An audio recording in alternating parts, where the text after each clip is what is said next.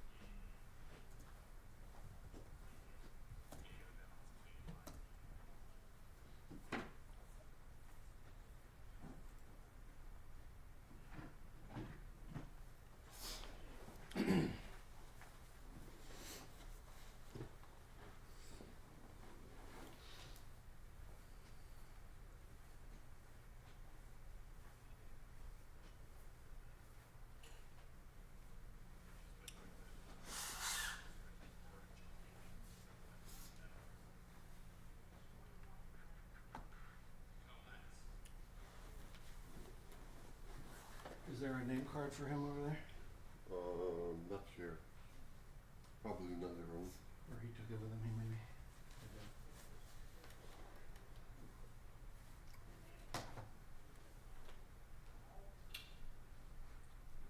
Let's start the camera. If he comes here and I'm not here, you can start playing. Is it blink? Yeah. Blinking on that side, on the other side.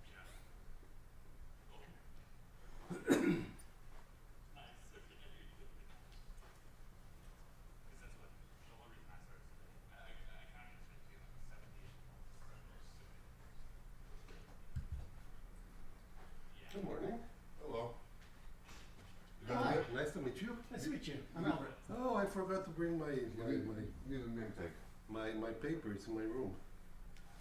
So Yes. how do I? I've got a Sharpie. You have a piece of paper. No, Back you go. they'll fix it. They know all the tricks.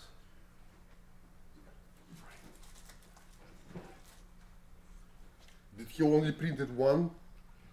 Did he only print one name tag for each one of you? I have no idea, but I figure, yeah, only one. I don't see why he would print more. No. It's only one. Would be the point. So you're doing that? Yep. Okay, so I got mine. Where you from? I'm from the Boston area. Oh, nice. My son lives there. Oh, really? Does he Yeah. play? He's golfer. Oh, well, he can still play backgammon. Good golfer. That's not mutually He's exclusive.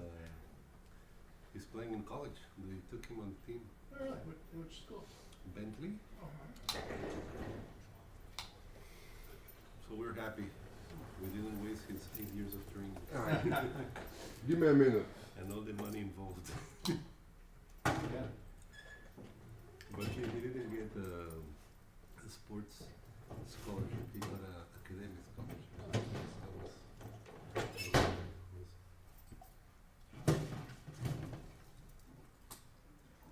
to meet you. Every time we come to tournaments, we meet new players. So he's up there, are you local? He's up in my room. He just arrived last night. I mean, but do you live near In Atlanta? Panama, Oh, Panama. between Panama and Colombia. And we came over with my daughter that's didn't like her college, so she came back and she's doing online, and now we're looking for a new college for her. My son is in love with Boston, so he's happy. Yeah.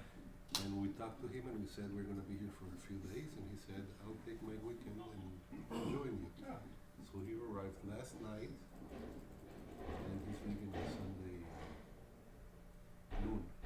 So he'll just be 2 days here, but it's okay because we share with him some time, and he's only 3 hours away, and that's not that much. It was like 350 or 400, so it's worth it yeah, sure, nice. to share some days with your. Oh, I'm glad he likes Boston. It's a very nice area to live in. He loves it. Do you have backgammon in Boston? Yeah, I help organize the New England Backgammon Club. So how do I get you in my WhatsApp? If you just Google New England Backgammon, Because You'll find our website? Because when I get up there, I need to come down here. maybe I can go visit him, and then Yeah. I only like to go places where I can play backgammon. I'm becoming obsessed with this game. Yeah. Truthfully obsessed. So we have a monthly tournament. The New schedule England? is on New England Backgammon.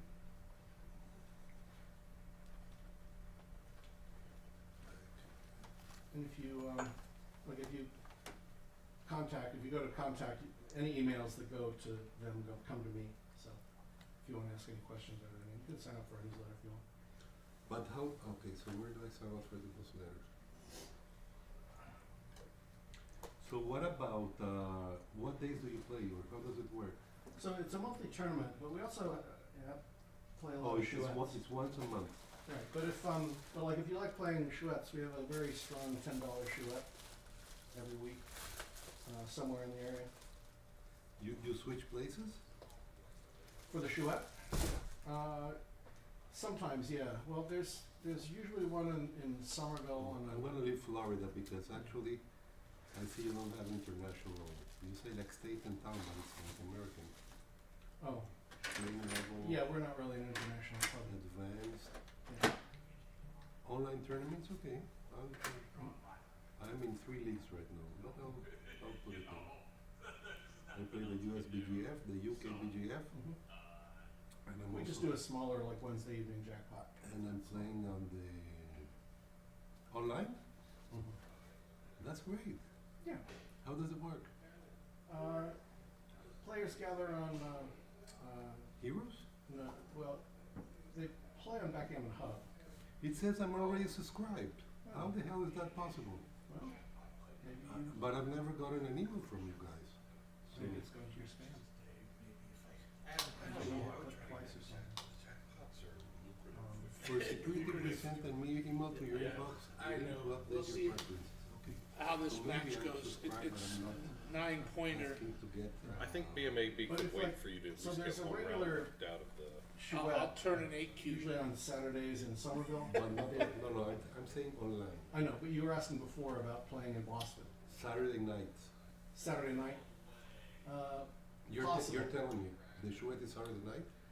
I'm telling you, there's a chouette that begins on Saturday in Davis Square, Somerville. It usually starts at 1, and sometimes it goes And into the where- night, but where- sometimes it doesn't. Where is David Square? Like, Do you is know? it's around downtown or it's around? No, it's on the other. There's Cambridge is on the other side of the river. So there's Shit. Boston, there's the Shit. Charles River, and there's Cambridge, Shit. where Okay. Harvard is, Okay. and then Somerville is next to Cambridge. I know where Harvard is. Yeah, it's I, not. I went to Harvard, to MIT. Yeah, we crossed the river. Yeah. I did it walking, so I should know a little bit. It's 2 T stops from Harvard Square. And then, okay, Easy to get and to. then but we had a car, so I also drove about that. So yeah. So there's usually a Saturday chouette all afternoon. Sometimes it goes into You guys play nickels or dimes? tennis. Dimes. Dimes, okay. And then there's usually one on. And how big are the groups? Well, it's usually those Saturday ones anywhere from 3 to 6 usually. So it's nice, it's small and it's cozy. Yeah. Okay. We don't.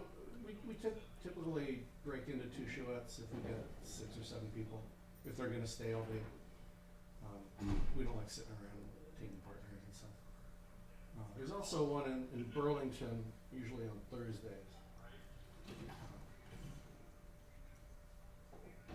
If you're in town, you want to get into a chouette, just text me through the NEBC site, and I'll pass along your email to Alex Zamanian, sort of sets all this. Alex is Alex? Which Alex? Zamanian? You probably don't know. Is that GM? Is this another Alex? This guy that has like a Backgammon YouTube channel. No? He does. It's called Z Explains Backgammon.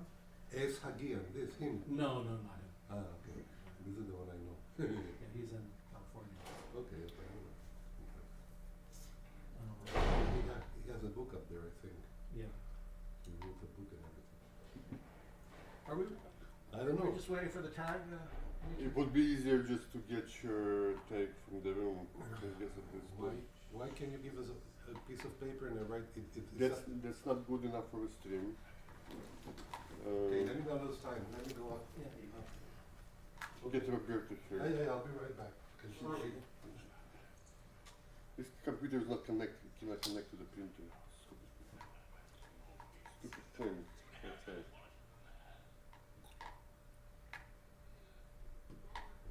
I'm gonna keep trying, I guess.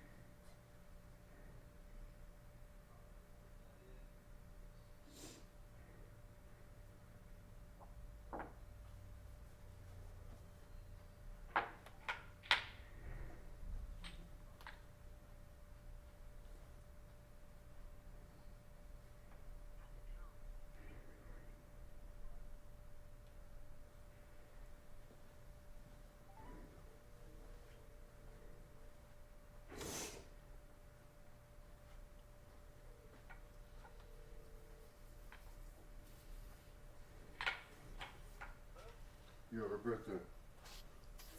I need to use a printer. I cannot use a printer. Just use my computer.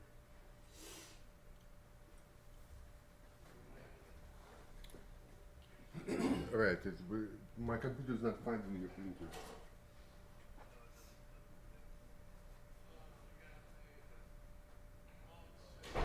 Where are you? Aren't you supposed to be playing?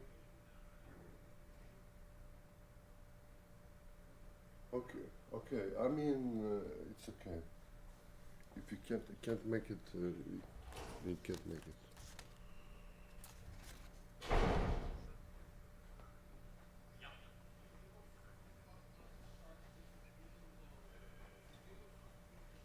Right, but I'm not gonna be trying to figure out it in 5 minutes, you know.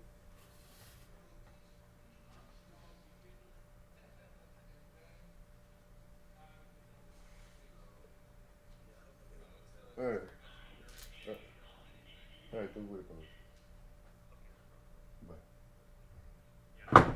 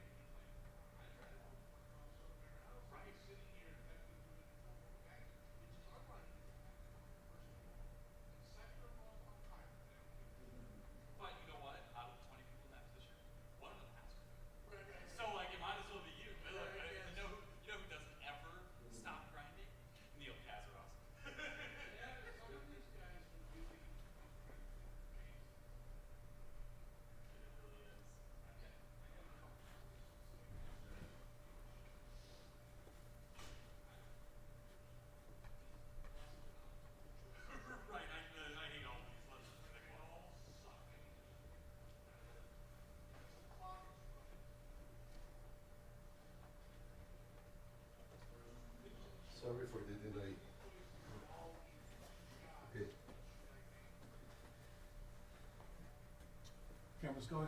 Yeah.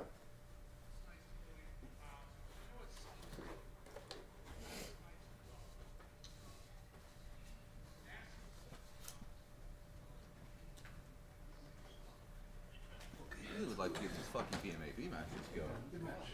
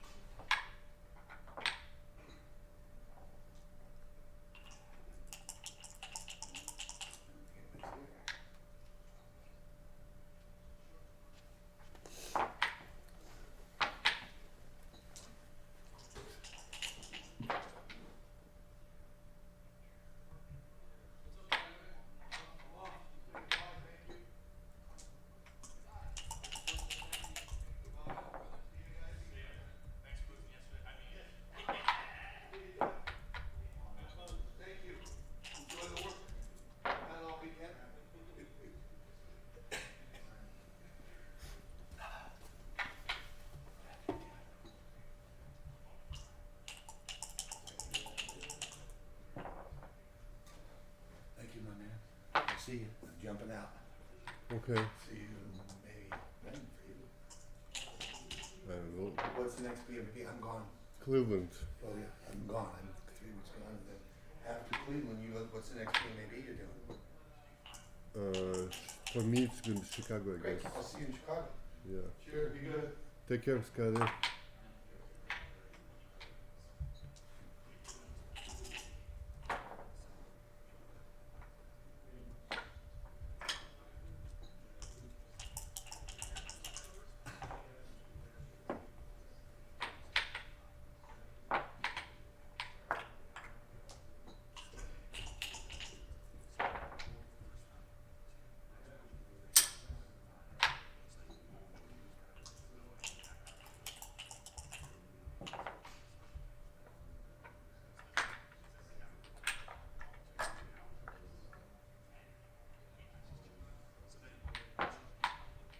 Three.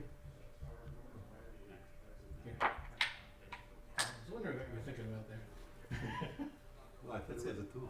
I know, you thought it was a 2, right? Yeah. Yeah. Thank you.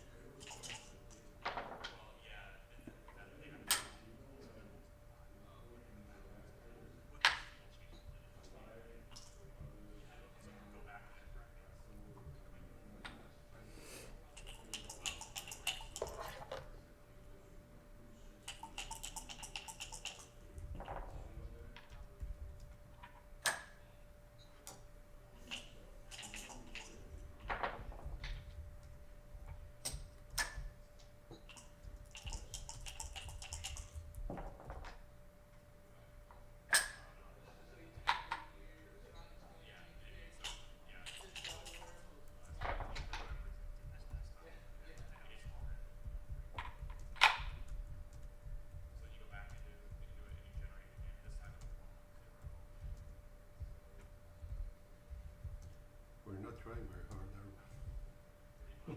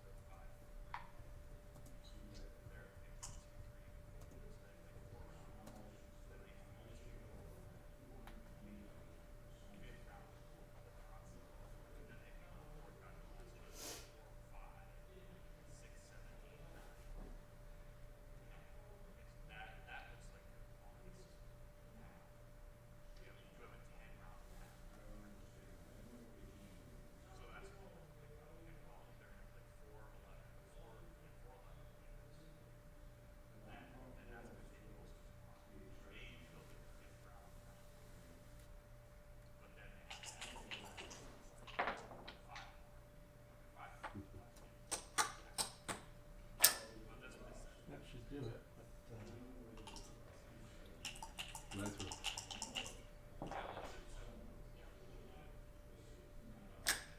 I get a decision out of it anyway.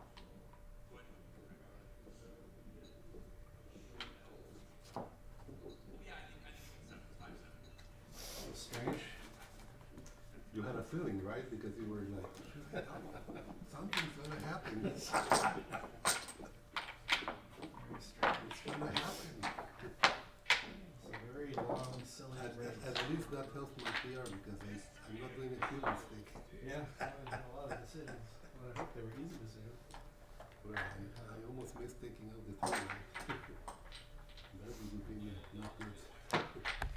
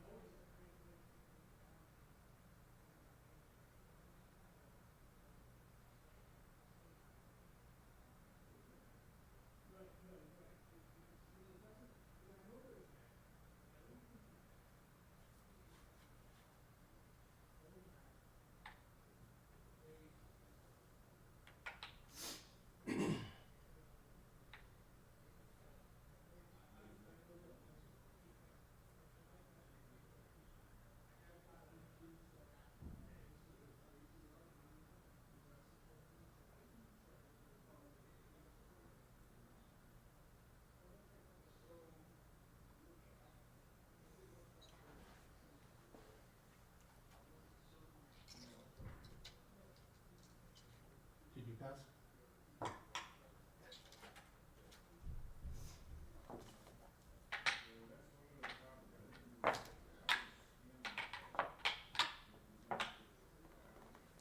Easy money, right? What? Easy money. Yeah.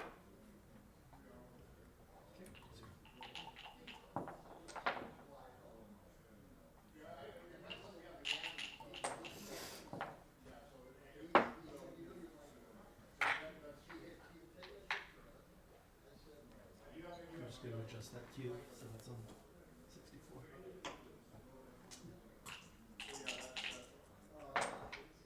That's relevant. So, if I don't know you,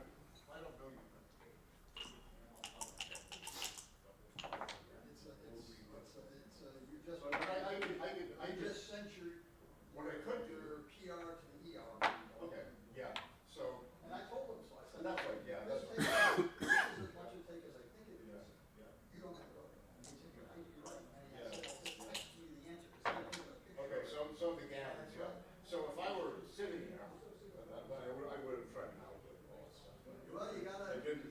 it gets to be And the, if that was a time problem, who knows? yeah. So, oh, this is Albert versus Shell.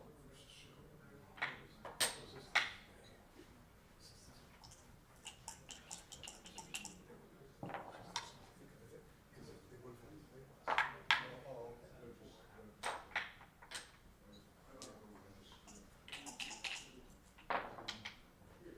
Are you Cam? Amy? Amy. Is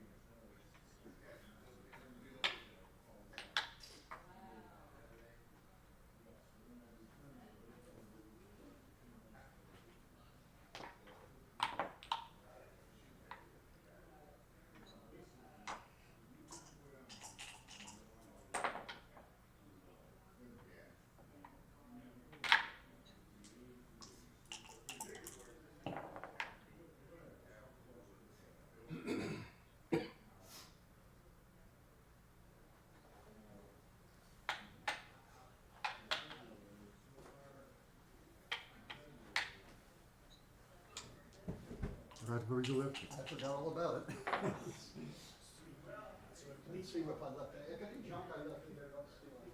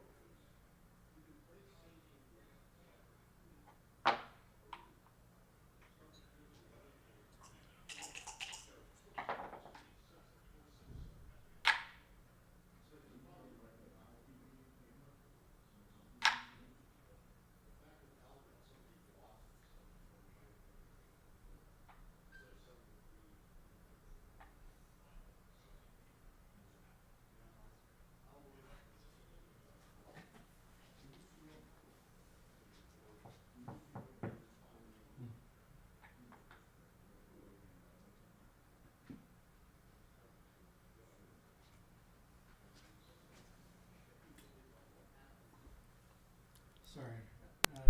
What happens if I hit a 7 shot? Was this here? And now they're talking about whether he played illegal double ones. I'm not quite sure. So that was not the original position. I don't think. I think Albert had a blot on his 5 point, and he would have been covering with one of the ones. Maybe not a huge. Maybe not a. And then we had a 3 to go from here, perhaps. Can you come over here? So I know he had a blot on his Can you 5 come point. over here? Anyway, they're discussing what the play is, and maybe they're invoking Just to the dice roll. the help of Dmitry Obakov, who's So actually, just yeah, overseeing the streaming. just pause it when I roll the die. Oh, okay, yeah, I did get this wrong. If you can't hear me, just let me know, and I will not One understand. checker on Okay. my 5 point Okay. and 4 on my 6 point. 4? Yeah. 4 checkers? Yeah, so that's the original position, I believe. And now Albert's got the full double aces to play, and it looked like he played only 3 of them, 6 to 4 and 6 to 5. So I think from here he's got the full double aces. And now that's the original position, so he's looking at whether he should come within direct range of the. So that's So he's thinking about moving to his 20 point. I would not do so because it makes it easier for him to for Jacob. I call him Jacobo, but Jacob. He's got his name as Jacob on the name tag. He could clear his 10 point more easily after this. Camera was this mic was off. I didn't know you were. Oh, it's off? Okay. No, now it's on. Okay, thanks. All right, so now I'm now it is on. The mic is on. Demetrius told me the mic is on. So Albert Steg is playing the red checkers and Jacob Ati's playing the white checkers, and Albert's got the cube on 2. Jacob has cleared his outside points, and Albert makes a nice 5.5 point prime on his side. He's not out of the woods. White is not out of the woods because he can, he's getting a little bit squeezed on 3s, and he might have to leave a blot later. Of course, if White had access to the cube, he could just win with the cube from here. But now that Albert gets to play the game to the end, he's got, I don't know, how often does he win this thing? 10%? I don't know. So Albert says, you're not going to leave me a blot right now, so I'm going to try to make my 2 point. And now he has got 6-3, 6-3, and 6-2 leave blots. And now Albert says, well, I better make my prime, and just in case he rolls one of those 4 bad numbers. Double 3 is not the greatest either, but no blot. Now Albert will think about whether to. Now I think he's got to just move 1 checker away. And he keeps his prime. He leaves open the chance of hitting after Jacob rolls one of the 3 big doubles. Now Jacob's going to hit that checker on the 4 point and bear off, hoping that Albert stays out long enough to be gammoned, or comes in on the 5 point, which would be the 5 point would be a worse place for Albert's back checker to be, because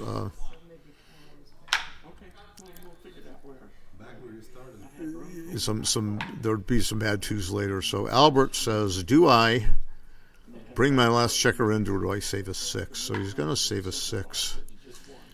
I suppose that's legitimate. Maybe he can wait 1 more time. Now Jacob's down to 3 on his 6 point, which gives him 6-5, 6-4, and 5-4 to leave blots, as well as that's it, I guess.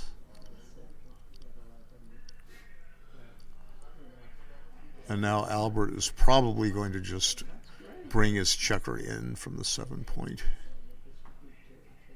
It's not the biggest deal, but he could. He says, "I'm gonna try to stay for 1 more turn." Oops, double 2s. That's just going to wash that man out of the hair.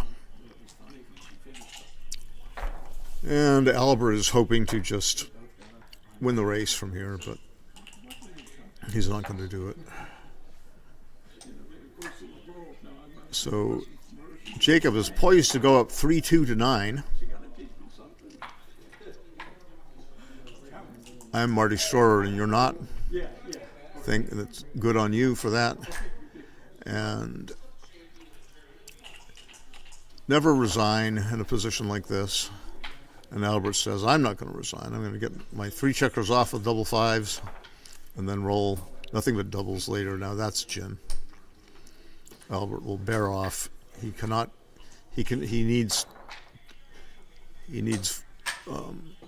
only has 3 chances, and he bears off, and now he's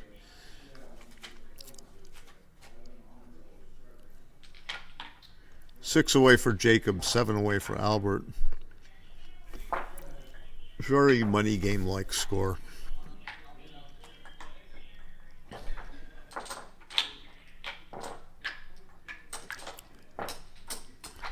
Albert might be a little quick to drop close doubles in a race because Jacob is even away, and if he wins 2 points, he gets 4 away, which is a nice milestone score because the doubled gammon will win the match. A 4-cube win will win the match, and a 2-point win will get to 2 away, which is another milestone score. So now Albert is going to bring wood from the midpoint after hitting on his own 4-point. You can't just let Jacob have the full roll to do good things. Now, if Jacob were to miss that thing, and he was roughly a 5-4 favorite or a little more to hit something, which he just did hit, and that's a bad response, a 4-1 from Jacob. Now, he's not going to so instead of splitting his back checkers, he entered on Albert's 4-point, or Albert entered on Jacob's 4-point, and simply played 10-9 to minimize the bad numbers against him. Quite reasonable. If he split the back checkers, that would have given Jacob more attacking options, and he elected just to be safe. He could have duplicated some 6s by leaving the checker on his 10-point, because 6s could be used to make Jacob's bar point or his 5-point, a bunch of 6s. But Albert elected to be a little safer and keep that anchor. 6-2. I think that was a good play by Jacob to come out to the 15-point and make the 11. The 11 is a concrete asset. Jacob could have made an advanced anchor on Albert's 4-point, but if he had done that, he would have had to either dump a checker on his 2-point or leave a double direct shot somewhere. And Jacob elected to start to run and to make an outside point. Albert rolled a great double 6. In reply, he made his 9-point all the way around from Jacob's 4-point, and then he moved his back checkers out to Jacob's bar point. Now the race has got to be close. So 153 for white, and what is it? 146 for black, I think. But now after this double 3, it's I think Jacob's 5 ahead with Albert on roll, and there's a double shot over there. And Jacob elected to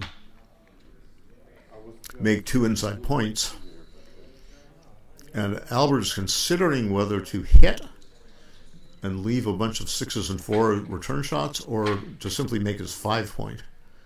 Now, I would make the 5-point because I would not want to get hit back with all those 6s and 4s, of which there are about 20 or 21. I think 21 returns if he hit and went to the midpoint.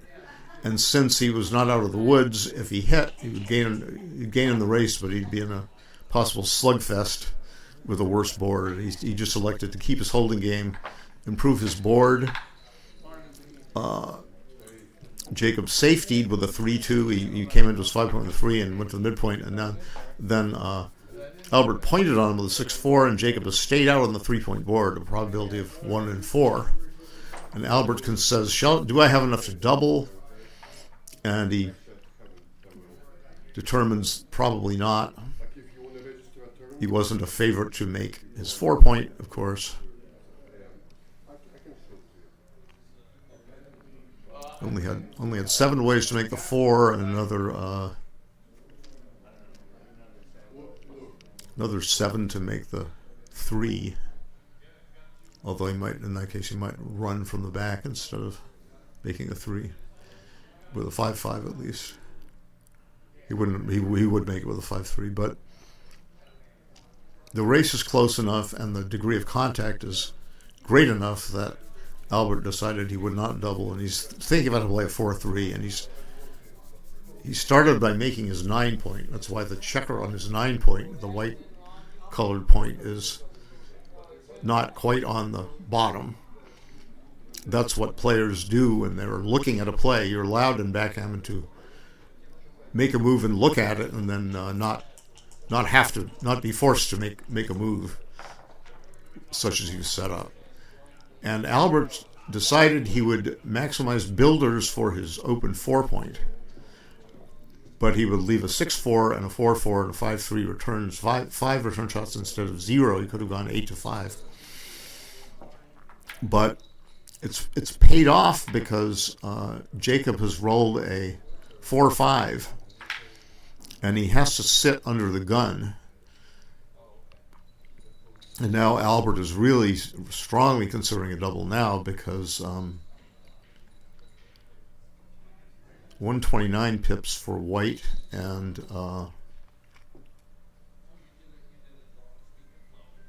130 for black.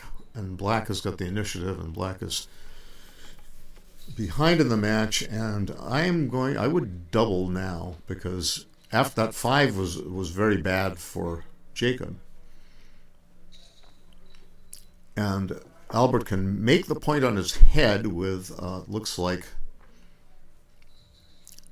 what, 15 numbers, double 5s and double 2s and 12s. Oh, that's 14, and he could switch with a double 1. I would have doubled that, or he could hit and then be missed.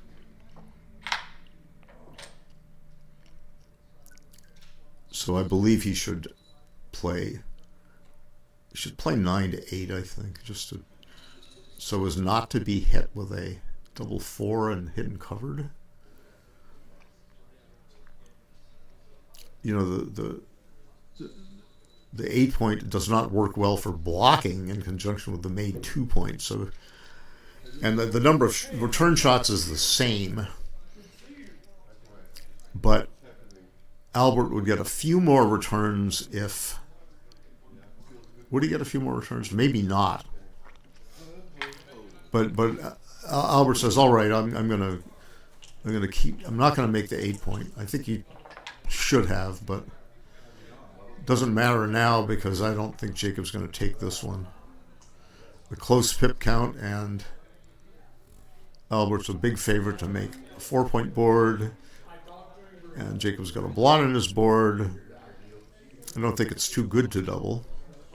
I can envision some turnaround sequences, but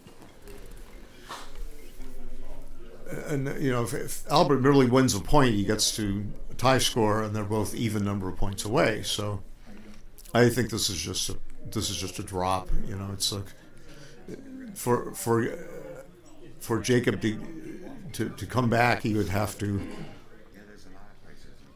immediately come in with something good after Albert fails to make his 4 point.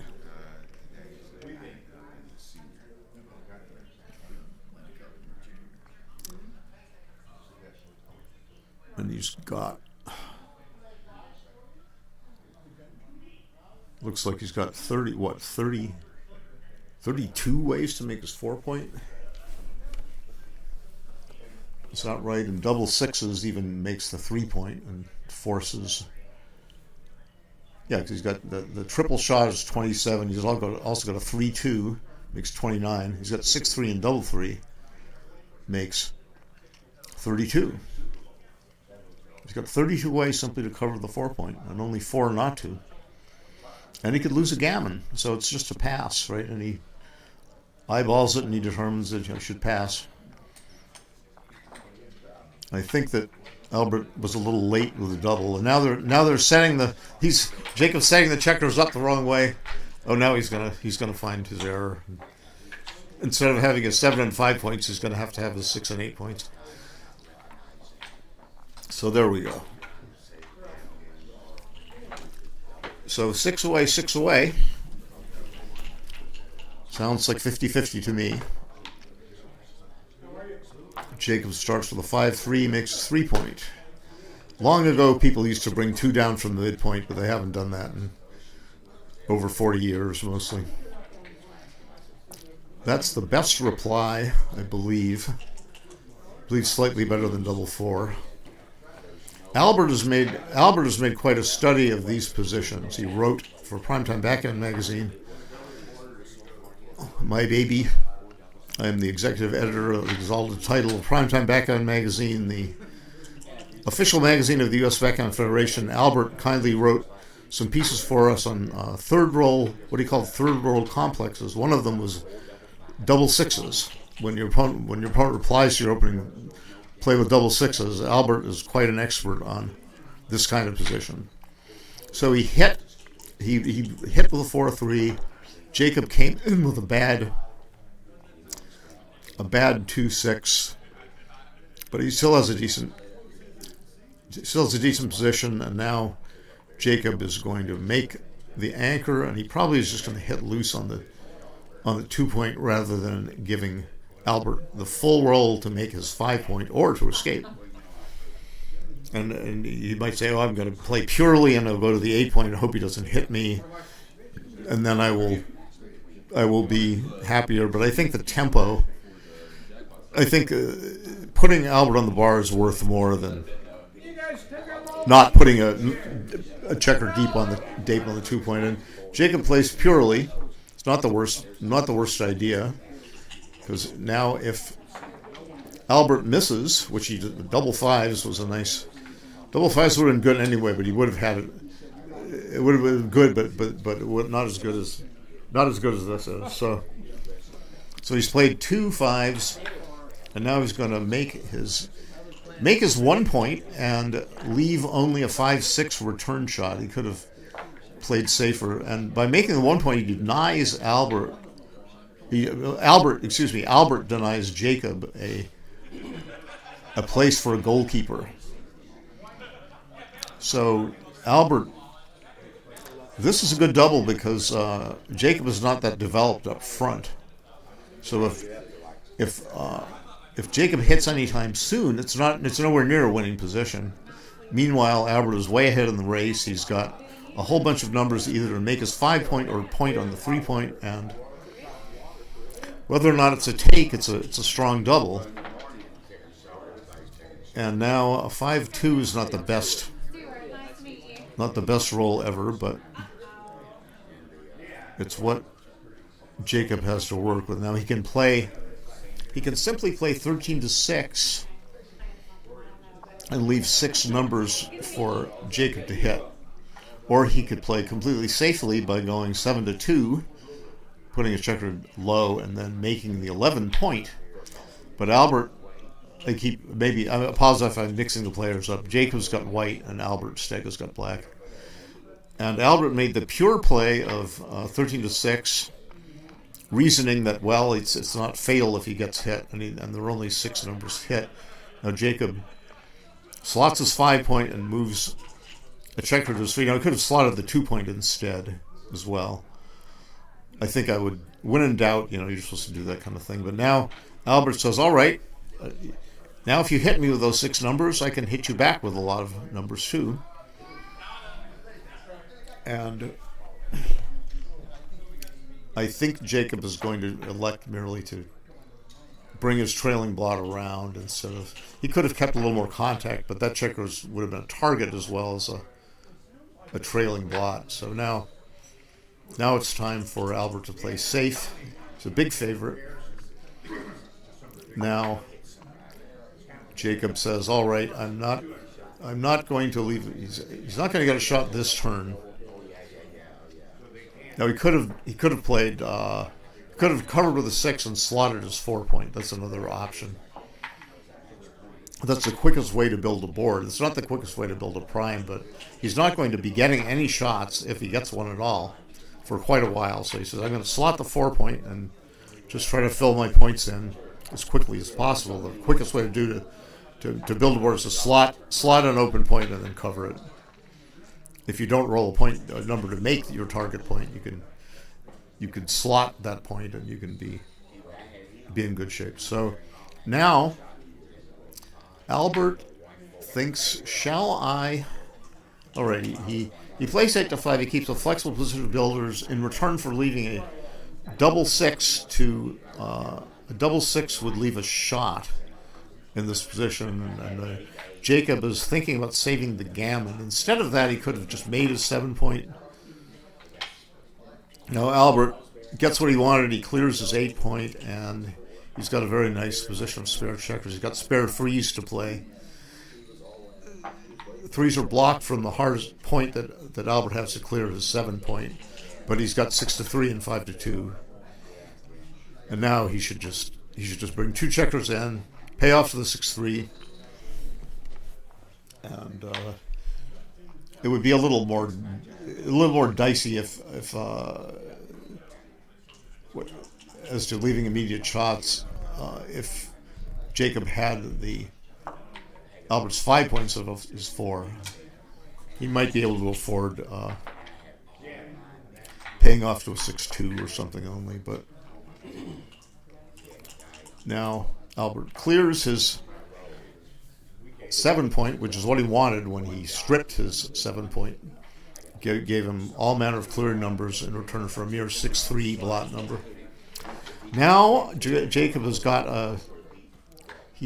a nice 5 point board, and Albert starts to bear off. Now Jacob's going to run around with 1 checker all the way.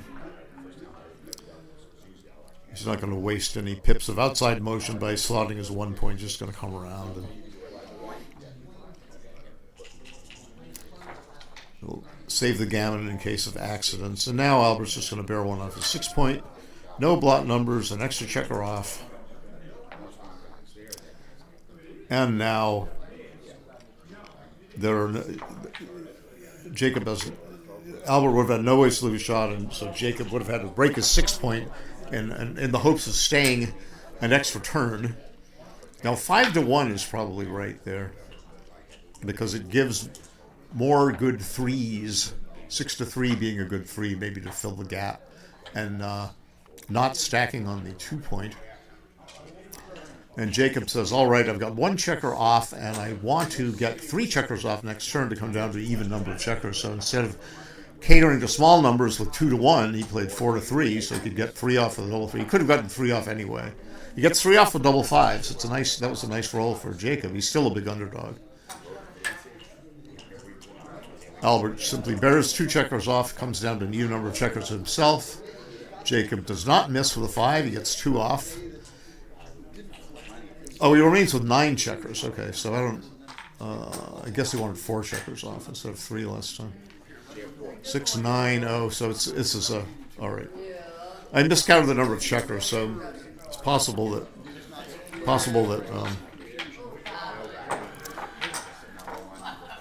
one of those aces Jacob played was slightly wrong, but anyway, Jacob lost, and now he is behind in the match, and now Albert has reached that milestone score of 4 away.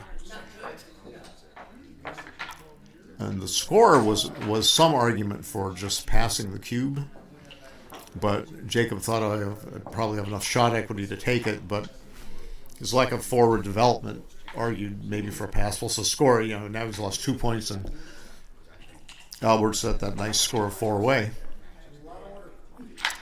And Jacob splits. He could have considered bringing two builders off the midpoint, trying for a priming attacking position, but he split. And Albert correctly hit him, and he brought a checker down from his midpoint to back up his forward attacking stance, unstacking his midpoint and backing up the stripped 8 point.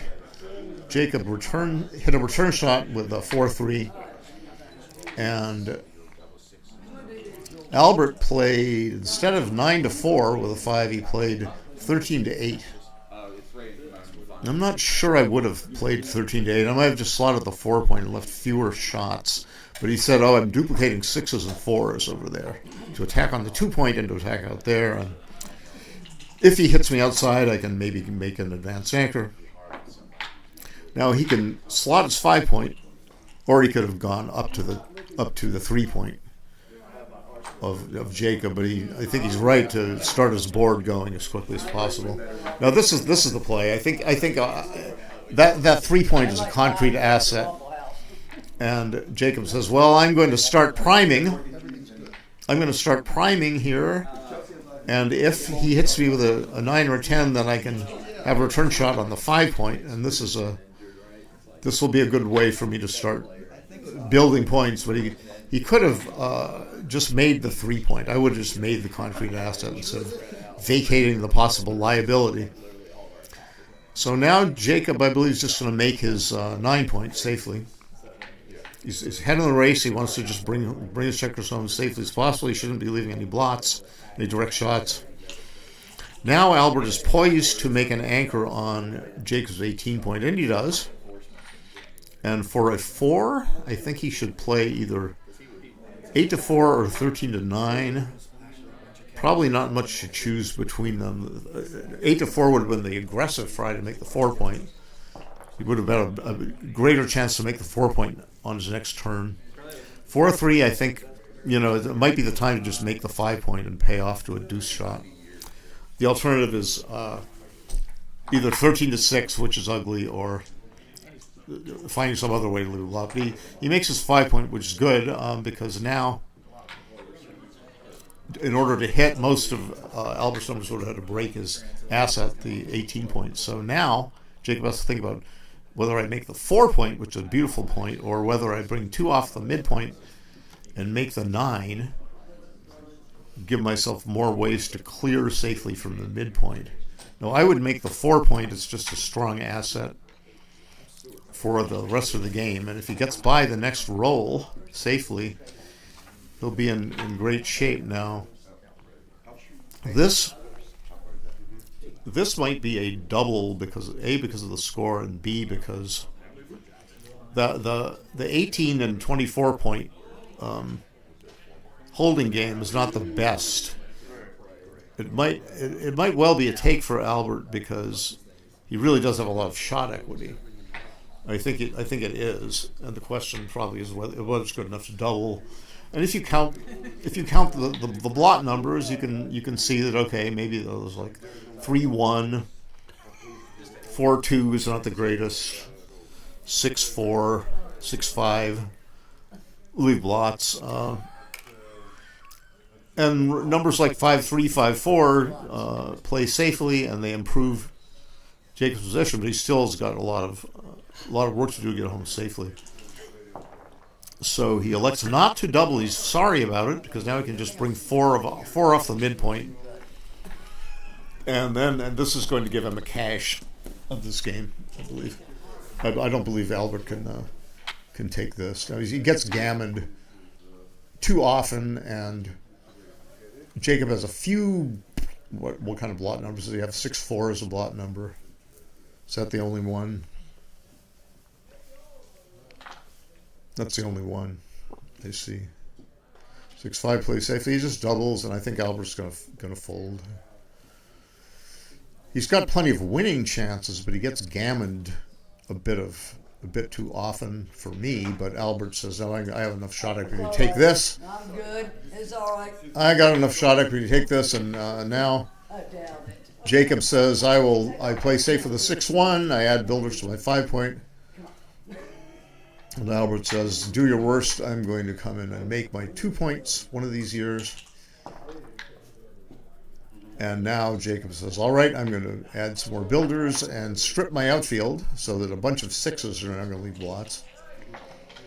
And Albert says, "Well, if I hit one of those blots, I might be winning," but he still doesn't have his 2-point made or his 7-point made. And there is a blot number.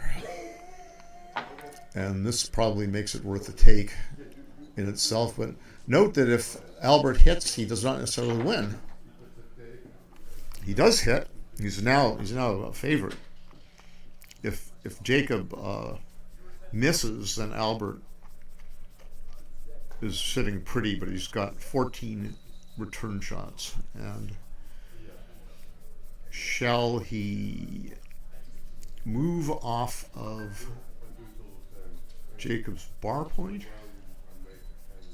or shall he slot? Now he said, "I'm going to give myself more ways to make the 7-point." I'm not sure that was right, but it's a little less exposure if he went to the.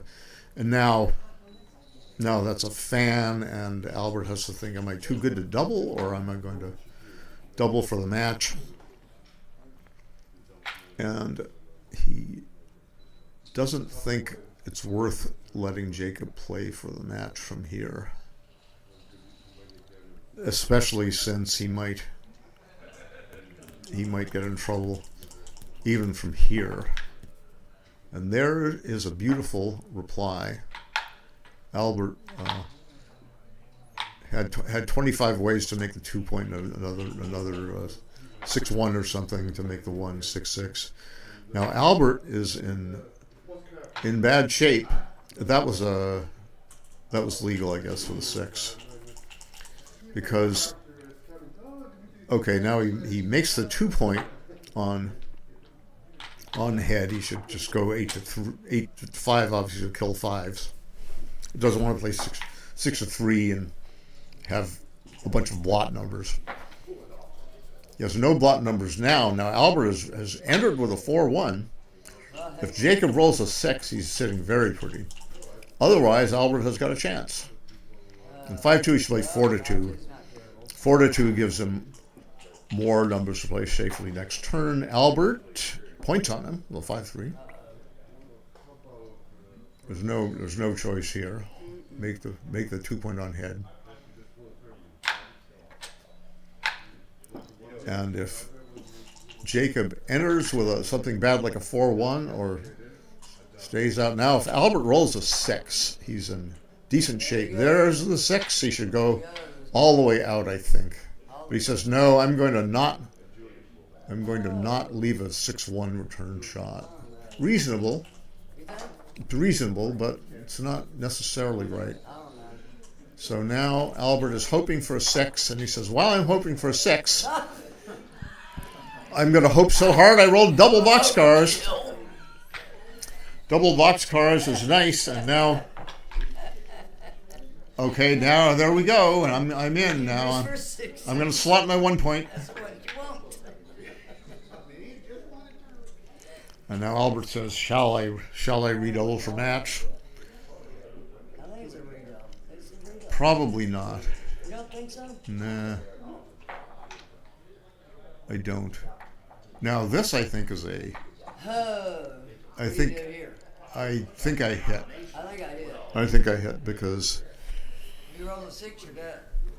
Well, 6 is not good. It's not dead. It's not No, death. if you roll double 6s, you're dead. Double 6s would be bad. If he rolls 1 6, this way you're. But Albert says, I am not going to risk. I'm not going to risk it. I would risk it. I would risk He doesn't want to be hit back in gammon. I understand, but even that is not the end of the world. And there's a What do you 6-1. think, Karen? Would you risk it? And they say, all right. So he says, I can leave. That would be 19 shots if he stays there. And 19 shots if he goes, right? So it's this way he's got 15 5s plus combos, double 4, double 2, and 6-2. And that way he's got 15 4s and combos, and he's got 4 more, so it's 19 this way. So this is closer to home, but he says, no, I'm gonna make my board. I would have come closer. Closer to home is worth $1 million. But he said, well, I can. If he hits me, he might not be able to safety the blot from the 7 point. I might roll 1-6 and then win. And now Albert should probably just, not slot his 1 point and just play something like 5 to 4, 6 to 3, or 6 to 5, 4 to 2. Either one is fine with me. And Jacob is now not as close to home as he would have been. Now he can stay back once again and leave the same 19 shots, or he can come 1 pip closer and still leave 19 shots and get closer to home. But now that Albert is more stripped,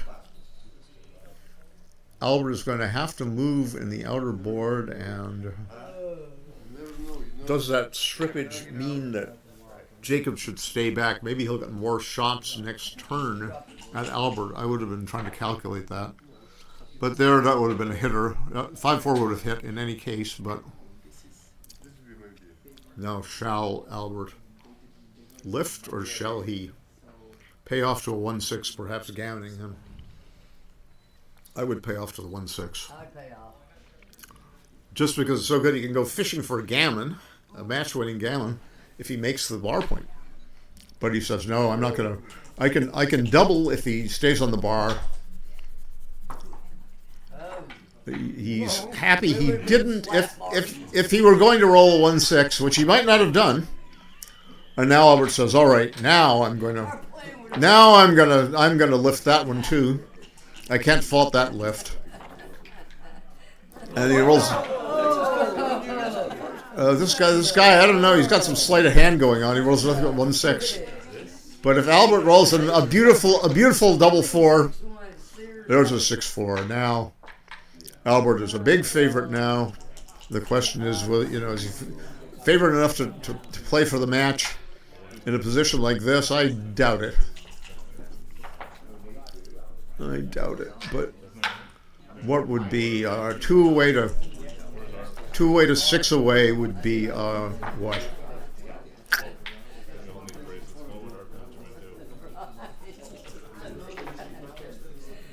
2 away to 6 away would be something like I don't know. So I keep forgetting my match equity tables. So what's happening now? Shall he double? I think probably, let's see, what has he got for a Keith count? Keith count can be extrapolated to a winning chance, but it's a cube involved winning chance. But you can start with a Keith count and see where you go. So you've got, so that would be 17 for the checkers on the 3-point, 6 for the checkers on the 2 and 1, 1 for the blank on the 5-point, 17 and, what did I say, 17 and 6, 23, 33, 37, 38, plus 1/7 is 45, and that is 32 and 50, 45 to 50 would be that's in the ballpark of a redouble. If you do redouble, you might make the wrong decision in response, whether it's to take or to pass. And Jacob says, I don't know the winning chances of this. He's going to set it up going the opposite way again, and Albert's going to say, no, you can't set him up that way. That would be illegal. And then Albert is going to reach over and correct the position for him, like he did before. Or maybe Jacob will do it himself. This is not a legal setup. But if they start like this, and they go for like more than 2 moves, this is a weird position. I've never played this variation of backgammon. And Albert says, okay, I'm within my rights to do it. The game hasn't really started yet. So I called that one right. And we've got 4-2, 5 opening 5-2 for Jacob. Now at this score, I would have been bringing a second builder down, trying to make a prime quickly, or at least get a 10th checker into the zone for attacking purposes, in case my opponent would improperly split with an ace or something like that. Now this 4-3 is interesting. It might be right because it's a conservative anchor-seeking play. The normal play would be to hit loose and bring a builder down, but since Albert is not going to be eager to take a double in all situations, and he certainly won't be redoubling anytime soon if he takes it, which is like never. It's actually illegal to, it's an illegal action for him to redouble if he has a 2 cube and he needs to. Never used to be that way, but in these modern days it is. So now Jacob has escaped both back checkers, and he's nowhere near a double, and he says, all right, I'm going to ensure bringing a checker, get off the midpoint safely. And Albert says, I'm going to make my board as quickly as ever I can. 133 pips for Albert, and this is going to be 65 and 50, 65 and 68 is 134, right? So 41, 47, 55, 95, 121, and now we've got 68, 71, and 56 is 127, so still a close race. And he should either go 6-1, 8-7, or he should go 8-2. I would have probably saved his 6 outside. But now that's a beautiful roll for Jacob. He's going to he's going to make the 10 point, and he just move 2 to the 3 point. I think instead of going all the way to the 7, he's going to give himself a landing spot. Landing spot for checkers on the outside. And now Albert says, I'm gonna break a little contact just for safety. And that's an icky looking 6-5. He will not leave the blot. Jacob will just play safe.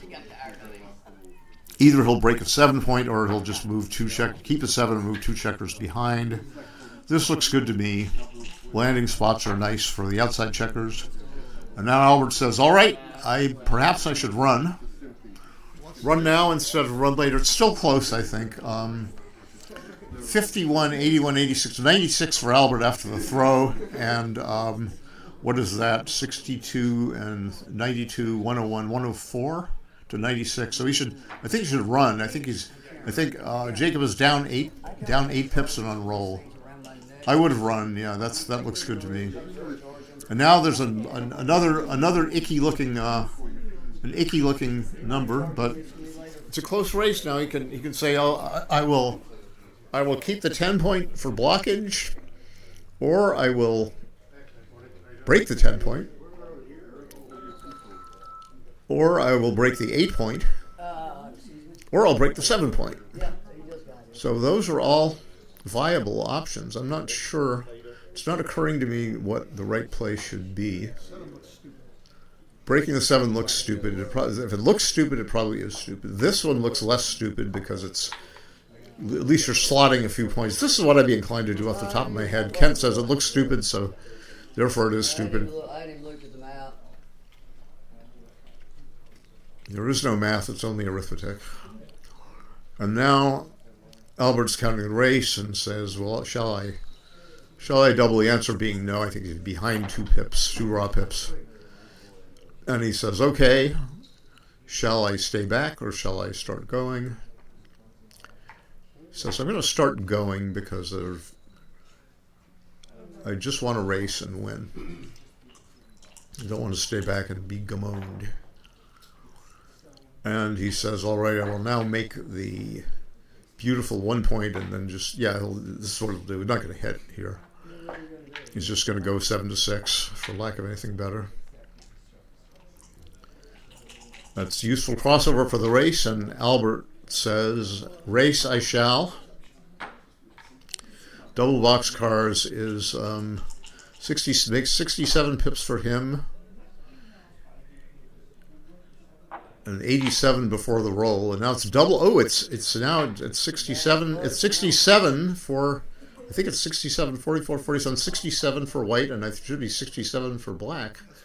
50, 67. Yeah, it's an even pip count. Yep. Double boxcars followed by double flake cars, snowflakes. So Albert says, I better not auto redouble him here, even though he has 2 crossovers to get in, and I only have 1. But crossovers are sort of subsumed by the pip count in a lot of ways, so I don't think the crossover count is the worst. It's a little bit of a handicap for Jacob, but it's not enough for Albert to be able to double, I don't think.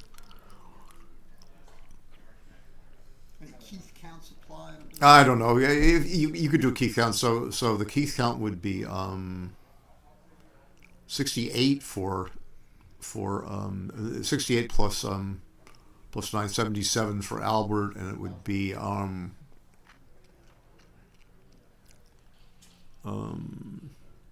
70 for 70. Wait, but now there's no recube equity, and that's a Keith count is based on the money game, right? So 32.52 and 9 is 61.70.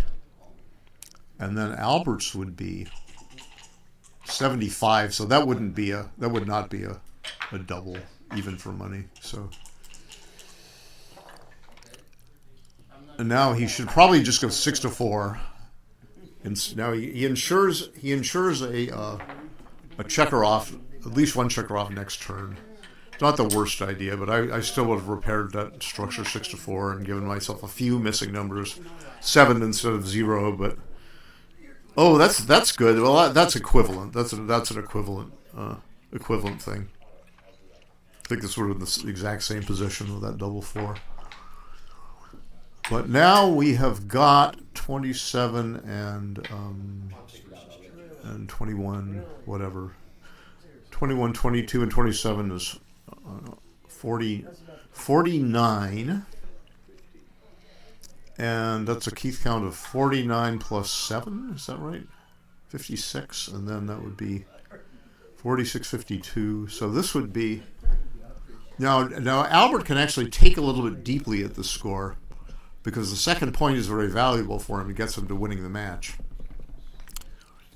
So given the deep take point, and the Keith count would be 12, 21, 22, 49, and it would be 56, and that would be 52. That would be a borderline money double for Jacob, but that would give Albert some recube power, of which he has none, but that's sort of counterbalanced by the deeper take point. So, it's 20%-ish, somewhere in there. There's no recube vig at all, but does he have raw 20% or 21% easily? So Jacob sort of knows that, and he should just bear. Well, he could bear if he's going to fill the 1 point with a third 1, he should bear it off. But it's probably not very different. But it is known that you should bear off directly with any 1 in a bear off. Paul McGreal claimed to have had a mathematical proof, but I don't think he really did. I don't think he did. And now Jacob could have considered doubling that position, but since he rolled only a double 1 and Albert rolled something bigger, he decided not to. And now he's just going to. It's just going to be a drop, obviously. So it's interesting, if you can't estimate these winning chances very well, then you're going to make some cube errors in positions like this. Now it is 2 away to 5 away, and I think that Jacob is supposed to have a 26% chance to win the match from there, if I'm not mistaken.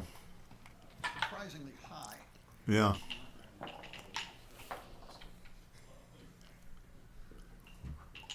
So now Jacob should definitely be aggressive with the opening roll.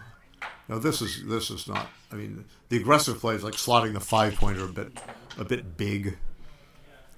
They're considerably bad. Now Albert takes the tempo hit. This is a very aggressive try to make an advanced anchor and to give Albert bad 6s from the bar. That is the best double ace, I believe. You're supposed to pay off to that 6-4 like that. I think he was right to do that and bear on the open 4-point. Double from here, maybe. Yeah, maybe. You don't want to lose your market at the score. That's the key. But Jacob said, "Well, I'm not winning often enough to double." And now Albert has got boxcars. And he says, "Well, I am going to not dump checkers." And now Jacob says, "This is good enough for you to double. A double shot there. If I lose 1 point, I'll be behind, needing 7 or needing 5 at Crawford." And Albert says, "I've got enough winning chances here. You only have 8 in the zone. You might miss me." "Darn, I missed," he says. "I'm going to build for the bar point and the 4-point." And slotting the bar point, I doubt it. I doubt it. But yeah, I mean, it's good. I mean, now he's going to hit once and make his 4-point. Yeah, Kent said slot the bar point because it's, what do you got to lose kind of thing. Is this the final of the Players' Cup? No, this is not the final of the Players' Cup. It's just the 5th match, and I happen to be not playing a match at the moment. And Jacob says, I am going to attack you, sir. Now he could decline to attack, but he should attack, I believe. And poor Albert has missed the return shot. And no, he should play 13 to 8, I believe. 13 to 8 is a defensive play when you're playing defensively. Ooh, double boxcars. Box tupples. Shall I make the bar point or shall I attack? He says, I'm going to attack because why not? Why make a prime when I can... Maybe I can win a gammon and go into the Crawford game. And he says, well, why not bring another builder? He could have gone to the 10 point. Now, that's okay. Now he's got a direct cover. He had a direct cover either way. No, that's illegal. That's illegal. That's illegal. He went 8 to 1. He probably saw a 4-3, but it's a 3-3, which is now he says I'm going to gammon you. Come hell or high water, so I'll make a 5-point board. And Albert says 2-6 from the bar, but he doesn't get it. And now here's a double 3, and he says I am going to make that 2-point come hell or high water. So now he should know. He should. Yeah, okay. He's got to get off of all double 2s, right? Speaking of the Devils. And the midpoint's the place to be anyway. Has he got one to go? Yeah, he's got one to go. So yeah, this That's is the one he wants to move. Yeah. He could play to the 10 point, right? But he's going to look at the whole thing. He's got all 4 3s from here, right? I think so. No. Is that legal? It's legal. That's his first one. Okay. Now he's played 2, and now he says, "Shall I slot the bar point?" I would slot that bar point. Yeah, it's not even close. And then he could decide, well, shall I slot the bar point and go 8 to 5, or shall I go 16 to 10, or shall I go 16 to 13? And this is all right, but I would have. It's all right, but it's not. Well, this also mucks you up on double 6s. I mean, he That's true. Yeah, I should. Oh, Yeah, that's true. yes, Double 6s only plays 3 of them, and there's a 5-2, so there's the hit, and then I suppose you just go 10 to 8. now you can play double 6. A blocking point. Yeah. Extra builder in, don't you? Now I think it's you're sort of playing against this variation. Your covered is 4 point too, so Yeah. you can't be too. You don't want to be quite as frisky as you were last week. Right.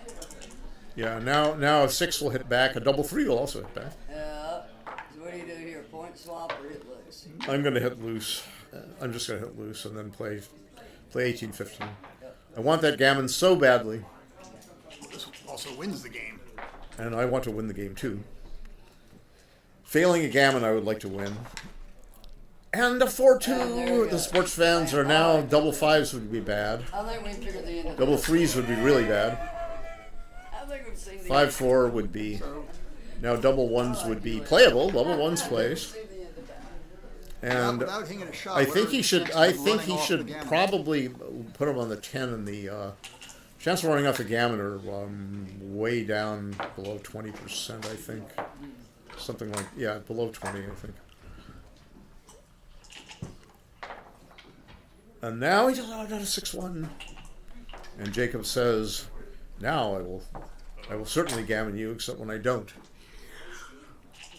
And he's a nice favorite now, especially now Albert's going to play 13 to 12, which gives him a direct 6 to cross exactly to the 6 point, which is his aim. Needs a lot of crossovers. Way down. Now there's a 6, and he can pick a 3. He can play. He can go to 16. He can go to a 5. That ensures a wastage of only 1 pip. I think I would have gone to the 10, but going to the 16 would be nice too. And there's a deuce, and it doesn't really matter. That might be slightly right. Catering to 1s is not going to help you, but you didn't have any real alternatives that were any good. So Possible miss for Jacob. there's a 5-3. You should probably play a 3. Oh, I'm not sure about that. I think maybe 14 and 10 was a little better. Not that it matters Here much. comes the miss. How's the misses, as There's only going to be 1 miss. We don't have a miss. Bob Glass used to say. 2-1, save the backgammon. and that's all right, I guess. And there's the miss. Now, a mere 2 crossovers, which always happens. And there are the 2 crossovers, so that's going to be double 6s or better. Next turn. That's the only. How about Double five? 6s are better. No, Oh, fives doesn't make it doesn't work. work. No. Too short. Yeah. Boxcars Boys are are better. Here they come, double 6s. Ah! Oh, 6 up was promising, but 1 up was not promising. So now Jacob is ahead. 8-7 Crawford now. I don't think there's any money at stake, but there are PR for the title at stake. So Albert would like to become a Grandmaster Master Class 1, which is 1 class level worse than a Grandmaster. And he wants to. He's been playing well lately. He's been playing under 4 lately a lot. So he's got a chance to make that GM title. And here he comes walking away with his beard bristling. Jacob is coming out and lounging in the hallway. I have to play a match at 11. If I get a notification on my 11:07, so have I gotten a message saying who my opponent in the Masters is? I will check my. Oh, my first opponent is Steve Sachs. Oh, great. Okay, I'm gonna go play Steve Sachs. I will play Steve Sachs, and they're probably gonna stream us because. Who do you play? Well, see, first I played you, then I played him, now I'm going to play him. All right, so goodbye, sports fans. If anyone wants to come and yabber away for a while, go ahead. Kent Goulding is here. I gotta go play. You gotta go play too. I gotta go play somebody else. Not yet. You want to? You're thinking about it? Thinking about Maybe. it. I'll tell you. Yeah. Okay, well, Yeah. here's my number. Okay. And I wrote your message because I didn't want to interrupt. Okay. But Thanks. just, Yeah. reach out. Okay. Yeah. Okay. Yeah.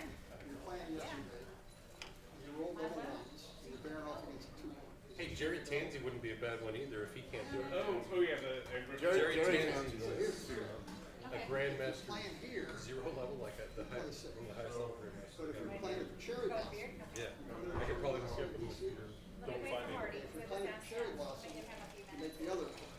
Why is it? These are all top notch. So am I doing well? Yes, I'm giving- that was fantastic. I'm giving that it a last fight. game. I'm giving it a fight. You found the one guy in the room who appreciates that. Well done. They've said. This is a trivia. Very exciting, that 1-6, 1-6. Oh yeah, but I couldn't make it. I didn't get enough 1-6s. No, he rolled a double 6 and he got me. Well, yeah, you got the dying red. He got me. Or a double 5. I don't know. He rolled a big double. He was a great song. I was I like, feel your brother. Well, he was born on us 21, so doesn't remember the But that was a nice game in that last game. got me back into the match. Billboard Hot 100. Song they just released independent. Or at least a debut of it. Yeah, like it was hot for like a couple weeks. It got, and it almost got to time. He nailed it. He was just like, yes, Yeah. So there you go, you rip that over. All right, you're the one person I want to appreciate. No, I stopped. Yes, good luck. Thank you. Bye.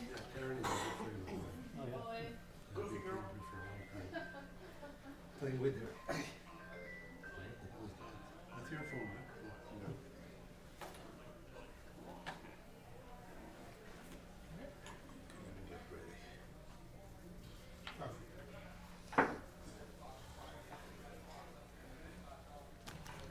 Eleven.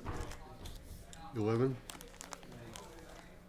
Fake news, more fake news. Hubbard's still going to be mad stuff this time. Hi. How'd you play yesterday? Have you seen any of them yet? I Your haven't PRs? seen any results. No? That Okay. was 2 and 3. You were doing well. Yeah, I cashed 4 and 1. Yeah. And I ended up getting both side pools. Like I got a piece of both of them, so doubled my money. Good day's work, I think. They're at 7-8. Okay, they're almost done.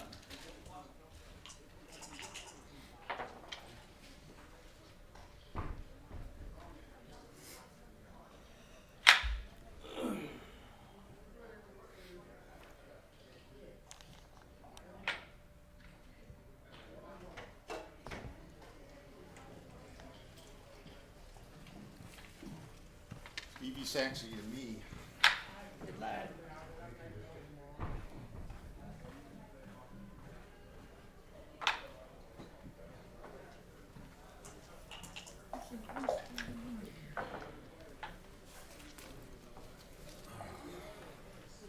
Right. Meet again.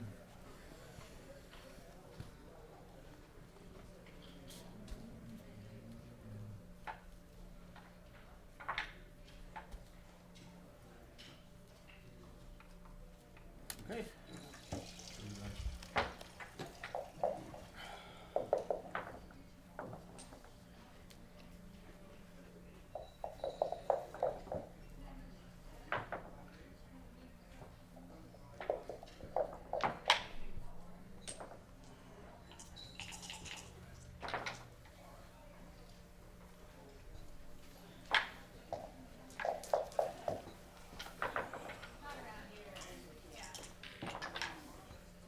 Doing this morning? Good to see you. I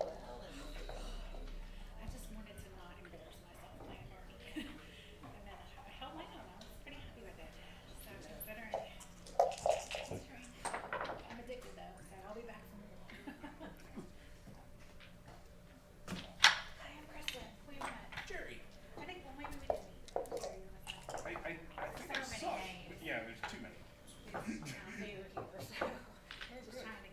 Are you local or do you? Nashville. Nashville, okay. Yeah. Yeah. It's not too How you far doing, from Jeff? here. I'm good. How are you? Doing Where are you good. from? St. Louis. Nice to see you. Okay. Enjoying. Right, so I I think got, Not you know being what? there. I Had a bustle. am. Awesome. I got some stuff I need to give you probably from Jerry Godsey. Oh, that's Did right. me from Hong Kong. Hong Kong stuff. I'll try to remember to put that in the car and bring it in. the morning. Okay, that'd be good. Used to make the drive. Awesome. Retro dash. yeah, I'm excited. It's kind of big. Things going well? Yeah, pretty well. The event I was went in went Decatur. smoothly. Good. Is that all over now? That's one of the matches, and there's a couple of Yep. matches around too. So Well, it's nice to meet you. a couple of other matches still floating around that need to be done, which is kind of a mess when people play the next day because the other guy that's 0-4 didn't show up. One of them did. It's actually good for him because the 0-4s are, we have this unlucky dice and the person's unlucky to win. But if they don't play all their matches, they're not going to qualify for the unlucky Well, dice. yeah.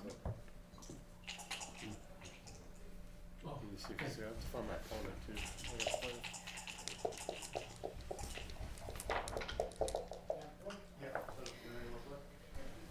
Hey, how are you? Kristen. Oh, Kristen, Jeff. Jeff, nice to meet you, Jeff. I'm Nice good. to How meet are you you. doing? Good. Good, good. I saw you.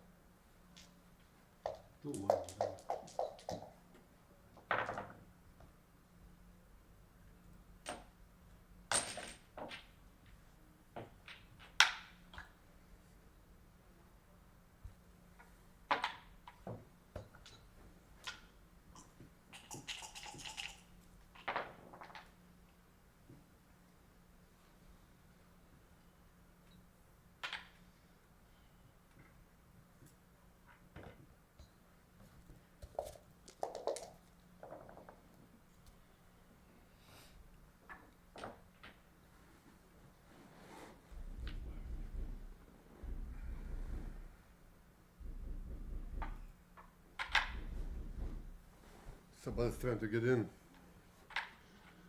Did you hear that? Or maybe they're trying to get out.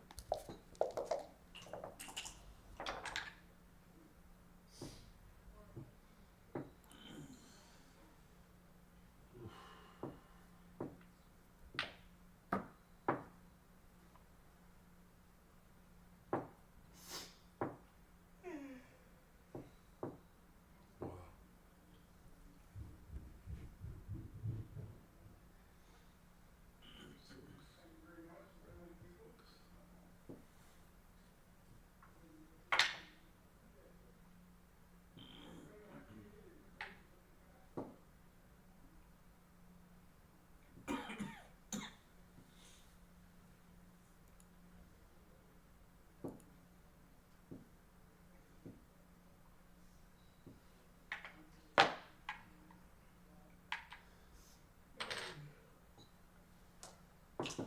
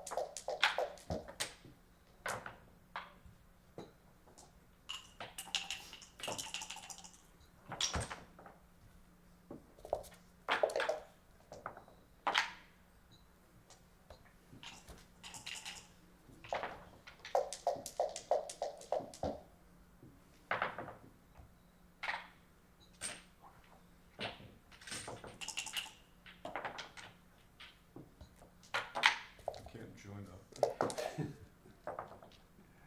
You worked so hard for that. I need to rest.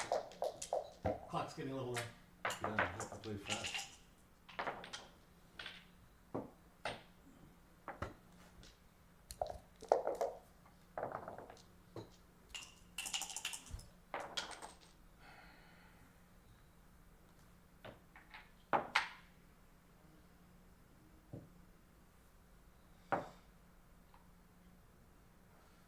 Ay, ay, ay.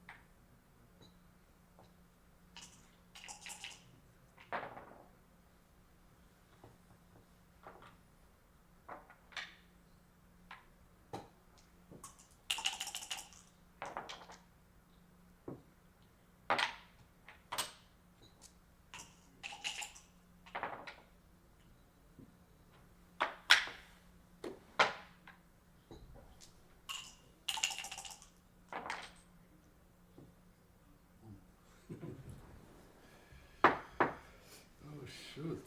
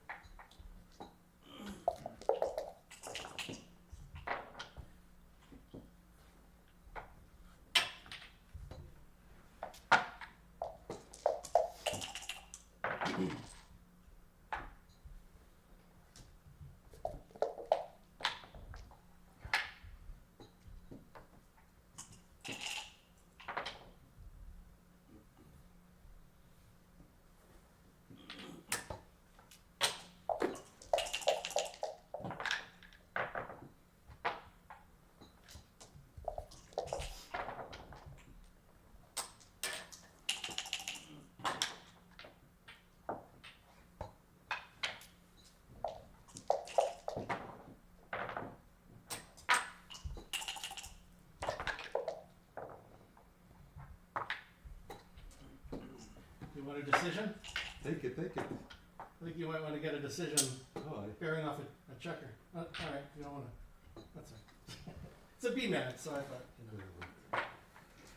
I want to get out of time. Yeah, right. Would it be fun? I wouldn't let you waste time on it.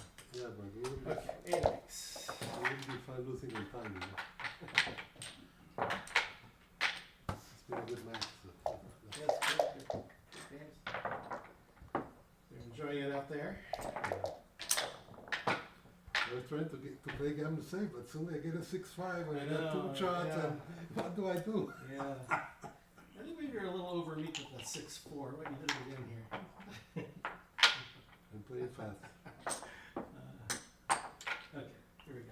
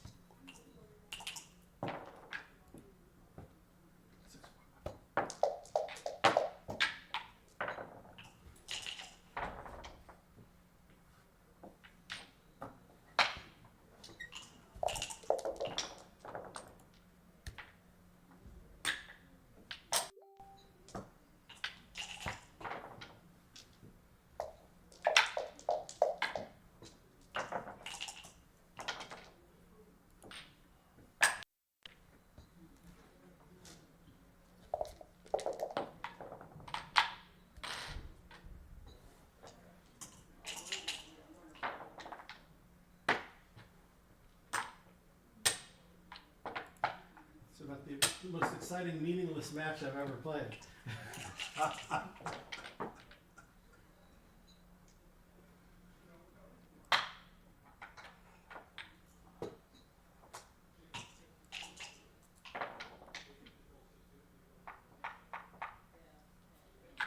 I always give it a fight, you know.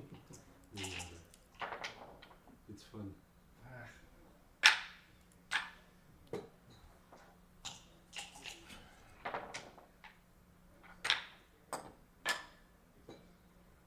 all yours. Oh, yeah, it's me.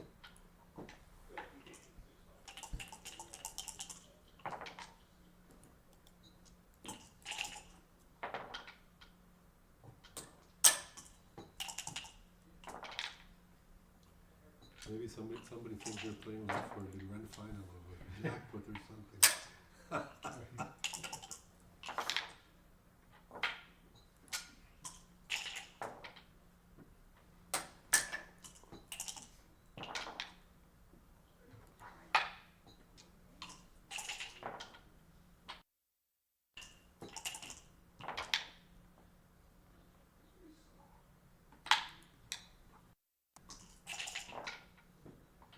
I think you got me now.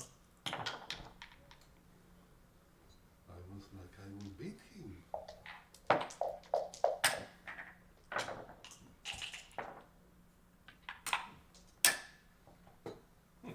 Good.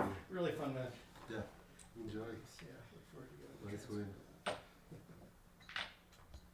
Woo, 3-2, winning record. Well, maybe somebody in the street like it. I don't know.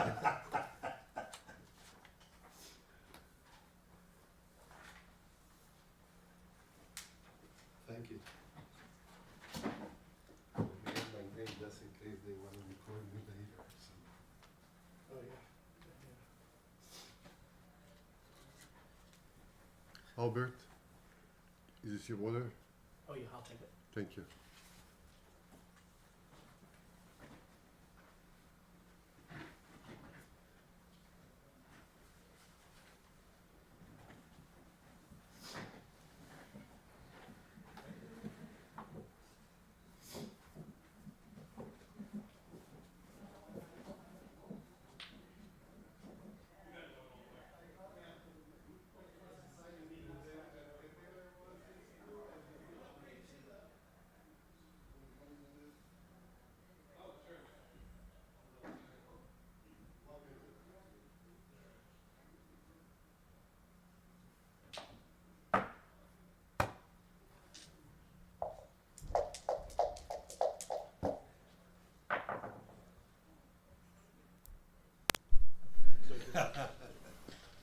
It was okay, it was fun.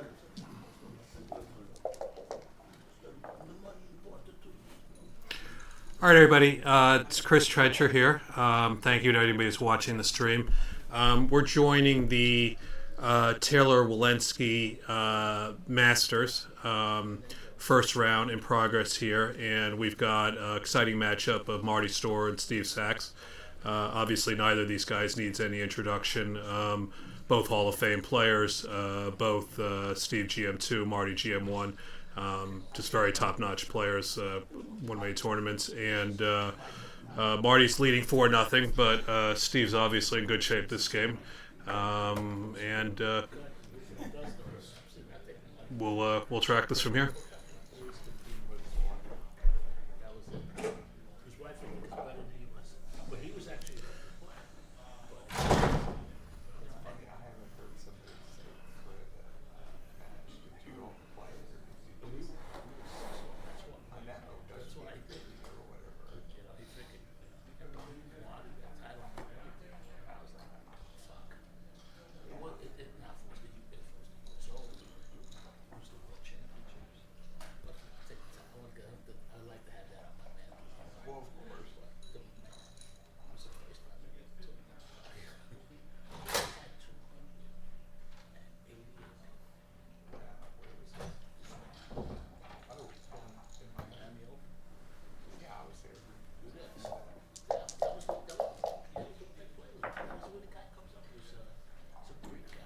Okay, Steve does not roll the 4 to complete the 6 prime. Marty obviously with 2 blots in his board. Steve could take the back checker all the way like that, 23-15. He's now got a double cover.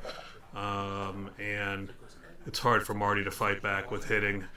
He will obviously hit here and cover the 4-point because he's got to hope that Steve fans or somehow doesn't complete the 6 prime, even at the risk of getting another checker set back.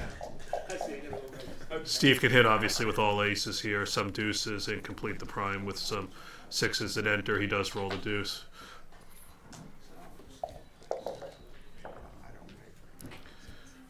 Marty rolls 2-4. He'll come in 2, play 8-4.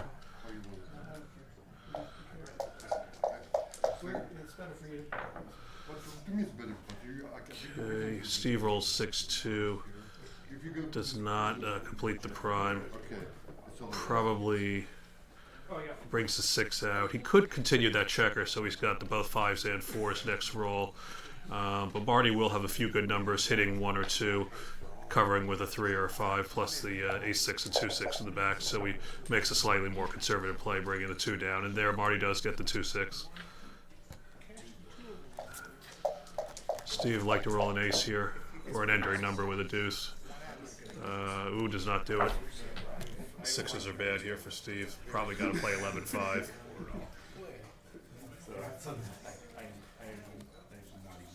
16-10 is starting to get a little bit big because you got the 2 blots outside, and Marty's got some pick and point aces on his side of the board.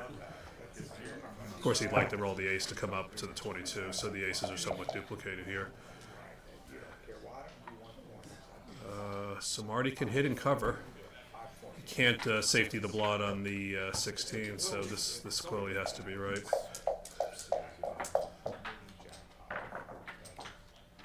Ooh, double 4s. Now Steve's in real trouble here. Marty's got some numbers to make the deuce point. Of course, he can come up with the ace. 3 is not a good classic number for Marty here. Can't really do anything with 3, so not what he was looking for. Can't afford to get hit and can't make the 9 points, so he probably just brings the 3 in and plays 16-14.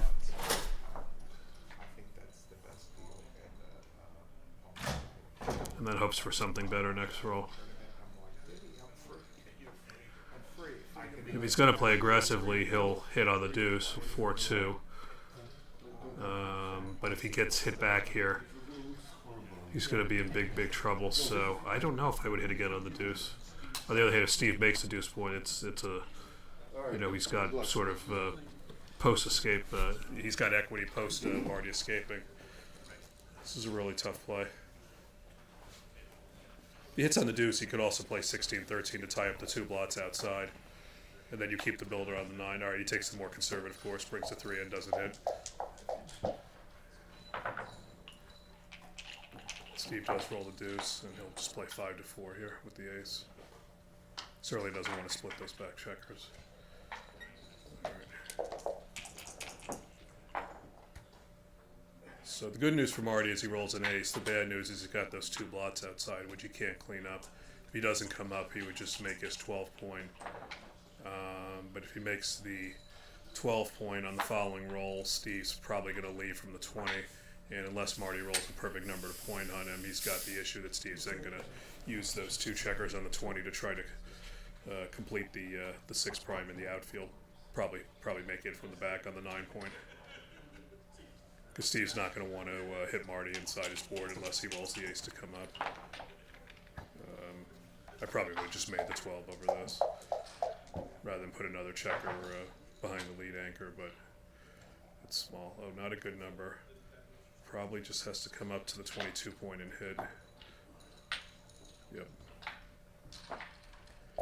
Not a horrible number, but Steve didn't really want to hit on the deuce point because now Marty comes in with the 3. Nobody doesn't have an ace.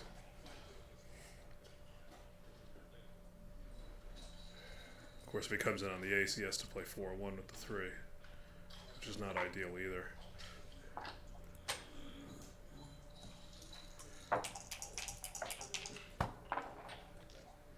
Chooses to do that. I would have spent a little longer on that play. I'm not saying Marty's wrong. I just think it's. Would have looked to see if I could talk myself into coming in on the 22 and maybe playing 8-7, just so he has to hit off the anchor.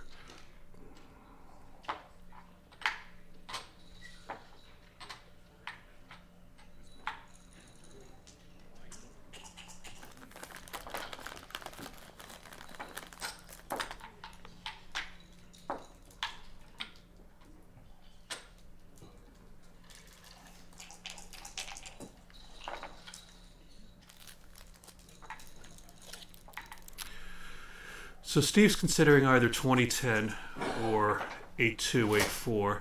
He doesn't really want to break the 5 prime, but one of the elements of making the deuce point here is that some of Marty's deuces will play awkwardly. If Marty would roll 2-1, he'd have the same problem he did last time. He's in an ace squeeze. 2-3, he'd be forced to bury yet another checker on the ace point. 2-4, 2-4 would be okay. But some of these deuces are awkward, and Steve will then be able to, if he rolls a small 2, be able to break. Oh, Marty rolls the joker, 2-6. I think Steve made the right play there versus 2010.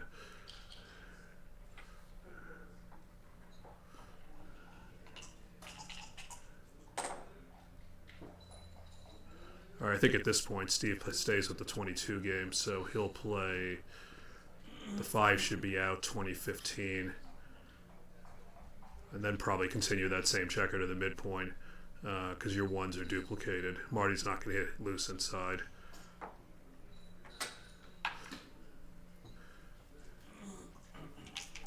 And Steve will have some bad numbers that miss.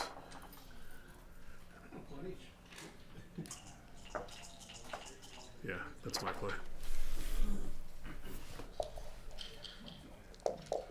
I don't think Marty's ever redoubling at this score here. I don't even think it's a redouble for cash, but you're certainly not even looking at it at this score. Okay, so Marty hits the 4. Probably just plays 8-6 with the 2.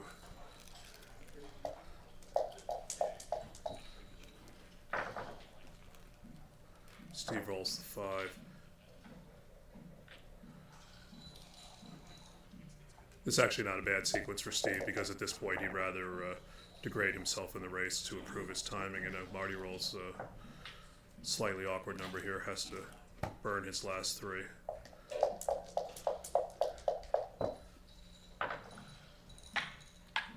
Okay, so play 2011 here.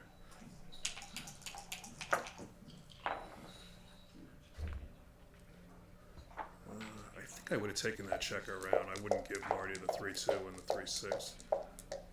3-4 to hit with tempo. But he does, on the other hand, he does freeze those checkers on the midpoint. Actually, this might have been the right play last time to leave that there.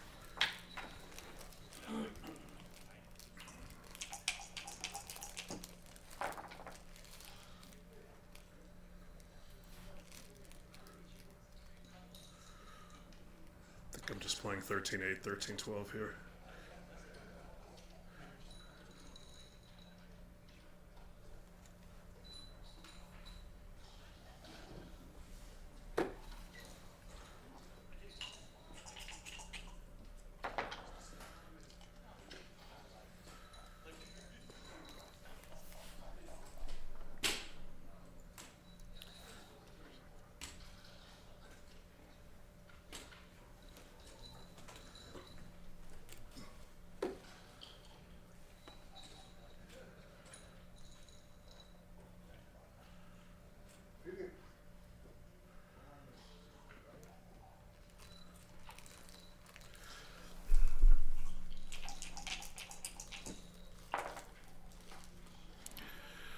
So the only way to, if you hit on the 5 point, you either have to leave 2 blots, which is going to dramatically increase your game and losses, or play 6-1, putting another checker out on the ace point.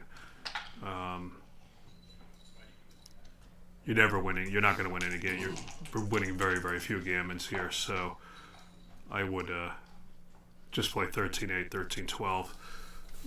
What does that give him? That gives him 2s plus 4 extra 7s is 16. Well, 6, 3, 4, 5. It's 20 numbers.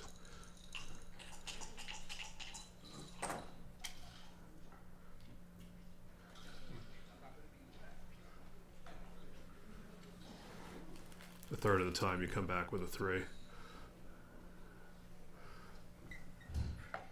Yep.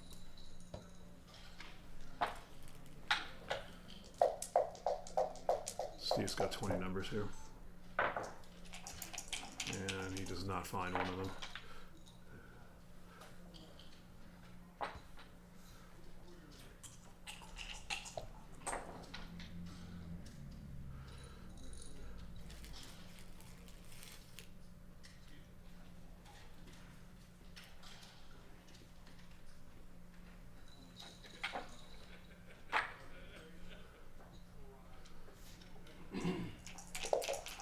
I wouldn't read double here. Your 7s are all bad. Yeah, it's some numbers like 2, 1. Obviously, this is a joker. And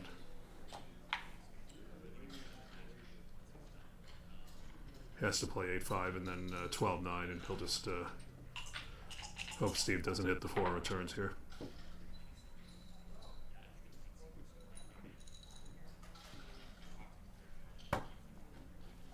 Steve fans are enters on the 3. It's certainly a redouble. Ooh, he hits it. 2, 6.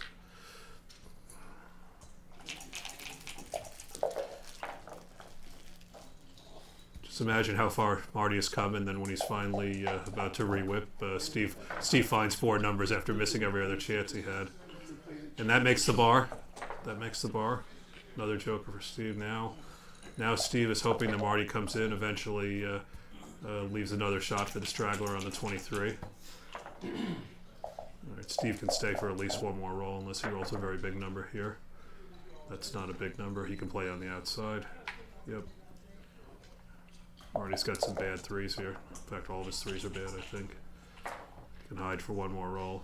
It's getting very ugly.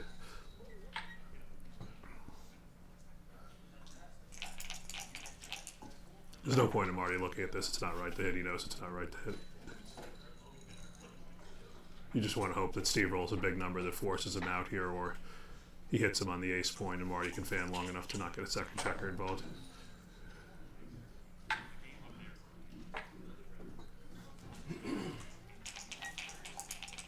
I don't know why Marty's looking at this. He's never hitting, and he's used up a lot of time for this stage of the match.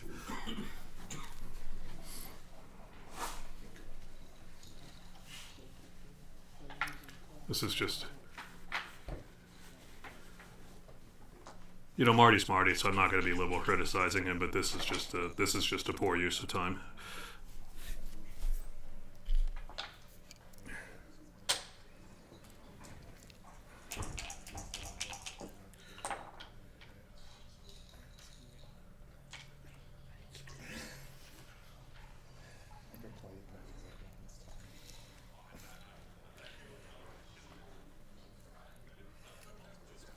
If this were like DMP, then I think it would make sense for Marty to hit, because there would be variations where he gets another checker back and he can anchor up, which would give you a better chance of being closed out. But in a situation like this, that can never be right because of the gammons.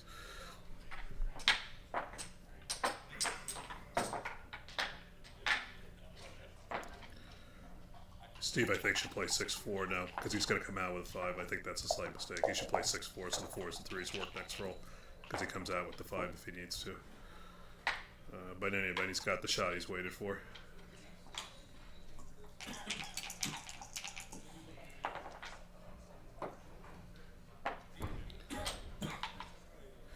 I think the best way to do this is actually to break the 5 point, because Marty wants Steve to come in high. And if you hit 6-2, there's a lot of numbers that don't clean this up, and there's even some that leave 2 blots. If you break the 5 point, there's a better chance that Steve comes in with the 5, which you want him to do. Yep, that's it.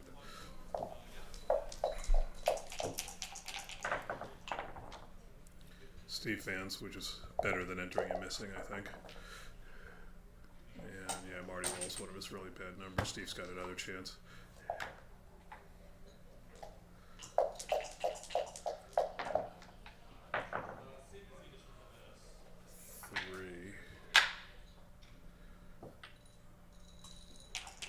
Steve could hit, hoping that Marty enters with something really bad, like 1-3 or 1-5.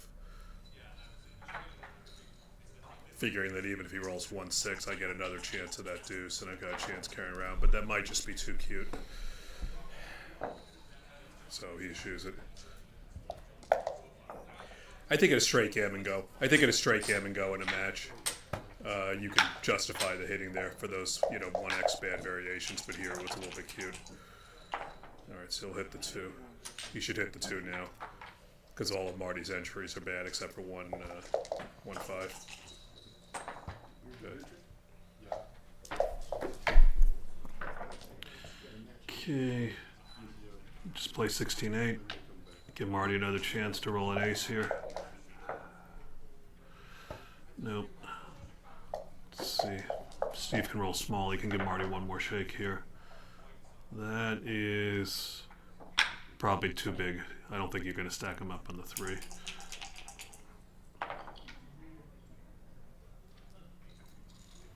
I guess you could. You'd have some bad 5s and 4s next roll. You'd have to break the inside point, and you'd once in a blue moon lose the race when Marty came right in. So at this point, maybe not worth taking the chance.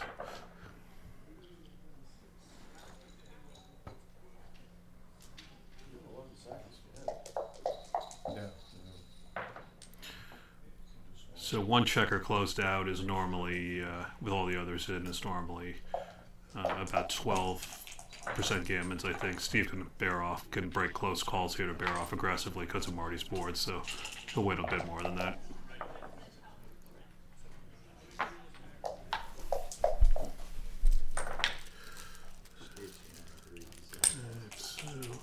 Yep.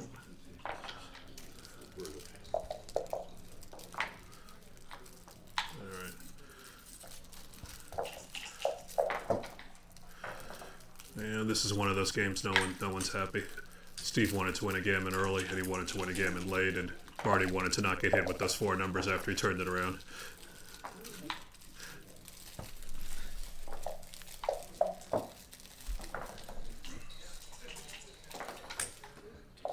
So we're going to be 4-2.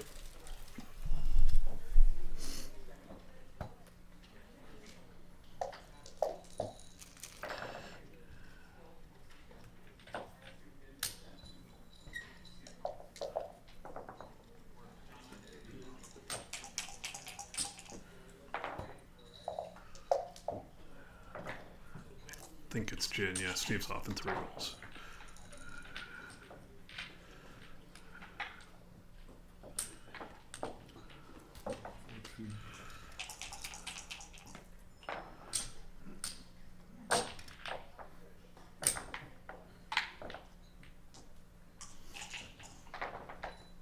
Now we should pay a little bit of attention to Marty's time. He's down to 7 minutes, a third of the way through the match. So if he gets into severe time pressure, Steve could start to break close checker plays in favor of complicating the position later in the match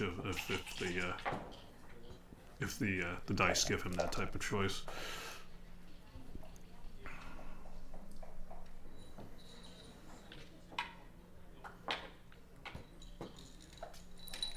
You can see Marty playing with a little bit more urgency now. He's aware that he's low on time.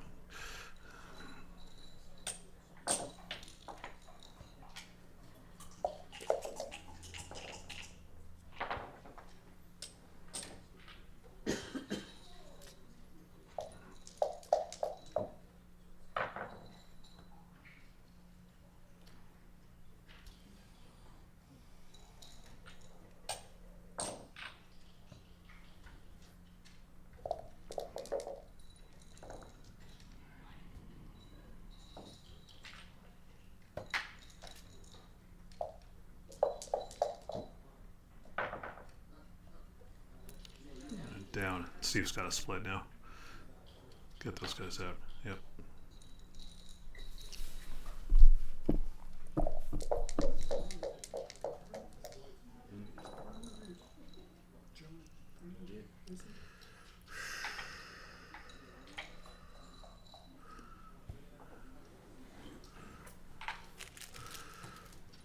I think Marty should go here 24-15. Obviously there's a little bit of a risk because he's exposing the straggler left behind, and Steve does have the 4-point board.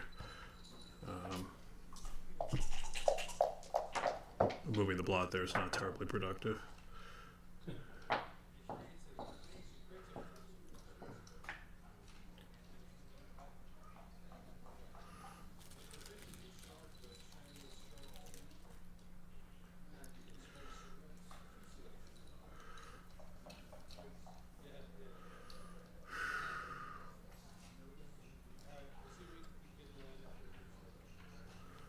I would play 23-18 here.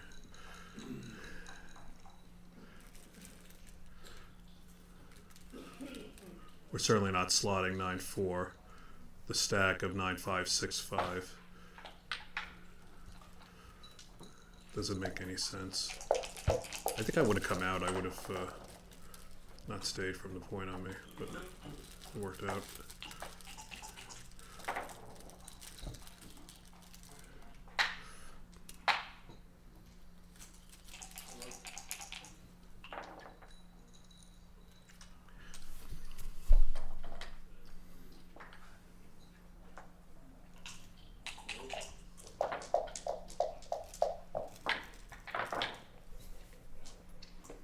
Steve rolls a nice number to point. I'm already 5-4.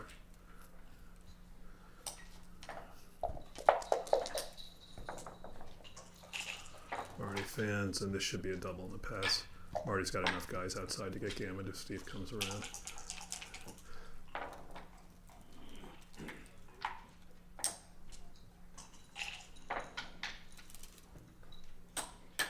Obvious double. I think it's obvious double if Steve doesn't double. He's able to roll a 6 or a 4 to get outside it. In Marty fans, it's a huge market loser, and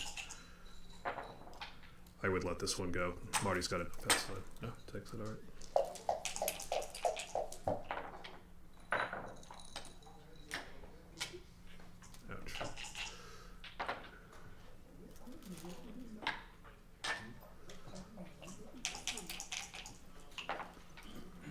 Steve plays 6-3 with the back one because he'd rather have more than the 2 to hit, and if he rolls another bad 5, at least he doesn't leave a shot.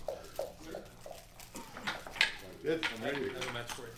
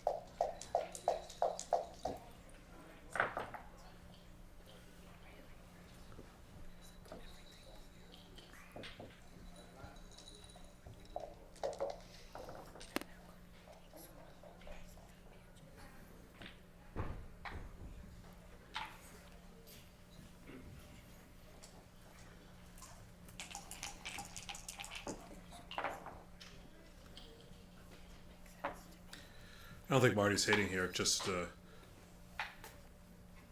exposing, creating 2 blots and making it more of a blot hitting contest. Just plays to Steve's only strength, which is he's got a better board. Just bring the 5 down, and even if Steve rolls a 6, he's got to split him with 6-5, and if he makes that point with a small number and plays inside, then Marty can continue building his board, and in between the rear blot on the 21 and the point on the midpoint, he contains Steve's would-be 16 point pretty well. This is me.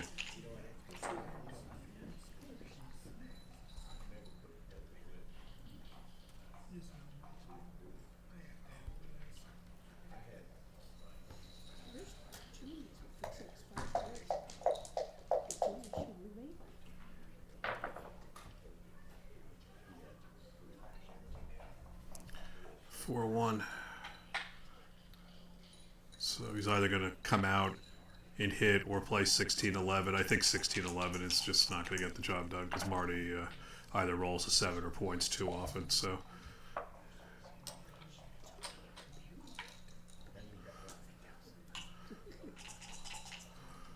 I don't think Marty's redoubling here because if he fans it gets messy, and if he rolls the 4, he's actually going to win a fair number of gammons, which is going to put him in an overwhelming position. Steve, good comeback.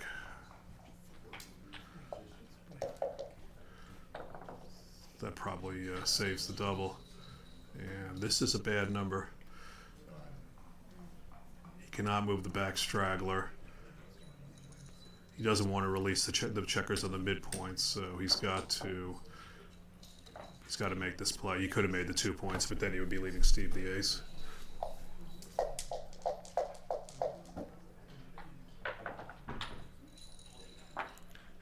5-4. Steve will swing this blot around. Marty needs a 3. His worst would be to roll a 6 that misses, because then he'd have to break the point or move the straggler out to the midpoint, in which it's just 2 points holding each other. Yeah, this is a very bad number for Marty, because if he moves a 6 out, then Steve's winning the game because he's way up in the race still. He's just got to clear that last point. And if he comes down with the 2 checkers, he's releasing the pressure on the 16. He could play 13-7, 6-1. But then Steve's got 4s to hit as well as the pick and pass 3s on his side of the board. So a bad number and a challenging play for Marty here. I don't think playing 19-13 with the 6 is a consideration. So the 6 has to be down, and then probably just bring the 5 down too. If Steve doesn't roll a pick and pass 3 or a 7, then the blot will work fairly well to contain them, for containment. So I'm playing 13-7, 13-8. Definitely 13-7. Maybe leave the 4 shot, but I don't think so. Yeah, okay.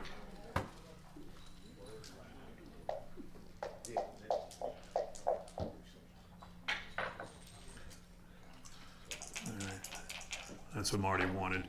Marty wanted Steve to not roll a pick and pass 3 or 7, so he's got to bring the 5 in. And now the blot works well to contain the rear checkers on the 16. 5. I assume he'll make the 4 point. Just because it's better for the race in case Marty rolls a big double here. If Marty rolls boxes or 4s, it'll probably become a race.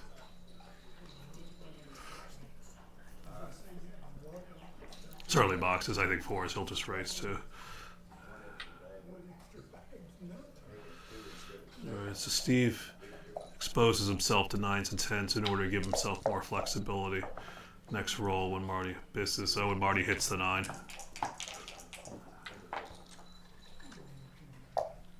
Don't think I would have done that.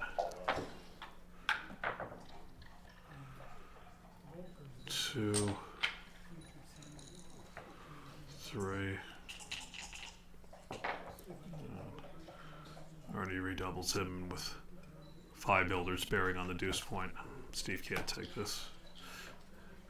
Interesting decision to split the 2 guys there and leave the 9s and 10s.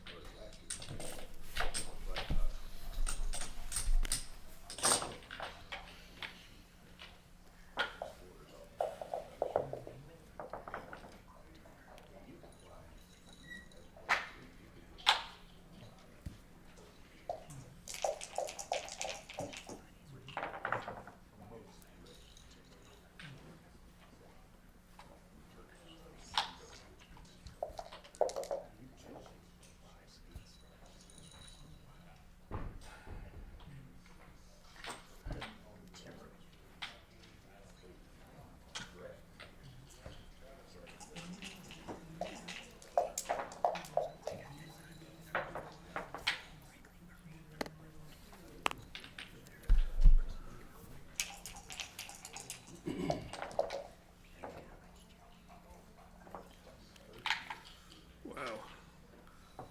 Marty rolls boxes. He's not covering on the deuce because then he has no logical last one, so he's just considering whether he wants to make the bar or the 10-point.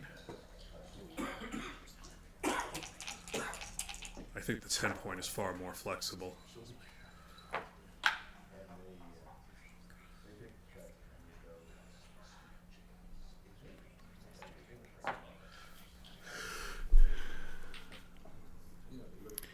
If he does this, Steve misses the ace, he might roll a deuce, and then all of Marty's checkers are under some pressure. I know what Marty's thinking. If he rolls the ace, then the 16 anchor impedes Steve from attacking and priming that back checker, but this is going to be quite stiff. Now he does roll the ace, and could bring the 6 out, give you coverage on 4-6, but I think just bringing the extra builder down because Steve's now working on priming that back checker. Oh, Marty rolls the immediate 3-6. Great shot. Alright.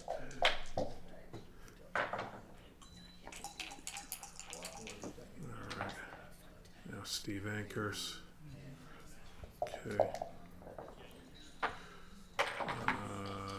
Not a good shot. He'd have liked to put that builder somewhere productive. He could leave it there exposed to the 7s, but he'll bring it in. Marty would like to roll a number like 6-2, 6-3 in the next few rolls to bring down the two guys in the midpoint and release the pressure on them. I wonder if it was right to play the 6-2 last time and give Steve the 7 to have some more flexibility.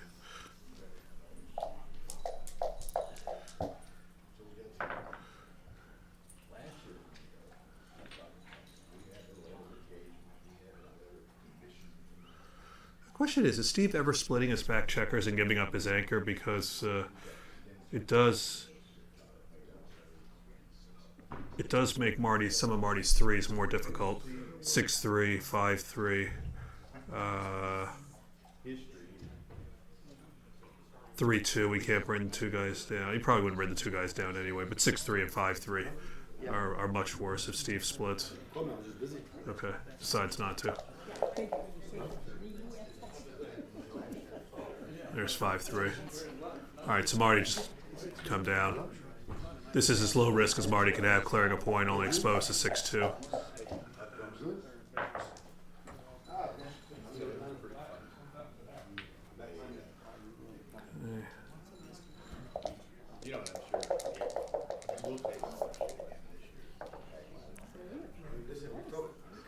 Okay.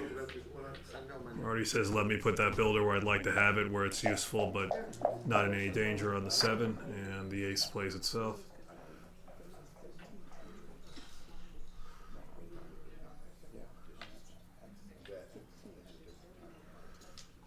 Okay. Alright, Marty rolls 3-2. I think he should just make the 5-point here.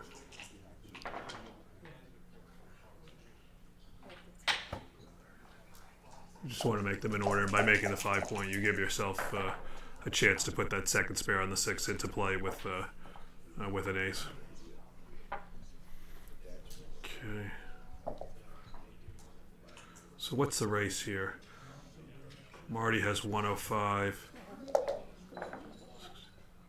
and Steve had 105, so no double.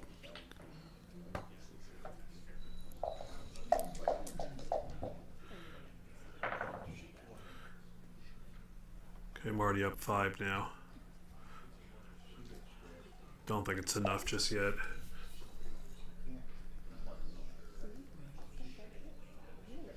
Though obviously Steve's not going to realize all of his race equity if he, since he can't move the back checkers with numbers like double 4s and double 5s. Okay, Marty does give an initial double.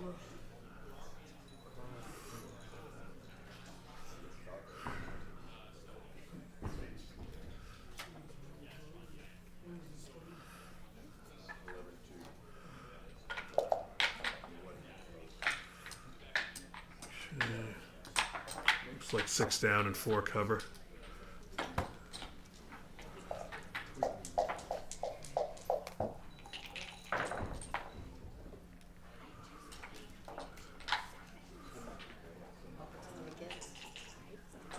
I'm not saving the 3 here. I'm not saving the 6 rather. That's what I meant to say. I'm moving the 3 in. There's no reason for Marty to play 7-2 here, so brings the checker down.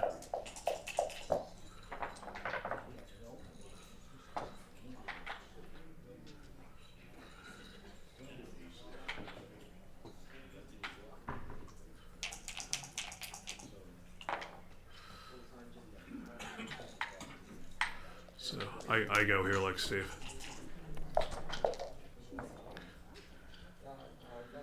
Okay, and Marty does not hit and has to waste a bit in the race.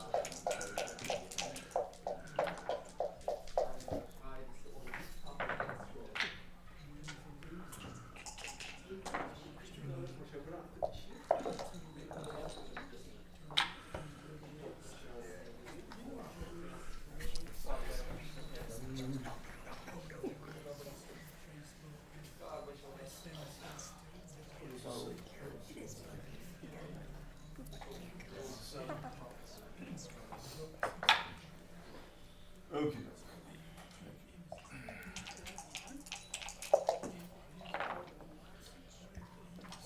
Ooh, Joker for Marty.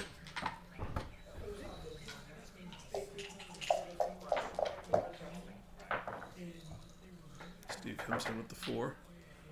Brings the 2 in.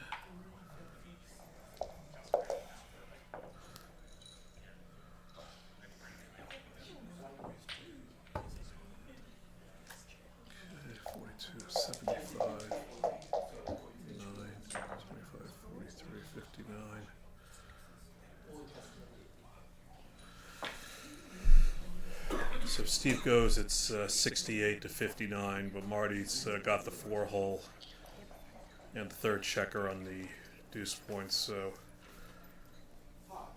it's more like 62 to 68.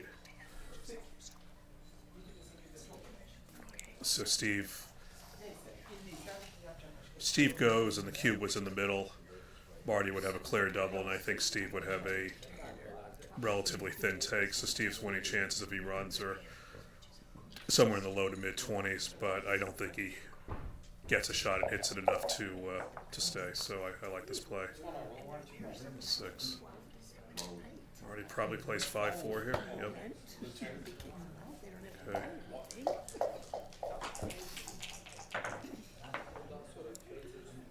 Nice shot for Steve. So he takes 2 off.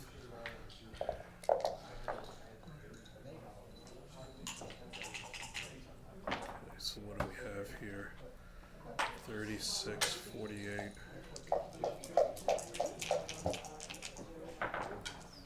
Steve's still losing by 7. Obviously much less than that on an EPC basis with the wastage. Okay.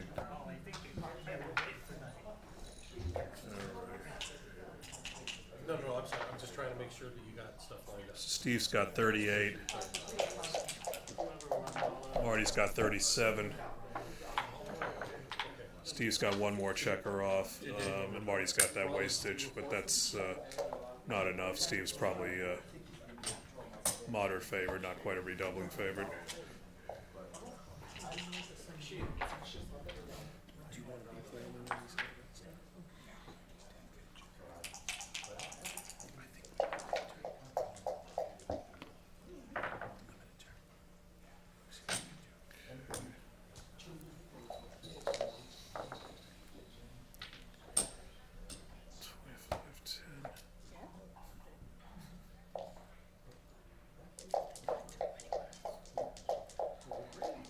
Steve's down 3 pips, but he's up a checker, and that's gonna do it.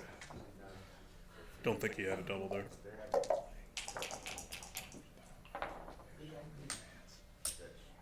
Yeah, obviously pass for Marty.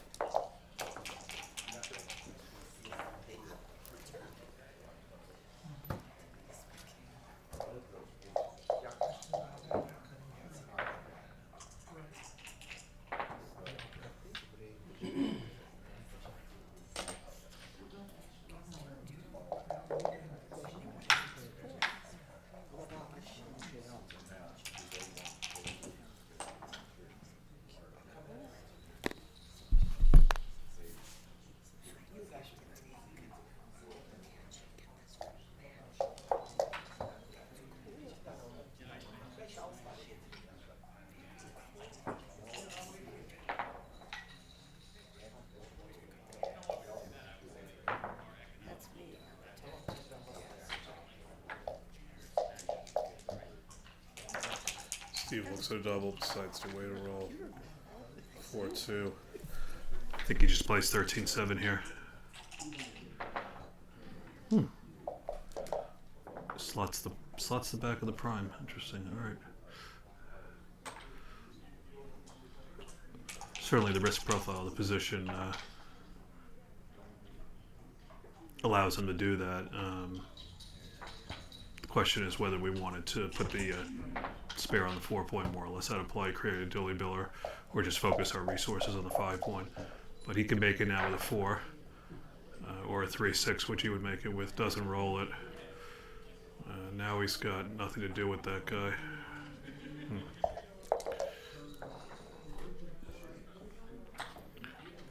Marty's.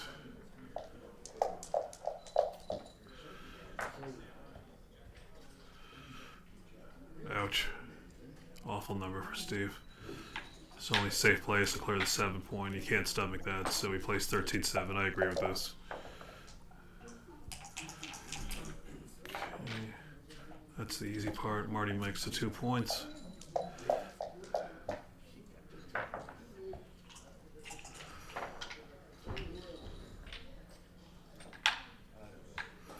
Steve comes down, covers, puts the spare on the 4 to the use.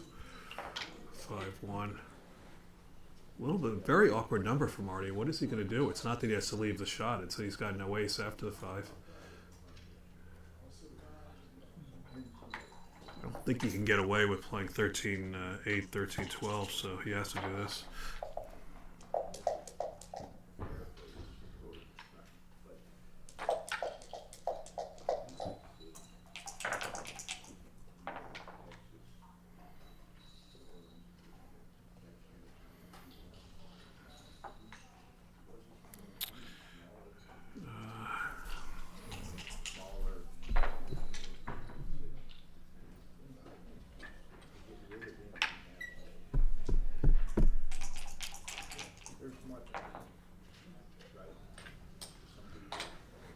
I think so. I would have looked at 18-8. And I would have gotten killed if I did it.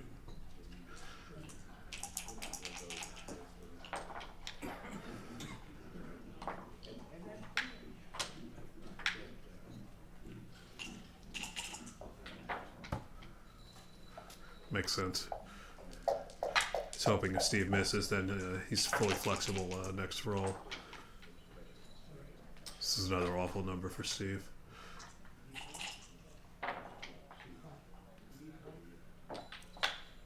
He's got to bury a checker now. Marty, if he rolls a 6 or a 3, will just make that. Ooh, awkward number.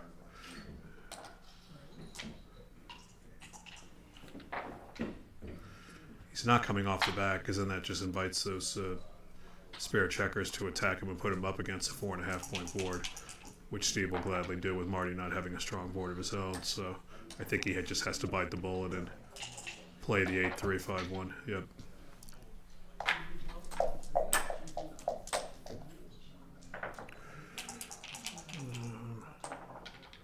Steve will make the 2 point with 2 checkers.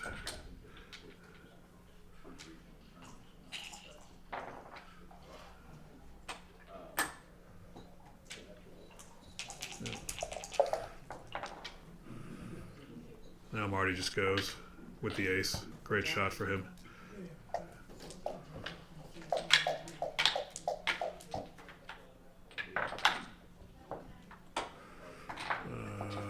Steve will pick and pass here. Just gotta hope Marty fans and Steve rolls a strong shake next roll, either a double or a 6-4 to get around. Oh, Marty hits him. Brutal sequence for Steve.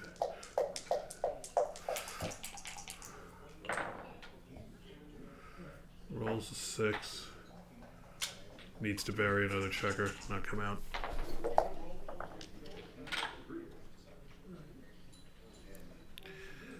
It's 6-4, so Marty's gonna have to expose something here. Yeah, just leaves the fewest shots. And Steve's number that missed will be bad. Fortunately for him, he hits. He'll hit that guy, continue the same checker. Hope that Marty doesn't enter, and then Steve will have some threats to pick up the second blot. Marty does enter. 3.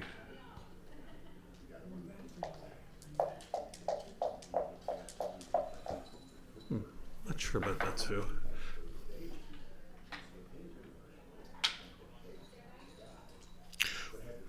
But he did duplicate the 5s.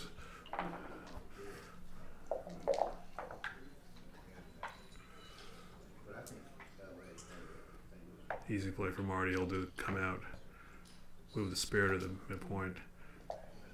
Steve will expose 2 blots with a 6, except 5-6, and rolls his best number to save the game. If he hadn't rolled that, he would have exposed 2 blots or broke to 6 point, and then Marty would have had the spare on the midpoint to play next roll. And this looks like a double in the pass.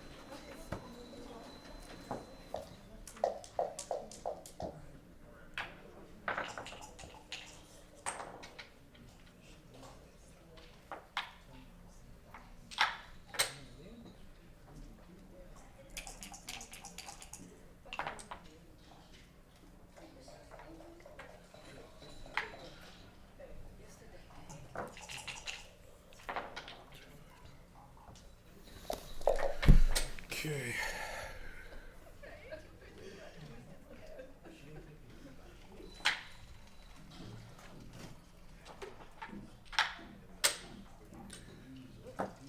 I like this play by Marty.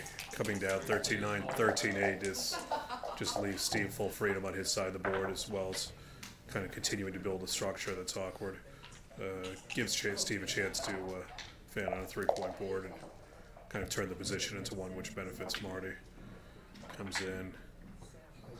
So he's either going to play 13-8 or hit.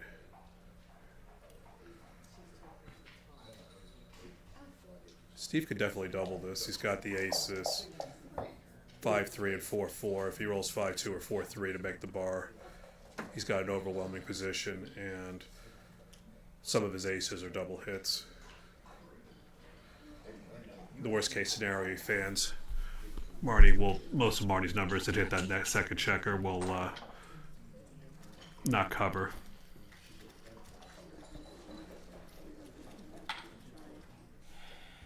I think if he was a little further down, he doubled. My guess is Steve won't double this, and it's not a double, but if he was a little further down. All right. Steve's definitely going to double next roll if Marty doesn't make a better anchor. He does roll the 2.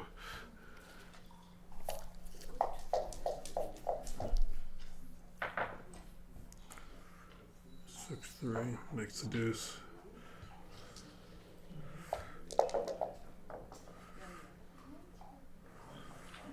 1, come down, shift 2 to 1.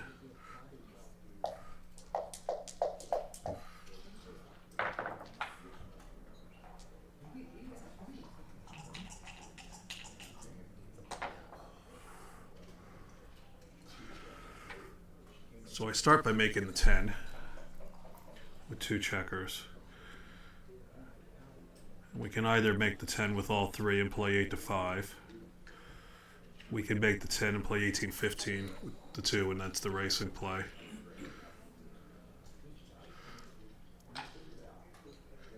the last approach would be to just make the bar, and then Marty's entire position is under pressure, and if he's not able to bring the straggler up and out, you could run into some mobility problems. I think I would do this, though. Okay, Marty doesn't run out 24-14 because of Steve's double shots. You can see Marty starting to play with some urgency. He's down to a minute 40.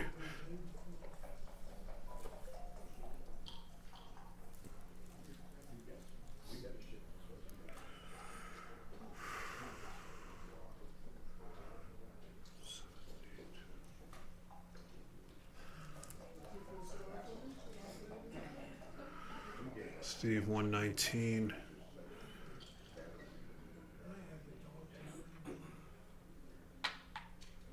Steve's winning by 9, 128 to 119.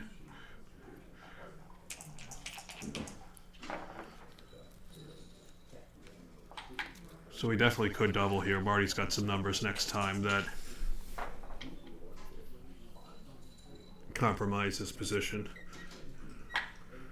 Potentially having to break the board or leave another blot in an inconvenient place. So that's the roll. Okay.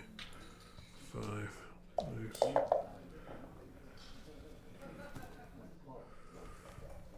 This is one of those numbers.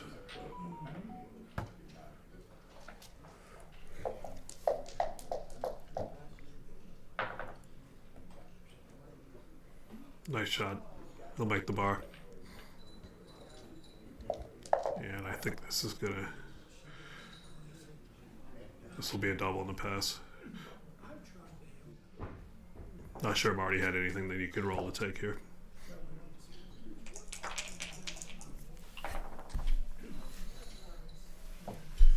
I don't expect Marty to spend any time thinking about this one. And he doesn't. Okay.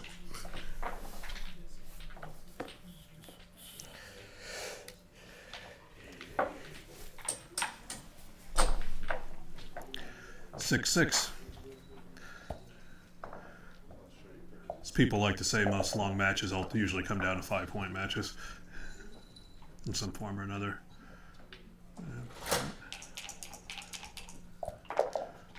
So here's an example I was talking about. Steve, I think, normally plays 2-1 by splitting the rear checkers, but he's aiming for a more complicated position to try to exploit Marty's time issues.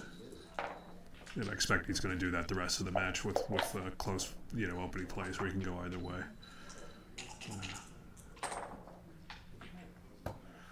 Nice shot by Marty.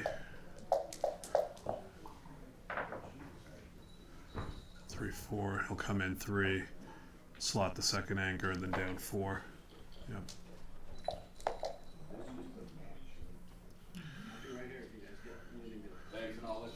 What does Marty do here? He just comes out. He doesn't want to play 13-8, and he doesn't want to leave a blot, so another blot. So that's the only play.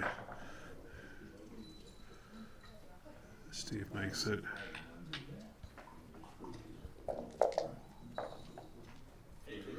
4-4, nice shot by Marty.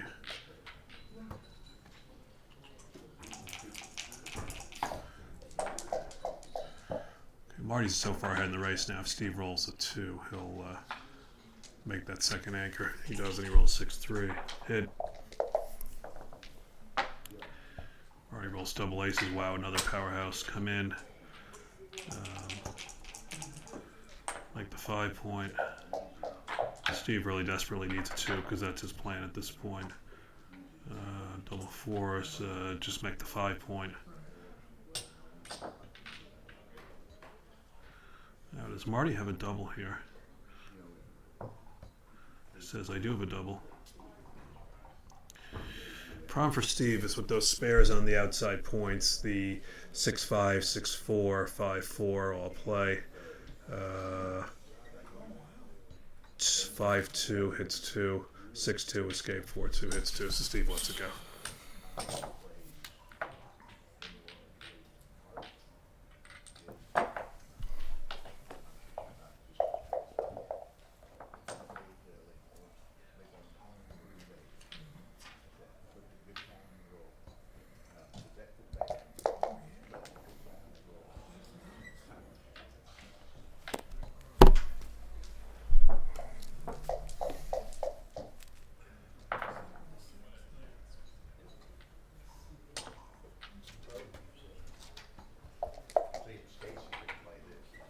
Ian doing? 7-7.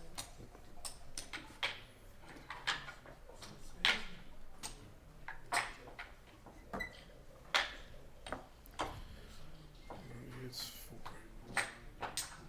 probably just hit both checkers. That's the best way to protect the blot on the 5 point. Try to make your 5 point. Already comes down. I think I would hit both there. Steve rolls double fours. Not a good shot. Make the 4 point come down at the 9 to the 9. And Marnie rolls 6-2. The 2 is clear. And I think out with the 6. You're not going to play 8-2 here.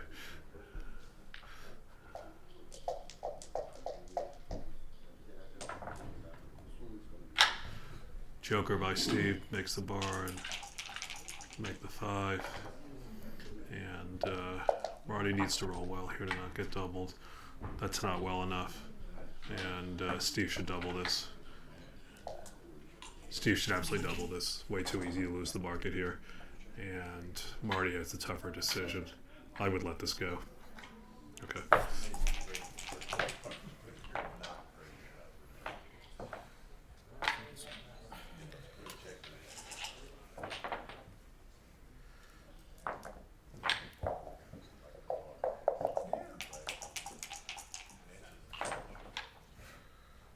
4-3.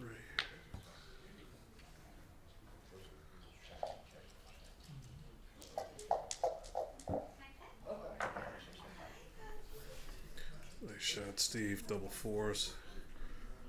I think I'd do the normal procedure of hitting the outside checker and making the 9 point.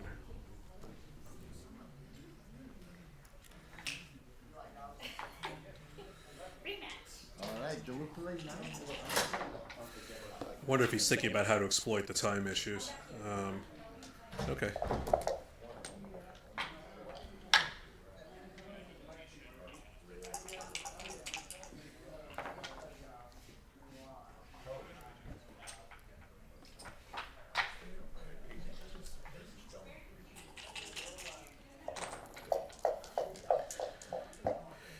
This is a high gammon value score, of course, 4-way, 4-way. I think Steve needs to make 1 point before he thinks about doubling. Let's see what Marty does here. 5-1, not a good shot at all. 1. Steve could double this. He's got 10 in the zone.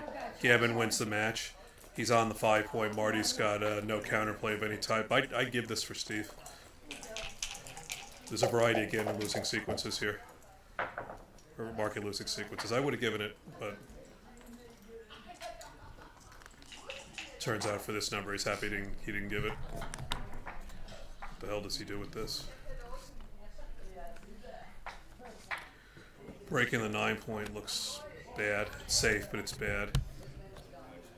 You're not running off the anchor, so that leaves something that leaves hitting. But where's your 3?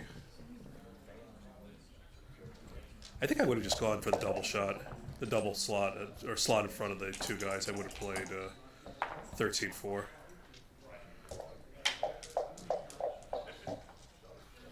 Be interested to know if Steve had a double there when I wanted to double.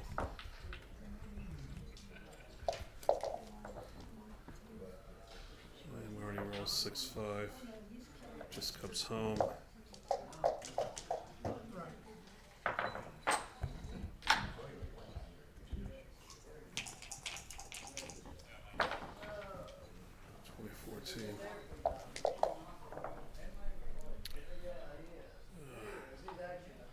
Not a good number for Marty. Guess he just wants to play 24-23 to come up with Steve having no 8 points, and then he defaults into the shift from the 8 to the 7 to do that. Steve's obviously going to play pure here and try to build up his attacking chances. Not worry about Marty generating any counterplay. Okay, Marty does roll 3-1 to pick and point. Okay. Steve rolls 2-4. I think he'll come in on the 23 and then play 14-10. Yep.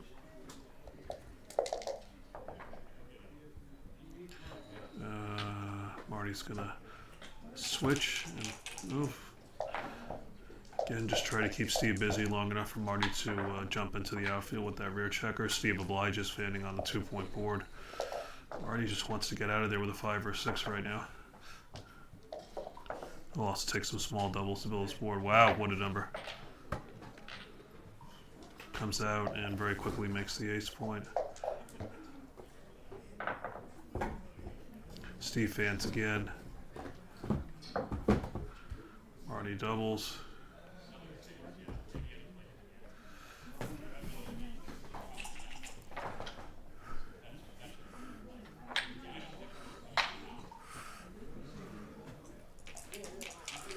Now Marty's now up a ton in the race.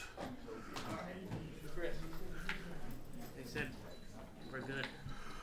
Okay, all right, everybody. Thanks for watching. I'm going to just go play my own match now, but this will remain on the stream for you to watch.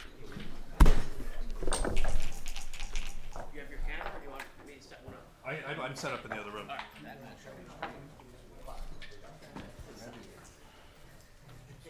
I wouldn't go that far. I played more than you. How are you? Good. How are you? In the back? Yeah, oh, no, I'm right. Yeah, in the second room. Yeah.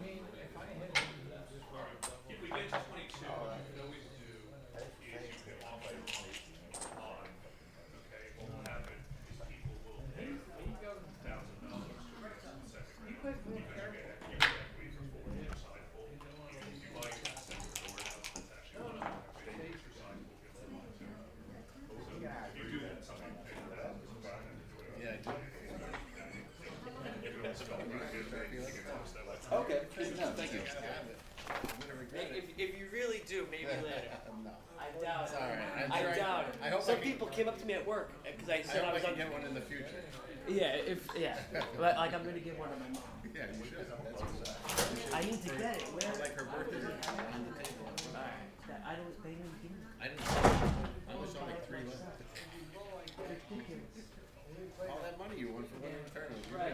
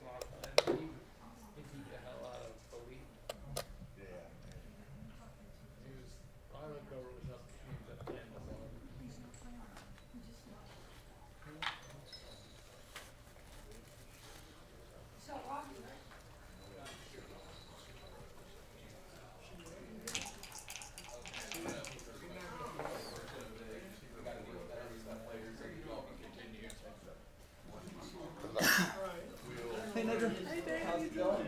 Good. Sorry, I'm running around. Oh, that's okay. I wanted to talk to you in a second. Yeah. They wanted me to get and I lost my Mac. That thing I flies. have these with When Mac. put a lot of I shit got in side there. project. I'm still a side project. I got two now. And I'm in. Yeah, I'm in 275. In what? Jackpot. So you already have the site for order. Yeah, I don't have to pay. I have to pay 275 if you want to go happy for me. The whole thing? No, you have to pay for the half of the jackpot to get the original money. That's not much, $50. You want both pools. It'll split everything.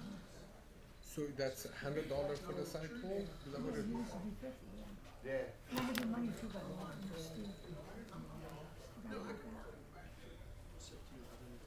So the half of the 275? Yes, you have to sign it. That's $50 and $130, right? Yeah, I go with you. So I'll keep the 80 I have. Okay. Yeah, you gave me 18, 19, 19 plus. He was down 20 points. But I collected 8 points from Dave. You told me that too, Dave did. And you didn't tell me how much you were saying. 8.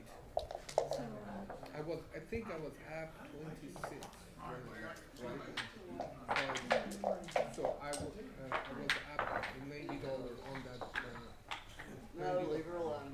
We don't do dogs, leave her alone. $90. some dogs are So I'm No, at he's not. $90. You have $90 from me. So Yeah. Go test your blood sugars before I go to work. no, 325. 325, so 165. No, so if you take the whole thing, it's 275, I think 135. So then 275, divide it in half, it's what?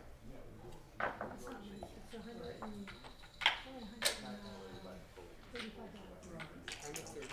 that right? No,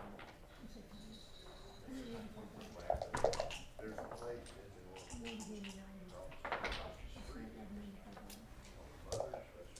Okay, that's what. Is it 95 now? No.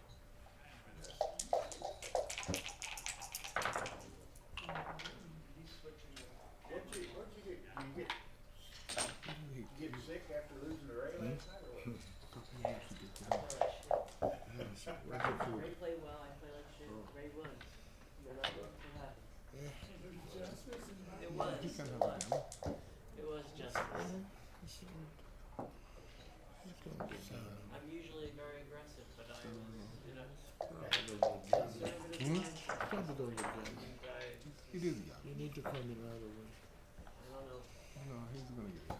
It's too much. Hey Joe, there's a neat book you might like in the other room. Which one? Just go up to the front desk.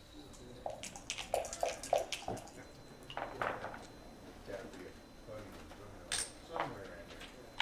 It's the latest prime time. Oh, I think I know about this.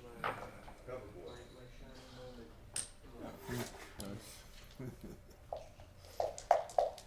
Hey Joe, you said I played well. Still is blind 2, 3, 4, 5, 6 rolls. No, he has 8 rolls.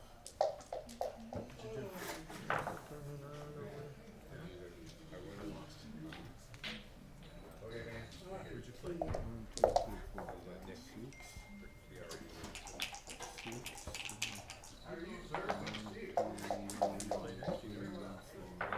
Looking Very for close. You busy? Yeah, I'm in the.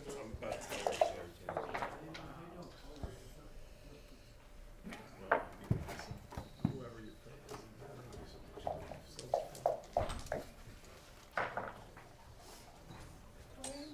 I made a side deal with Mike, he's splitting everything. He needs you to roll for him.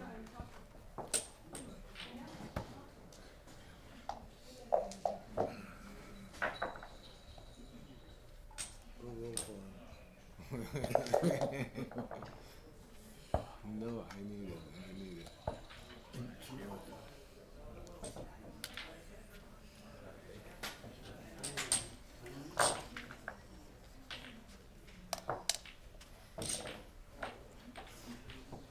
You should have seen that match. Karen was watching? Yeah. Did you see it? No. Two guys on the ball. It's Kyrgyzstan, Gavin, Motion. He went to show. Good roll.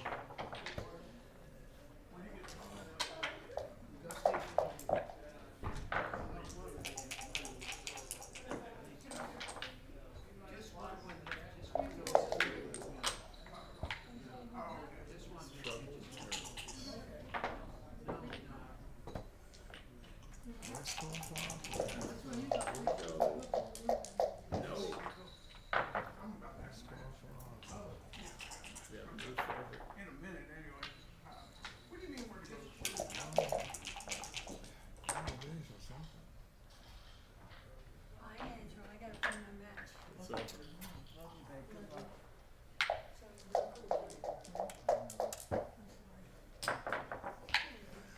She's got a match on. Yeah.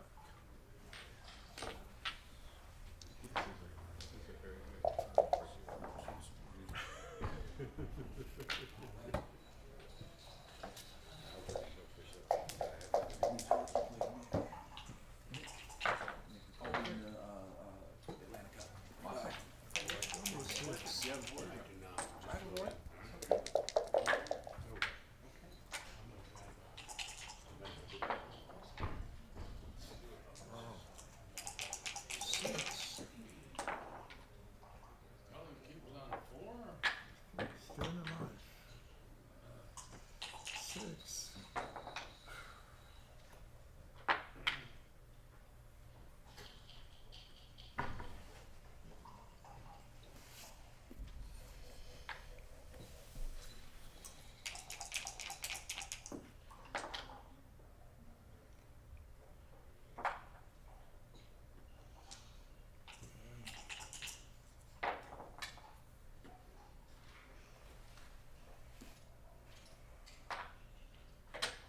Wow, long distance.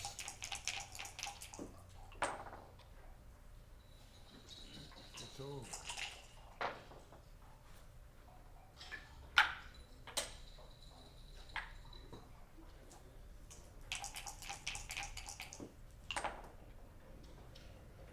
How come he's got the cue at 4?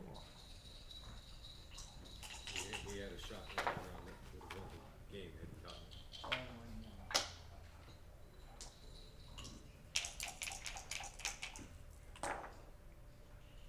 Oh, okay.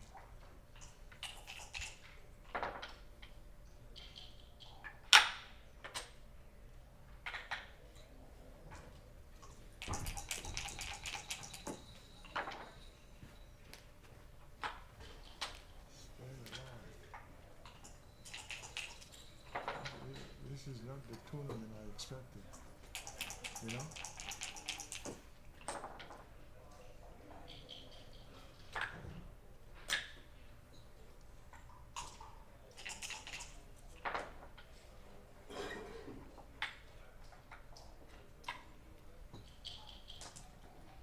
Double six.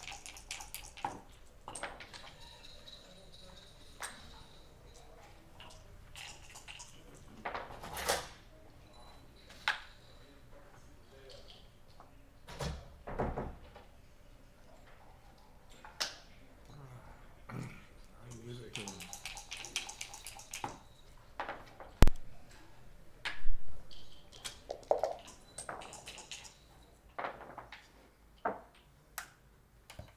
Is that a take or a mistake? I don't know.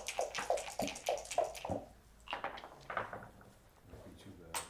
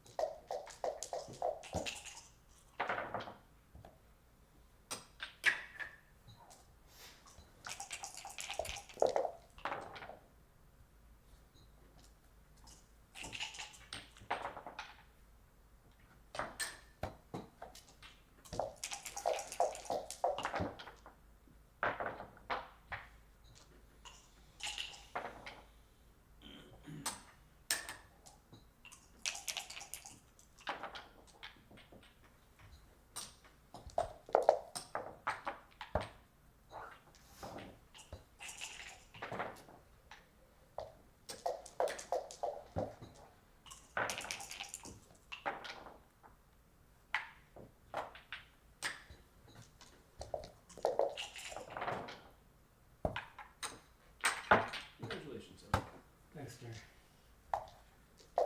I hope I played it right. I think, at least for me, like, I never know, Yeah. like how I feel about how I played has no No correlation with how I actually Yeah. played, so, Yeah. there was definitely not easy decisions. Yeah, the prime versus prime cubes I find challenging, and then you put the score factor in. It's just like, I don't know. and then you change one little thing. It's like, no, that's completely wrong. Well, thank you. Yeah, Good playing. Okay, yes, man. Thanks. I'll take my name to back.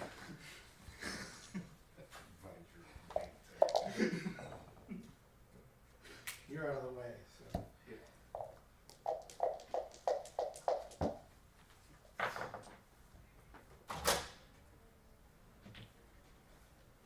I guess I'll just.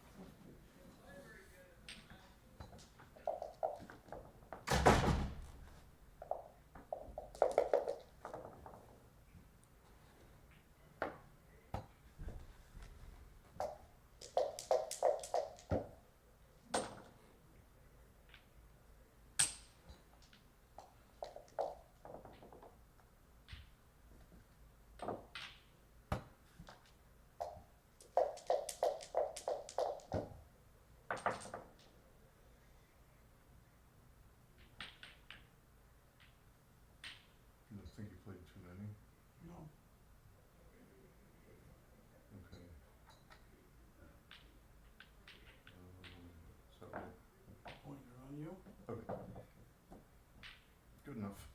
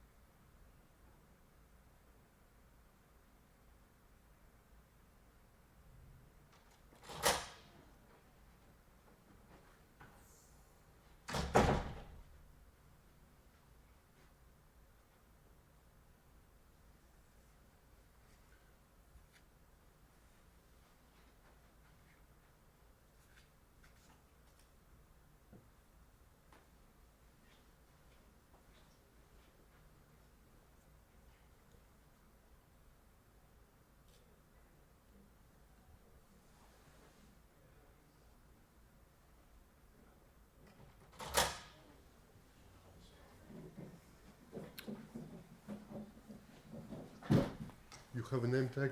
I do. Do you have a name tag? I don't think he does. You don't know if you have it or not? I don't have No, he wouldn't have one, he wasn't in the BMAS. Okay, no problem, just, I'll create a new one. Very fancy.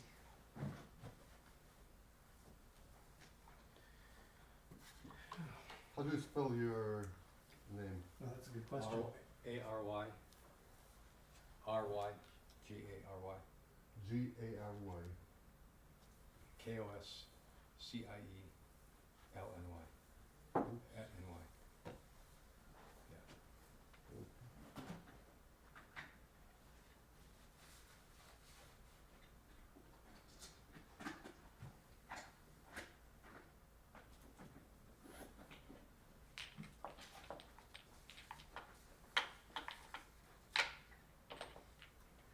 I'm gonna go get a stack of score sheets for this room.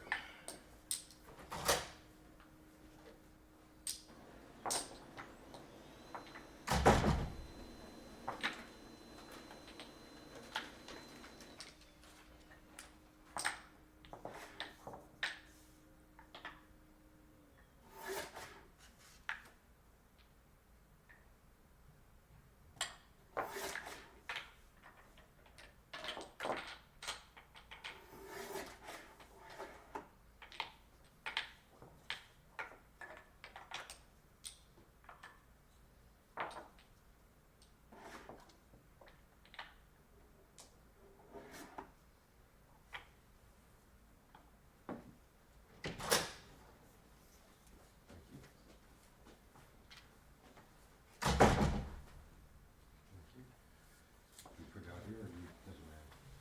Yeah, this is better. Yeah, right here. If you're gonna keep the clock Yeah, let's here. keep the clock there. Okay. Too far away the other. Yeah.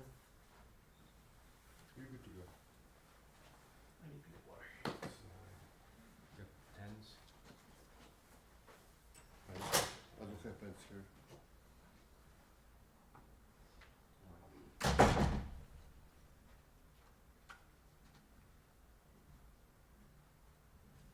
Round two? Yeah.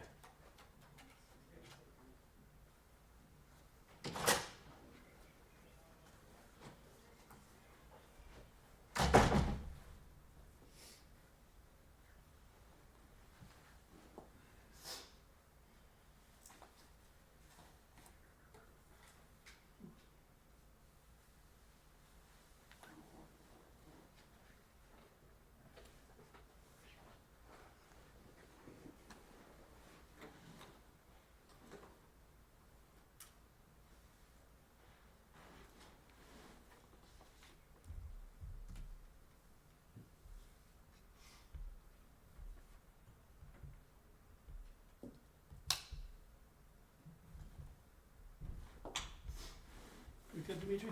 Yep.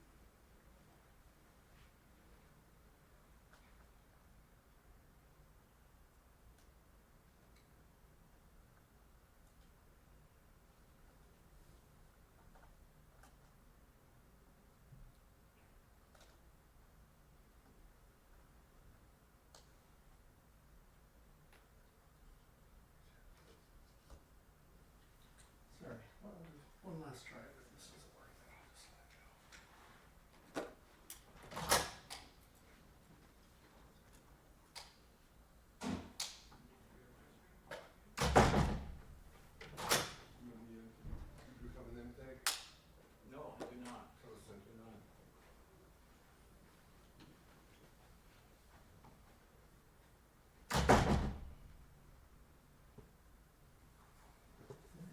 What that was all about.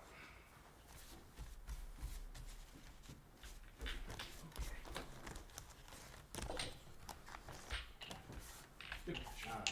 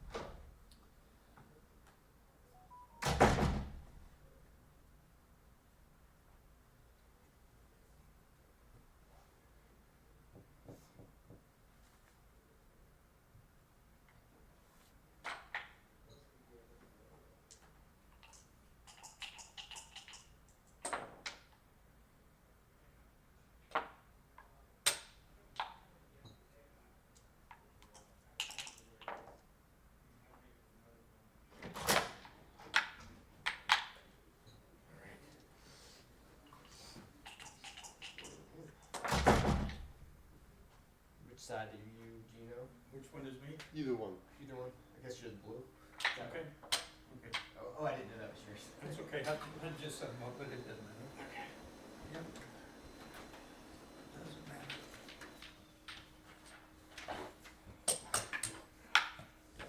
Pretty bored, actually. Pardon me? Pretty bored. Yep. Like the color scheme? It's like, surprised it's not Jeb. Not starting with those time lots. Okay. Good match? Good match. Yeah, Don't we'll let him. start, don't start We're yet. not starting. We're not starting. Go ahead. Who was your first one? Kate. Okay. Golden. KG. Okay. Sorry. Yeah, yeah. Yes. KG. Sean Carver. Master thread.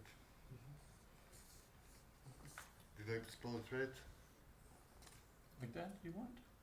Is that what Did you I, said? did I spell it right? Oh, Okay. Yeah, it's fine. Oh yeah. okay. Good match. Good match.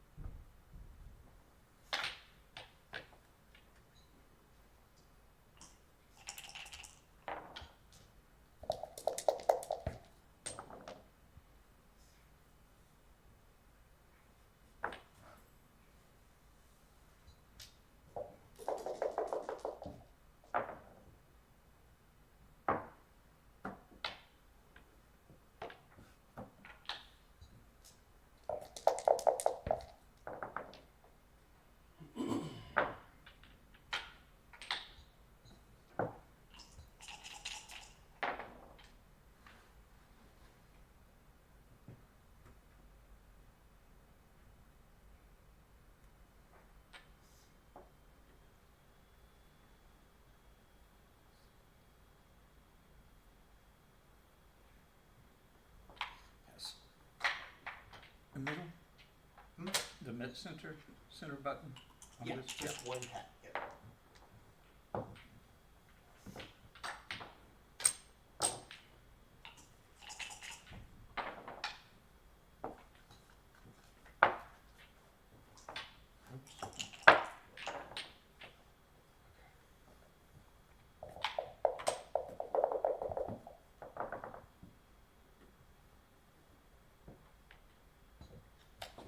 Two.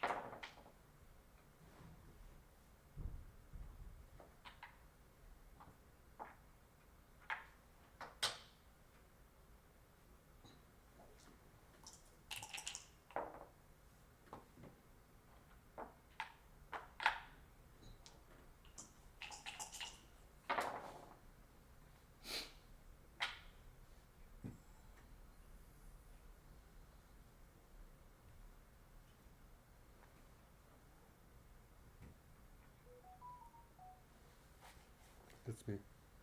Oh, I need to turn mine off. That reminded me.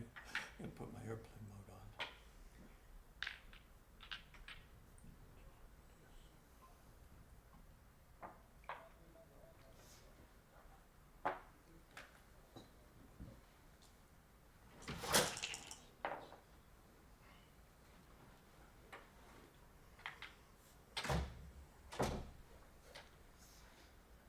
Thank you.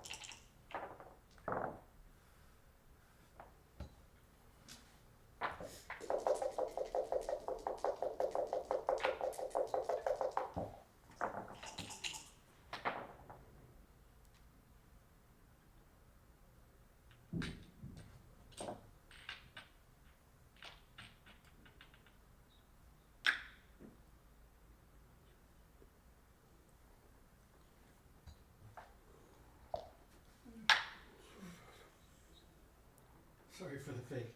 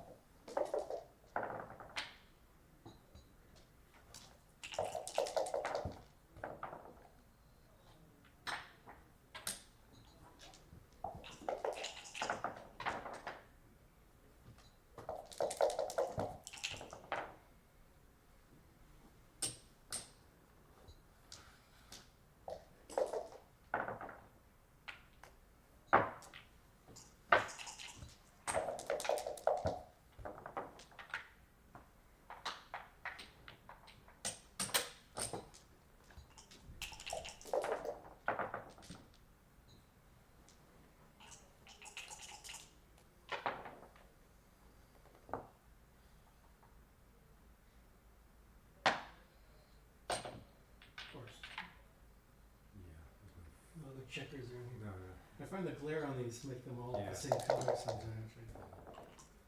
I'm fearful of making a blunder.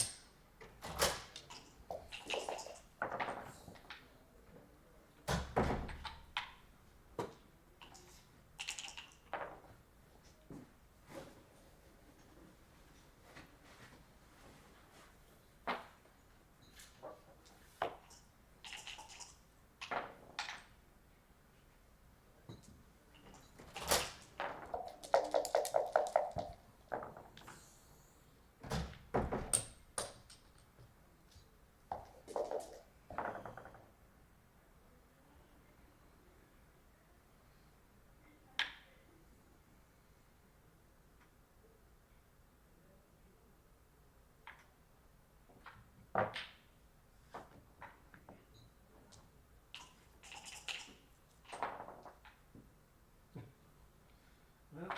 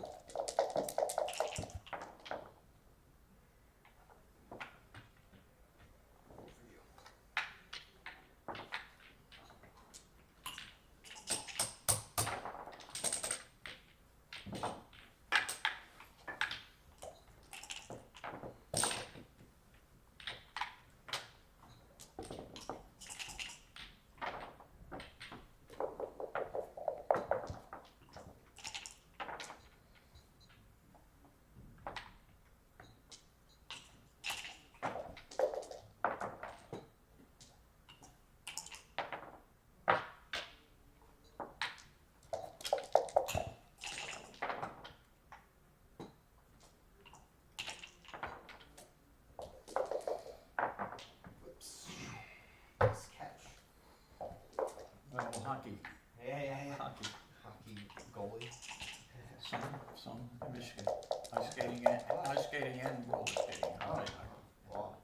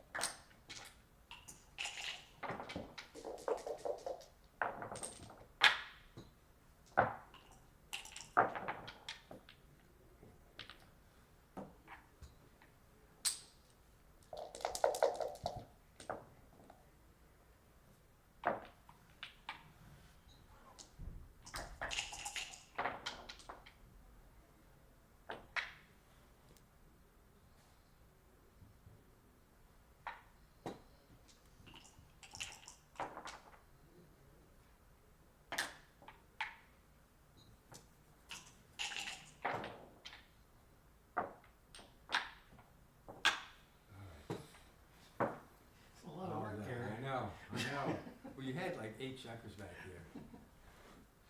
But you got them all out. Like, Yeah, it's like, I don't know how I tunnel all those guys out of there. sweating on them all.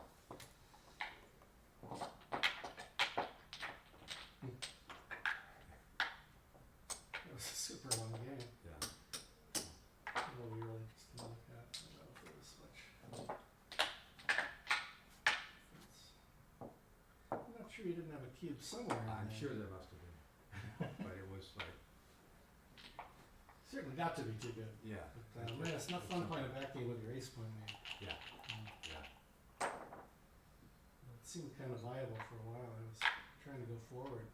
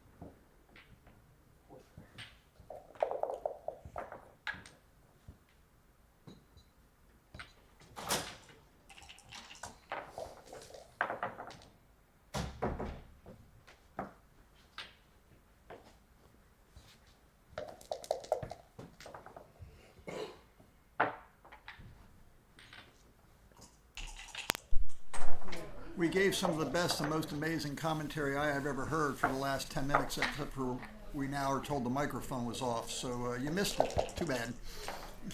If you believe that, I've got a bridge to sell you, etc. Now, this is Dennis Culpepper in round 2 of the Masters. They call it the Master Jackpot, but that is what it is. It's the Bob Walensky Memorial. He was a Georgia player of long ago. And it's an 11-point match, and Dennis Culpepper, the very strong player for many decades, is playing the blue checkers against Ian Terry, the Texas boy. Or he's not a boy, but he's Ken and I being rather grizzled or grizzly. We say next generation player. Yes. Now this cements an advantage for blue. He's made the advanced anchor. He's got both 5 points. Yeah, and he supposedly can't lose with that going on. Now that's a somewhat ugly turn of events there. Now he could play a simple 13-7, 10-6. It's a little passive, but everything else seems to be pretty destructive or risky. Now what about Dennis is ahead in the match, but it's an 11-point match. There's still 7 to go, 8 to go. Yeah, Dennis could run. He could just run all the way, or he could. You know, what about turning the cue? Well, he's got to play a 6-4. White a 6-4 to play. Well, what's White going to do? Is he going to point on the 2-point? I think not. That's almost self-destructive. I think not. I think he's either going to run a checker all the way, or he's going to come down with a 6 and just. I mean, I think if you're, which is more likely to get doubled or not doubled, and is double a serious option here? Yeah, you've got a lasting positional advantage. I am. This is an option. I guess this takes a tempo away. It's also inviting the cube. I'm telling you, don't laugh at the cube here. No, I'm not laughing at the cube. I'm just trying to figure out. Now this is you can come out and then you can do that. That's terrible. I don't like that. Stack all your spares on the 6-point. I would rather run to the 14 That's the point. play I'm most likely to double, quite frankly, and I actually would double it. I mean, it's this is just you're a big favorite to hit, and then it's very difficult for White to get home. Every roll is going to make his position worse rather than better. Well, you have to double this because I think you do. I mean, you can make the bar point outright, or you can hit loose and then get missed. Keep the sweeper back. This is build your medium-sized prime and then win. Yeah, that was the play, and that's the bad reply. Now, if you had waited to double, can you even still take this? I don't like it. I don't like it because it's going to be so hard for. There you go. It's going to be so hard for Ian to get out, and he wants to take it. This is a tough and take. He does take it. This is a tough take. I would be a bit unhappy because not only might. Well, I don't know about stepping up back there either. I'm not sure. No, I'm not. I was not at all sure. Working on the backside of the prime and keeping the sweeper back. Catch the 3rd or 4th checker. Ian was wishing to roll a 1 or a 2, especially a 1. And unfortunately, he's not rolling anything much of it. This sort of mess is totally foreseeable. The White's position just gets worse. Right. And I'm not even sure Dennis is, even though he's got a nice looking blockade, I'm not even sure he's made the most of it. Now he just fills in his 9-point. Yeah, it can't hurt to hit if he wants to. No, he doesn't want to. I mean, it's just what did I say? He does make a 9-point. And you go ahead and make. You can't make the 4 yet. Just keep your prime. Yeah. I suppose you just bring one in or something, right? Yeah. Well, the trick.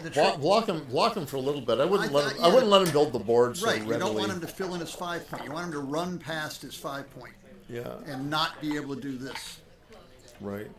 He Could have played 23 to 22. It's a bit risky, but he would be trying to upgrade his anchor, hopefully to the 21 point. But it is risky to spread those back checkers out. But Blue only has a 2-point board. Play to the 7 and the 10, or the 15. 6 down and split with a 1 to. Or you could move to the 9 like that. I'm not really sure. You want to look for bad numbers. There aren't really any bad numbers. That becomes a good number. That's perfect. Yeah, there's nothing really. No reason to let white roll double 1s or 2s and step up to that point. There's a double. There you go. There you go. He could do this, or he could. This is fine. See, Ian can win this. This is one of those.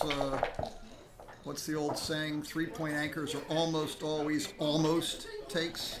You know, so it's a pass, but he's got measurable chances to win off the 3-point. I mean, I've seen the ploy where somebody has one checker behind a prime, contrives to get another checker hit with the goal of making the 22 point. And Victor Ashkenazi did that to me once, and I knew exactly what he was doing. And he made my 3-point, and then he won. I had to break a point, and he rolled a double, and he won the race. Of course, I've done the same thing myself to others, but it's often easy to beat the 3-point when the guy with the 3-point is crushed. Yeah, you can like squeeze him off by opening up the 7-point, so he comes out with 4-1 and 4-2 and just gets himself gammoned.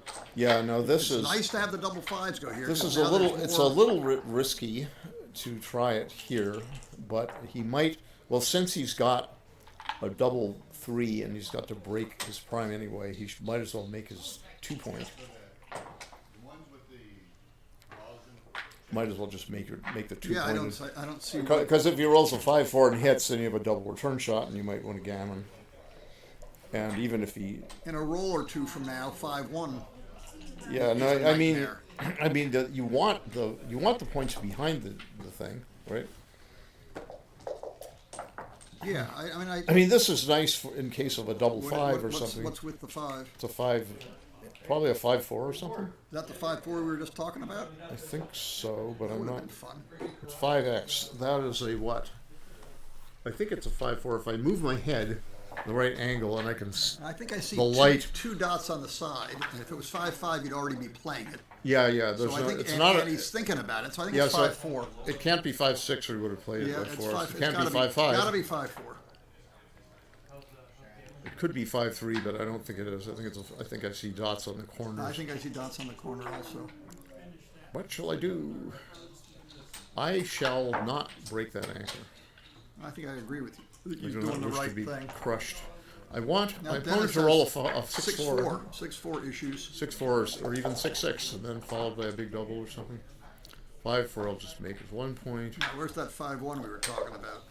And there's the fatal lozenge 5-1. No, there's the. Oh, now that's the fatal lozenge. Now he should make his 2 make the 2 and leave a lot on the 7. Yeah, yes. Yeah. And now, he's got to leave a lot, so he might as well just play like this. He almost wants to do this. Against the crushed 2-point board, he wants to do something like it. But there's the fatal. There we go. The fatal pair of snowflakes. Now the deceptive pip count kicks in, but Ian's at 5-4. Yeah, he's gonna filling 3 points is not bad. Get the bear off going soon. Roll some big stuff.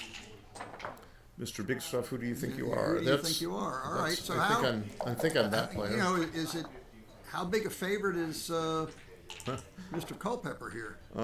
Or is he a favorite? Yeah, so how rollish is that? We got Pippish versus rollish. It's very much Pippish versus rollish. He's got one roll to get to the rollishness. Yeah. There's still some bad pippages to worry about. Yeah. Yeah, so it's how many? There's 12, 13 there. Dennis has got Yeah, pips, but with maybe a little bit of extra wastage. What is it? The normal wastage is 7 or something. I forget the fancy. Well, no, he's got a bunch of wastage because they're the more checkers down low, the more you're bearing them off with 5s. Now and the 6s. stack and straggler formula from Walter Trice is you take all of the checkers, the number of checkers that are stacked down, and you multiply that number by 3.5, and then you add the pip count of your straggler. So if you added 16, then you would have had had 62. This got real good real fast. So but he has three checkers off. So we could go. So how many rolls do we have? 1, 2, 3, 4, 5, 6. 4, 5, 6. 6. 7 plus. 7 plus, and 7 plus would be 7n plus 1 would be in the 50s, and then Dennis had at least 50 something. No, I'm not sure he did. Well, he had 9 checkers, 3 each on his. What's that? 45. And then he had an extra on the 6, didn't he? No, I think he had one on the 2. I thought he had a 4th on the 6. The 4th on the 6 for the 3-point made or something. I don't know. It wasn't clear that it was such a quick. Can we rewind it? They can. We can't. It wasn't clear that it was such a quick pass. It was certainly worth a fair amount of stewing over. I would have stewed. Well, we sort of predicted what could happen, both good and bad, depending on your perspective. For Ian, that was good. Stack them up. God, I hate these plays. Well, Michi would say you were at the advanced stage of your backchecker development. So yeah, there you go. Against the solo stage, so yeah. you don't want to get hit, especially if the pip count is close. 76, 116, 142. That's easy to count. And 141 before the roll here, so it's a close race. All right, so what's your game plan as white? Do you want to stay back? I'm staying back because there's a lot. Yeah, I do, because there's a lot of blotch numbers, and he's got to just hit him loose. This is sort of squeeze the toothpaste, push him forward in your board so you have safe places to land. So there's your that may be too far forward. Yes, he's squeezed. Yeah, he can just make his 3-point. Well and truly squeezed. Saying, if you hit me, then I may hit you. All right, so now he's going to say, I'm going to probably slot the 4-point. Yeah, might as well make the ace. You might be getting a shot right here and now. You want to have some chance to not have blots everywhere. Now he's 13 pips up is white, and he said this is to say, oh, if I hit you, I won't have to cover a blot. Worry about covering a blot. Well, that almost. But I don't like it. I'd like to fill the. I don't like it either. I mean, he's. I think I just counted that white's 13 ahead after this play, and is he really ahead? 41, 63, 117, and then 30. Yeah, 30 was 13 ahead. It was 117 to 130. Just roll a 2-1. Oh wow! All right. Well, we get a. And now, so 114 to 110. So it's about even. This. Yeah, that's the right play with a. Up 2 and 5. Now he slightly wishes he would have gone 6 to 4, but not very much. Yeah. I think it was about dead even before the roll. What was it? It was 4. I think it was 4 in favor of blue. I'm not doing my running count anymore. 42, 66, 76, 102 for he rolled an 8, so 102, and he had 114 minus whatever he rolled last turn.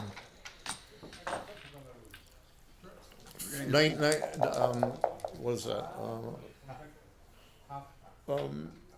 That's 90 for white, and that is. We're getting to fairly comparable. 97. Positions. It's 90 to 97, so that's not. So white's 7 down. Yeah, so it's supposed to be not quite a double, and blue is a negative adjustment for the second check on his ace point. So I would not double at the score, but you might wish to double kind of close ones, and now 11 to 10, I think, is aim at the 4-point directly. Yeah, we can just compare checkers much more easily. True. Yeah. Okay. 88 for blue. And after this one, big shot. we got 83 for white. So he's down 5 on roll.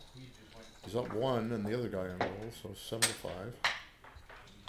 Aiming for the Pascal's triangle on the 6, 5, and 4 points. He's not going to like. He's not going to like the 83. pip count. An 82 for. Is that 82? 55 and 27 is 82 for 82 for blue and 83 for white. 41, 47, 48, 72, 82. Yeah. So no double and probably not a beater. Has he played his number? No, he's just counting. He's trying to do a count. So. There's a 4-3. That's fine. No real difference. Nah. 2-1 is a great googly moogly. Probably 9 to 8. 6 to 5 is equally good, I'm sure. 9 to 8 is that's you're creating another good 4. 8 to 4. This is fine. 3-1 is googly moogly. I just come in.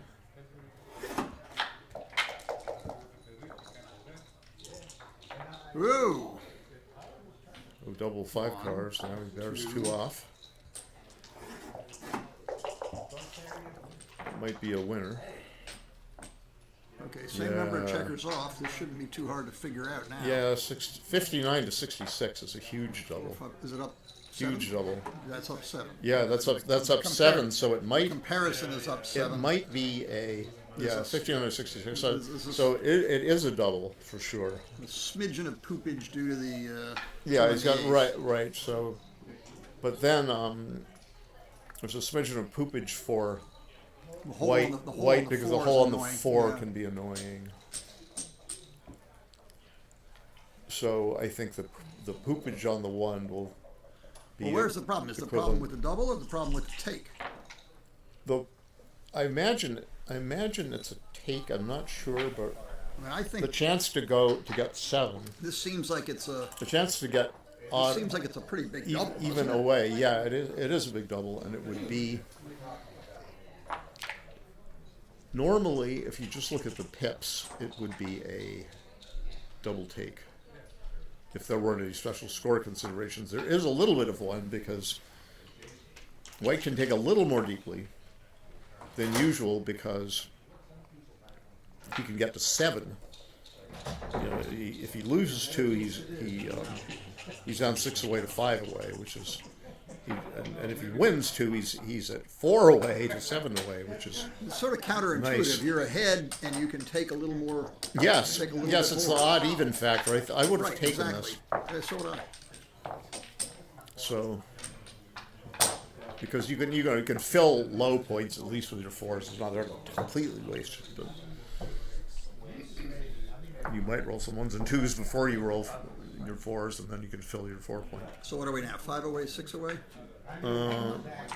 Did he win 1 or 2? Where was he won the 2. there? He won 2. No, he won 1. Excuse me. Okay, So it's so 5 to 5, right? So it would have been 4 to 7, but yeah. So it is now it's 6 away, 6 away.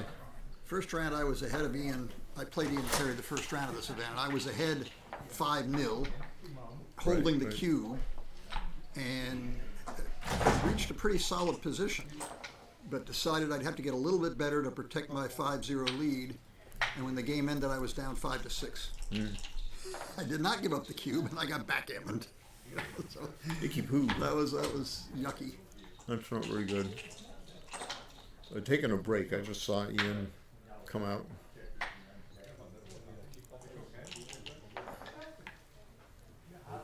Oh, I'll get a glass of water. You want some water? Oh, sure, if you're going. Thank you. Okay. We are waiting for Dennis Culpepper and Ian Terry to return from whence they have fled. A special break room where all the methamphetamine is dispensed. I'm just kidding about that. We don't do that here. At least not that we tell about.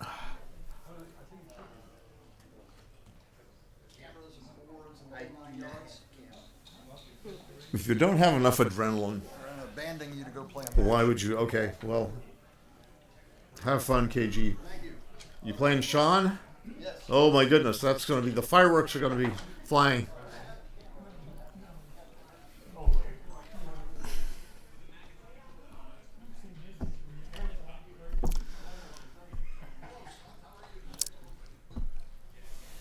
So 6 away to 6 away.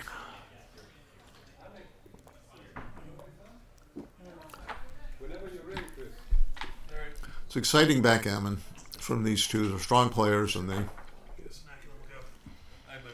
not afraid to take cubes or give cubes. We hope for some more excitement.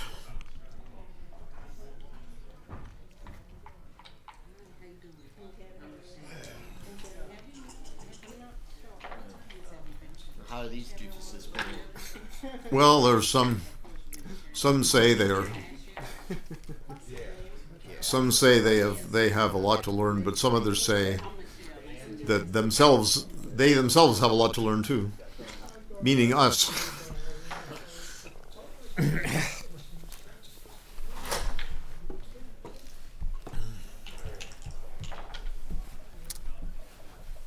All right, Ian Terry and Dennis Culpepper, the Texan and the Virginian, respectively, have returned to their battle of wits and dice. And Ian makes his bar point quickly with an opening 6-1. Dennis follows with a 4-2. Now, because Ian's on roll, he's got an edge, so he's probably just going to split and come down. That's standard in that position against 8 checkers in the attack zone. And Dennis could slot his 3-point or something like that with a 6-4, but instead he's going to do something positive and just try to escape a back checker. And Ian he rolls a 4-1 and he makes that 20 anchor, and instead of stacking a checker on a 6-point, he slots the beautiful 5-point. Dennis misses. He brings the checker to safety on his 8-point. Puts the spare checker on 8-point and brings the back checker up before Ian can get builders going. And Ian rolls a bad number. He rolls it's a 6-5. He can't cover his 1-point or attack. Now, if he's going to play that 6 to the 7, he should go to the 2-point, because the blot of the 2 points is in direct range of all the outside points he's got. I would have thought hard about making the 1-point, just to have a second point in the board instead of a blot in the board, so that if I got hit and I got some return shot, I wouldn't have to worry about a direct return.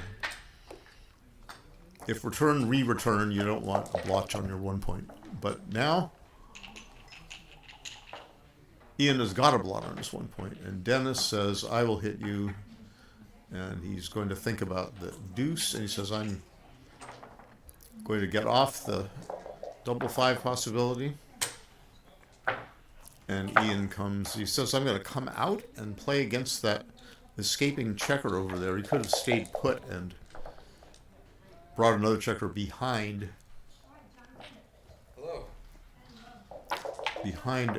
Dennis's blot. Dennis has simply run the back checker, and now a 2-5 is a hit and cover. Believe it or not, you make that 1-point because you don't want to be hit back. And Dennis obligingly to Ian stays on the bar with a double 6. 6-1 would have been as bad as would have 1-1 have been. So now Ian rolls a joker. He makes his 5-point, and he brings 2 checkers together on Dennis's bar point and moves the spare checker over to the 14-point, where it's keeping an eye on the outfield. And Dennis says, I'm going to stay put in that board rather than hop out into a double shot, which would have been a 25 number shot. No, 27, because you count 6-3. Ian rolls an 8, and he plays to the 6-point. Dennis rolls an unwelcome deuce ace and has to think about what to do. The the sort of obvious thing is to just move up closer to safety and then spread builders in his board. Now, Ian has to think about a double, which means counting the race. And 122 pips for white. I think 129 for blue, 32.56, 108, 129 for blue. And let's check that again. 122 for white. So I think it's worth a double, actually. He says, I hear him already bellowing, so I'm gonna double. No. The door's closed, they can't hear me. I know because I was in there playing, being streamed, and I could hear Chris Trencher, and I thought of keeping it open so I could hear what he was saying, but then I thought, oh, Steve Sash could hear it too, and so I closed the door like a good doobie. And Dennis, you know, it's a tempting take because he's got a lot going still, but he doesn't want to be pointed on and then stay on the bar and then maybe get gammoned. My public calls, my bookie has found me. Oh, my wife. The wife is bookie.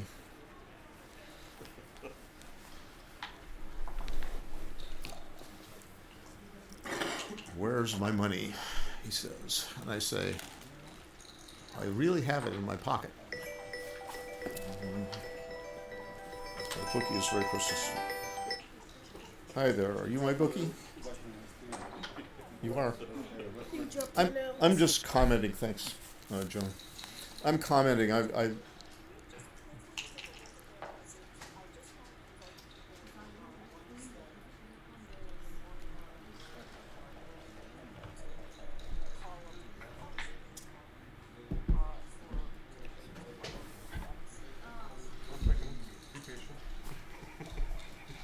Okay, I will take a look at it presently, but I'm in the middle of this now, so after I'm done, I will, so don't worry. If you're really in a hurry, yeah, just after. Okay, all right, thank you. I'll see you. Goodbye. Yeah, the wife is bookie. It's a good way to get me to stop spending money irresponsibly, and Dennis says, I'm going to let this go. And that's the best kind of double when your opponent does not know what to do. Yeah, how'd you do in the BMAB again, Marty? I did okay. I won the BMAB. 5-0? 5-0. But I didn't do so well today. I lost a match in the Masters. And Dennis says, shall I slot my 5-point? No, I will make the standard minor split to the 23-point. Ian replies with a very welcome 3-1 to make his 5-point. My guess is that Dennis has got three choices that I see. One, he can re-split his back checkers, going to the 20. Now, I would have gone to the 21. If I were going to play a 5 down, I would have gone to the 21 instead of the 22. But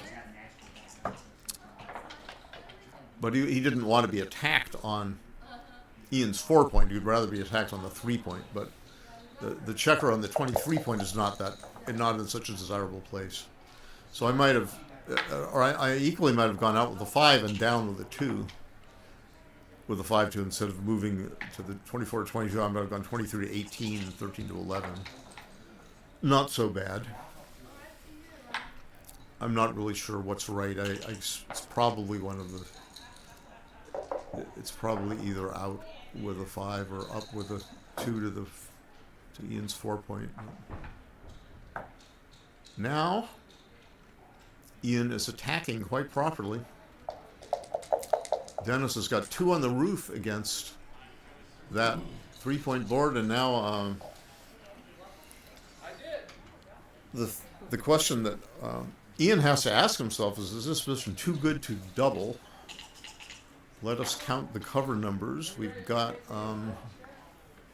looks like 19 ways to cover the 2-point. Do we have anything extra?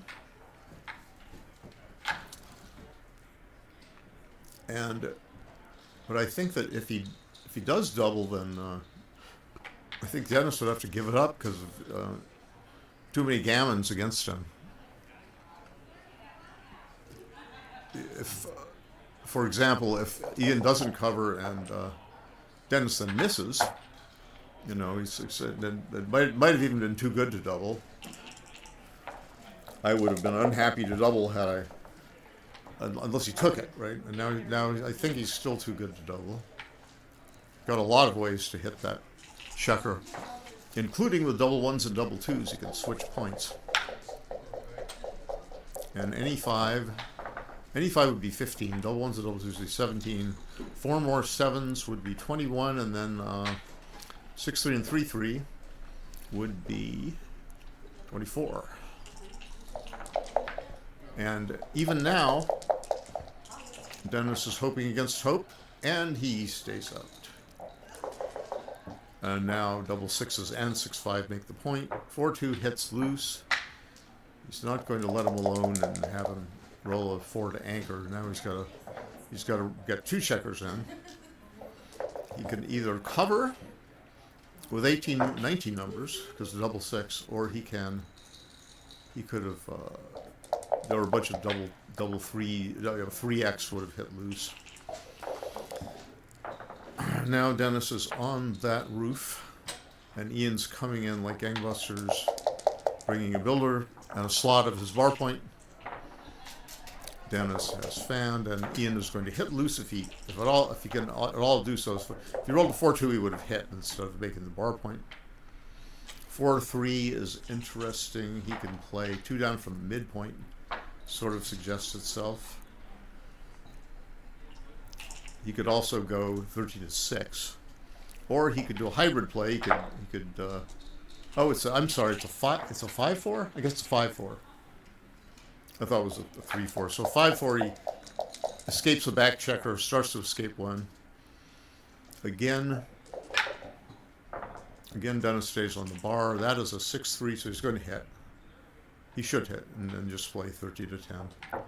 He doesn't want to let him just make an anchor. This is the way to play against. When you have a massive 5-point board, your opponent has basically nothing except a chance to roll double aces, or an ace followed by an ace followed by winning. Then you attack, and he's going to bring a direct cover. He's got 19 ways to cover. He's got a double 5 from Siberia and a double 4 from Siberia, from near Siberia. What is that? A 5x? Is that the 5-5? No, it's a 5-3 apparently. Now he could have made his bar with that. And at least making the bar would bring another checker into the attack zone and would create a 6-1 prime. Instead he could go 13 to 5, which would not make a prime, but it would give more ammunition to close the ace point. I would have been tempted to eschew the prime. Now he only has a bunch of 6s to hit back, and he's gonna he should not. He shouldn't put it on the white point. He should put it on the. He should put it on the blue point so it diversifies escaping numbers, and play that. I believe that's the right play. He could also have played again. He could have played 7 to 5, but maybe that's a bit more prudent. And again, Dennis stays on the bar, and Ian says, "All right." Now he should, I believe, just go 11 to 6, but he says, "No, I'm going to run away. I'm going to try to run away," and it's a little bit pessimistic for the likes of me. And Dennis says, "Can I finally get a 1? No. I keep getting high doubles, but no 1s. Okay, so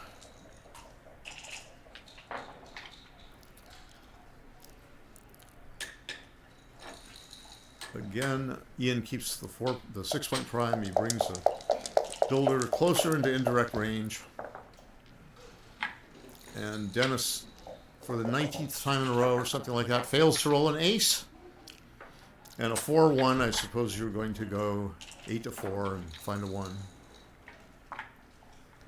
And the 1 probably being, he's not going to go 8 to 4. He's going to say, get those back checkers out of there, for gosh sakes.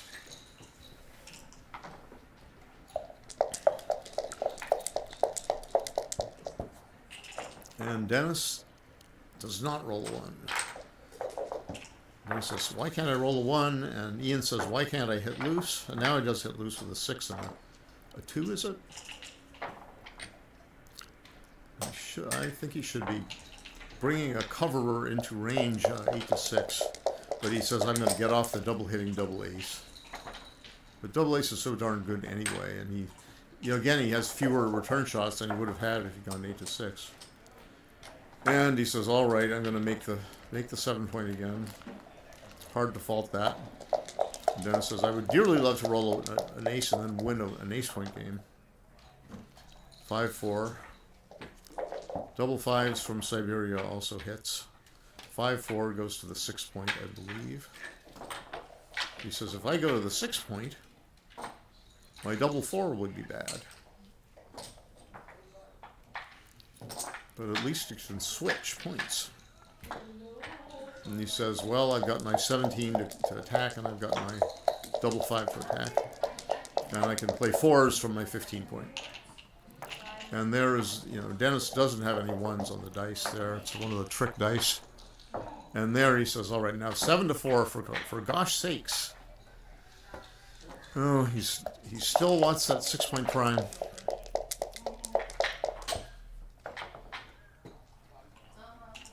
And he says, the only thing I can get is a 6x. And he says, all right, I'm going to, that's illegal. Okay, so he's giving himself an extra double 5 to cover that 1 point. In return, he doesn't get hit twice with double 1s, but Dennis persistently threatens to make the anchor. Now Ian says, I'm going to hit you. I don't want you to make that anchor. And he says, I do want to roll double aces. The dice gods deny him. And finally, Ian closes the board and comes around the corner to the 11 point. And he's hoping he doesn't roll a whole bunch of 6s and 4s. And he says, I'm going to run away. Back checker out to the 16 point.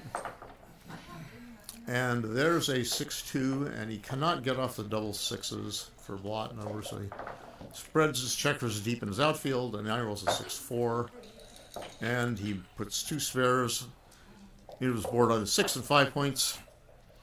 4-2, he's going to play very aggressively, try to bear off as many checkers as possible. And he says, will I win enough gammons to make a super safe play? Maybe he will. Whenever I do this kind of thing, I do not win a gammon because my opponent rolls at least 1 set of boxcars. But whenever I do the other thing, I get hit and lose. No, I'm just kidding. That's all superstition. I just get what my fair equity really is. That's a good roll for Ian Terry. Bears 2 checkers off. He's not gonna. He doesn't. He just rip him off. I mean, it's a very long parlay. He says, I don't want any parlay at all. And now hell bent for saving the gammon. It doesn't much matter. The 15 point is 9 away from the 6 point. And now he's going to go to the 14 and the 10, I suppose. He says, no, the 14 and the just the 9. Catering to 3s. I don't know about that, but he's probably just going to lose a gammon anyway. And he's going to go 15-10 and 8-6. He says, no, 13-11. None of this 8-6 stuff matters hardly any tiny bit at all. 7 checkers left for Ian Terry. And cross over to the 12 point. It's probably possible to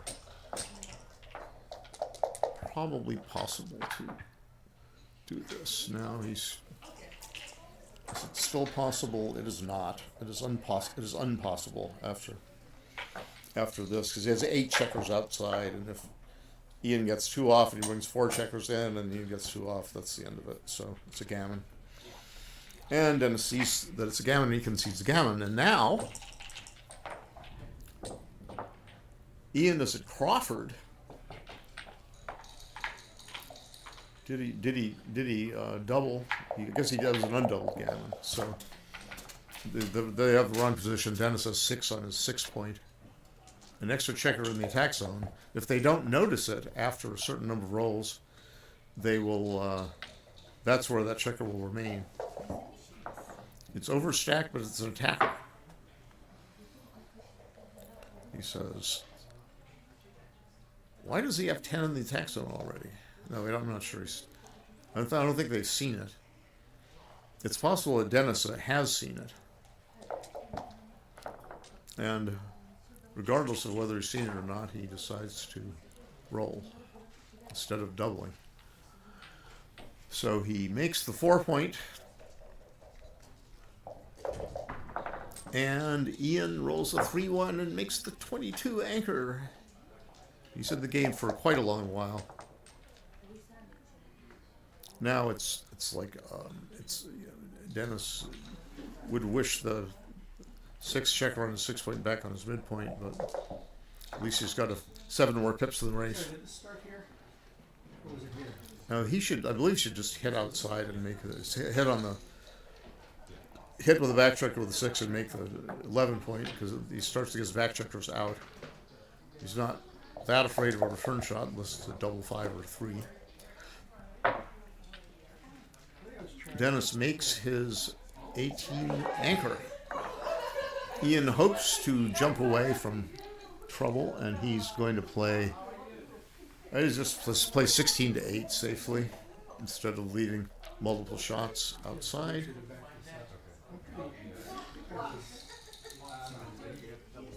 That's safe, and now Dennis will attack if he can. Will he attack with a 5-1 or not? If he attacks, what should he do? If he hits with a 5, what should he do with a 1? He should probably move the back checker up. If he doesn't attack, he might just slot his 5 point and bring the back checker out. So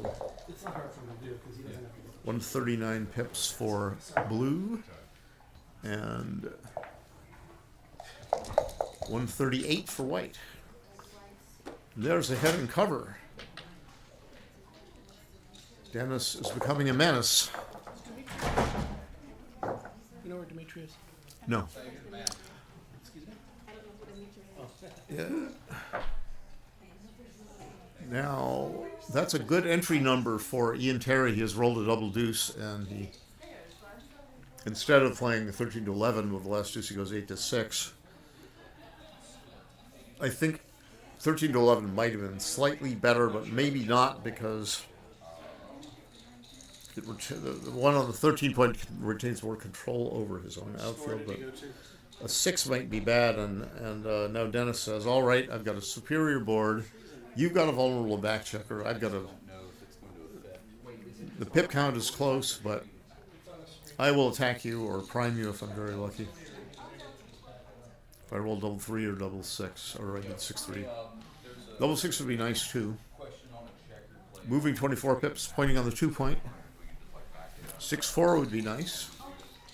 Double 5s would be nice, moving a lot of freight. Double 3s would be nice. Well, I said that already. Make the 7 point or something like that.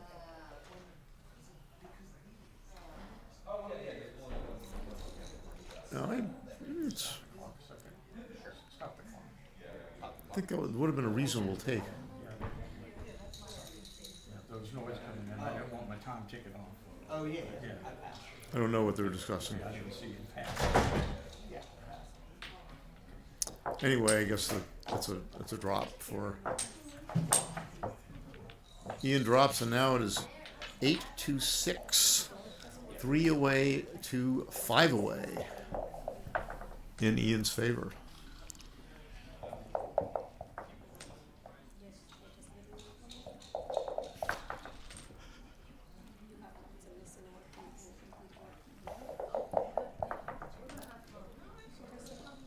And Ian starts with a 5-3 and makes the 3-point. Play B is to split with a 3 and come down, but the innerboard point is a concrete asset, and so it's better. Splitting is standard with a 1 against a point-making roll like that, and Ian says, all right, I'm going to attack with a 6-1. Hopefully he'll send the bar, but no, he brings both checkers in without a hit. And there are a few numbers that attack. 6-5 is just going to come out with a 6 and make his 8-point. That 8-point is a good thing to have. He's vulnerable on... Ian is vulnerable on Dennis's bar point, but... Ian does have a blot on his own 1, so Dennis is happy to hit loose on the bar and make his 5. Because he says, you can't hurt me. But now... Ian says, I will make my 1 point. Thank you very much. Making the 1 point is just clear because even though he doesn't like to put 2 checkers deep in his board, he doesn't like to have that blot there either. So this is an interesting double for Dennis to send. He's seen a conservative pass from Ian, but my guess is that Ian would take this because he's got some work to do. And there's a 6-5, so he makes the 4-point prime, and he should likely go 20 to 15. There is a 3 duplication because 4-3 and 2-3 and 3-3 hitting cover, although 3-3 would be great hitting 2 checkers. But I think he should come out there and minimize the chance to be hit on a point that he'd really like to make. So 5-3, he will... Ian does not have to hit. He could refuse to hit and cover with a 5 and come up, but the checker up on Dennis's 4-point would be quite vulnerable. He'd much rather put Dennis on the bar, leave him only 7 return shots plus juicy double 4 and double 2. 5-1 is semi-juicy. Any 4 is pretty juicy, I guess, for Dennis. But Dennis says, I don't quite have enough to double, even with my 4-point prime. Now he can keep the 4-point prime and go 13 to 9 twice and find a last 4, or he can say, I'm going to advance my 4 prime into my board, make it difficult for Ian to come up. He says that's not difficult for you to hit with a 6-2. Hop out and hit at the same time. And there's a 4 and a 1, so he's going to keep the back checkers tightly together on that advanced anchor, and he's going to hope not to be hit, but Ian Terry hits him with a 4. He covers the 10-point with a 3. Now that will give Dennis 4 bad 6s from the bar, 4-6 and 2-6, which would have forced him to break his bar point. Now 3, it's tempting to slot the 3-point. It's also tempting to move any of the other 3s, except you should slot the 3-point rather than the 2-point.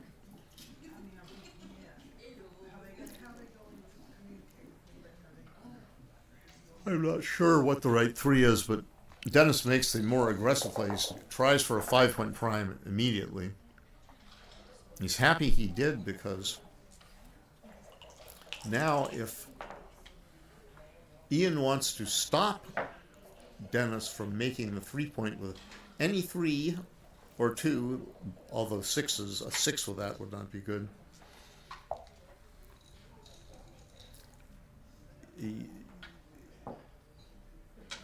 So Dennis is thinking, shall I double? I'd be really happy if I could make that 3-point and have 5 in a row. and not roll a 2-6 or a 3-6, which would force the prime to be broken. Oh, but no, he could cover, but now he doesn't have to break. He could run all the way out to the 11 point, the 14 point of himself, and 11 point of Ian Terry. He can just say, all right, I'll get that vulnerable thing out of the way and give myself a 6-5 to remotely cover. And Ian says, I need a 2, please, but I only rolled a double 5, and he brings 3 into the 5 point, making that point, and goes. And now Dennis says, okay, I've got double 6, 6-5, any 3 or 2, plus 1-1.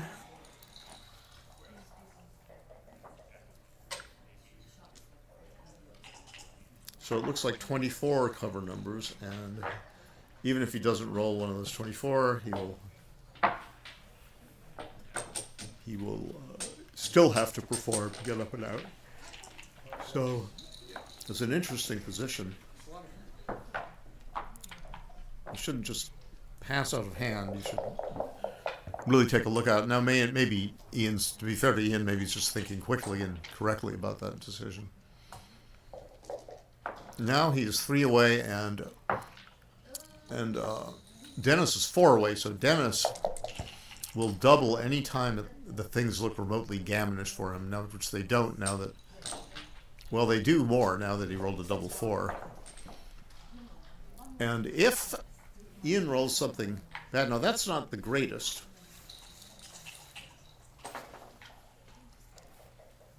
I would make the 5 point. Come what may. The alternative is just to move the back checkers up. And at the score, I would actually double. Because he's in good shape if he rolls a 4 or a 3.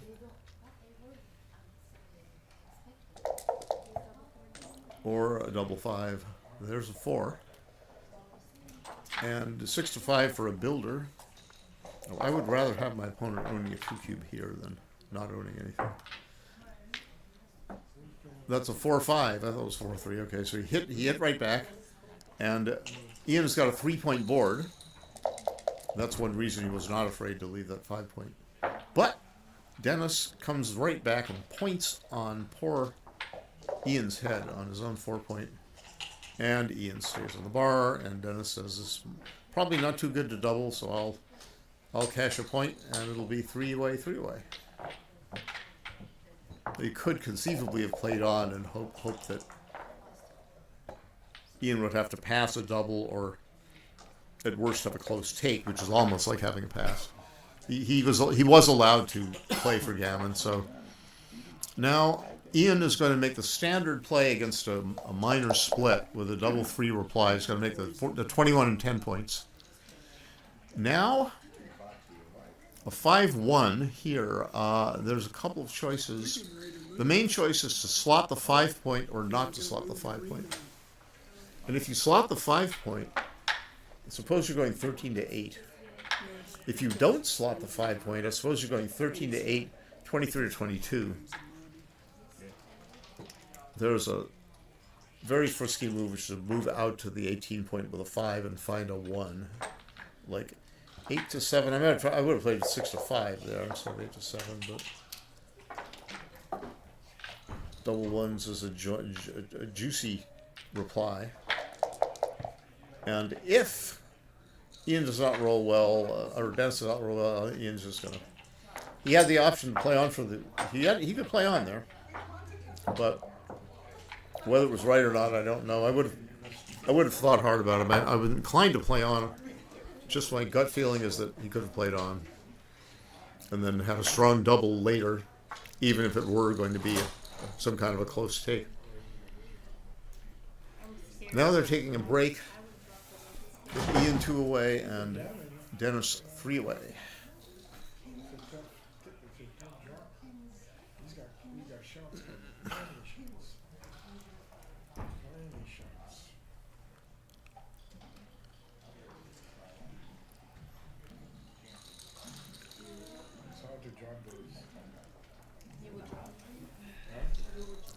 will drop because you get gammon most of the time. He's running out of time. So at the score, 2 away for Ian and 3 away for Dennis. Basically, the side with 2 away is not eager to double and face an automatic recube for the match. In many middle game positions, the side with 2 away versus 3 away will have an advantage based on gammon chances. And a gammon, of course, an undoubled gammon will win the match outright for Ian. And so Ian, there are a lot of positions that might come up where Ian would say to himself, I gammon too much of the time to let my opponent have a good chance to win the match outright. If I double, then everything is down to winning chances, and gammons don't count double anymore.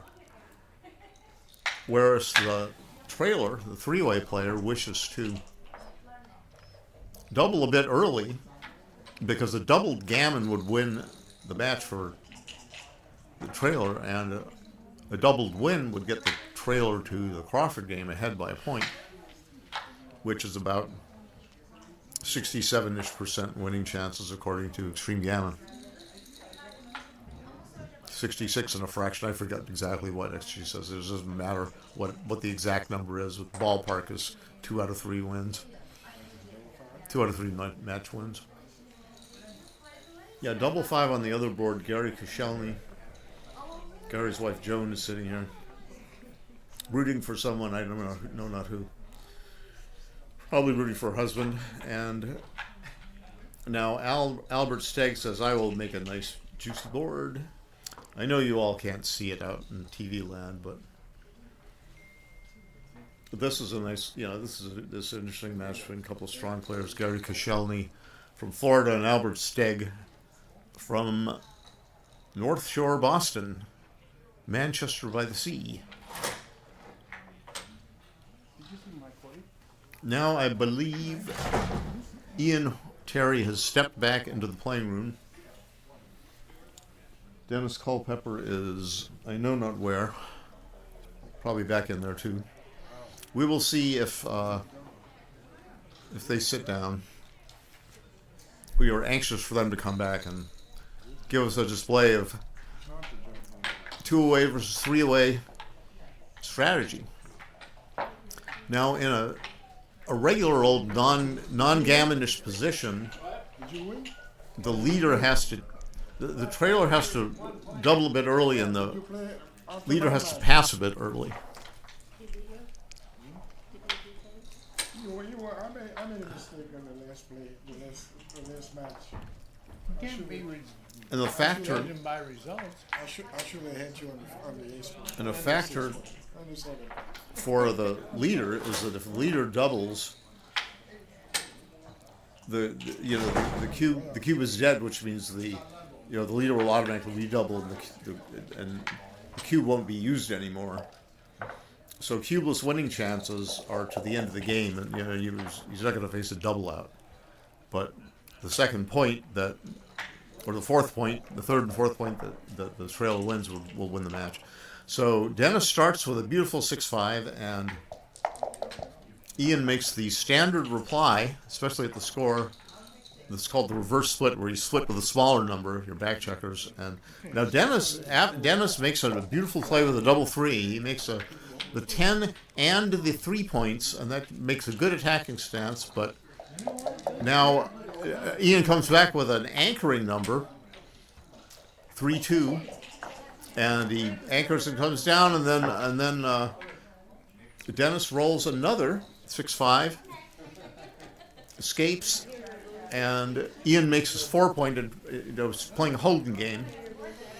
It would be an easy take for Ian because, for one thing, Dennis has 5 on his midpoint, so he can't clear it outright except by moving 4 checkers off it and leaving a direct shot. And the pip count is probably in Dennis's favor. 133 pips for Dennis, and and 149. So 16 pips ahead, if I counted that right. 149 and 133. Yeah, so he's 16 pips ahead, but it's very hard for him to lose his market for the cube. Maybe a double 5 would do it, and he says, I don't care, but I would not have doubled that one. And he says, all right, I'm bringing Builder to my 10 point. How does that feel? And he says, well, I've gained 4 pips on you. I rolled a 7 after you rolled a 3. And now he says, all right. Oh, this is, I do not think this is right. 4 to the 8 point. I dislike it. I think he should go 3 to the 5 and 5 down. That 5 point is great to come in. And Dennis has a lot of time to wait for juicy doubles. I really would dislike 4 to the 8 point, because the even numbers look so bad. And Dennis agrees. 3, 10 to 5, and 1, 30. I think that was his best number. And he is now very happy to have doubled. Now, Ian still has chances, of course. He has 2 chances. Yeah. Slim and none, no. Right, no. Ray Fogelman is our resident wit. Ah. And he says, Marty is the resident something that rhymes with wit.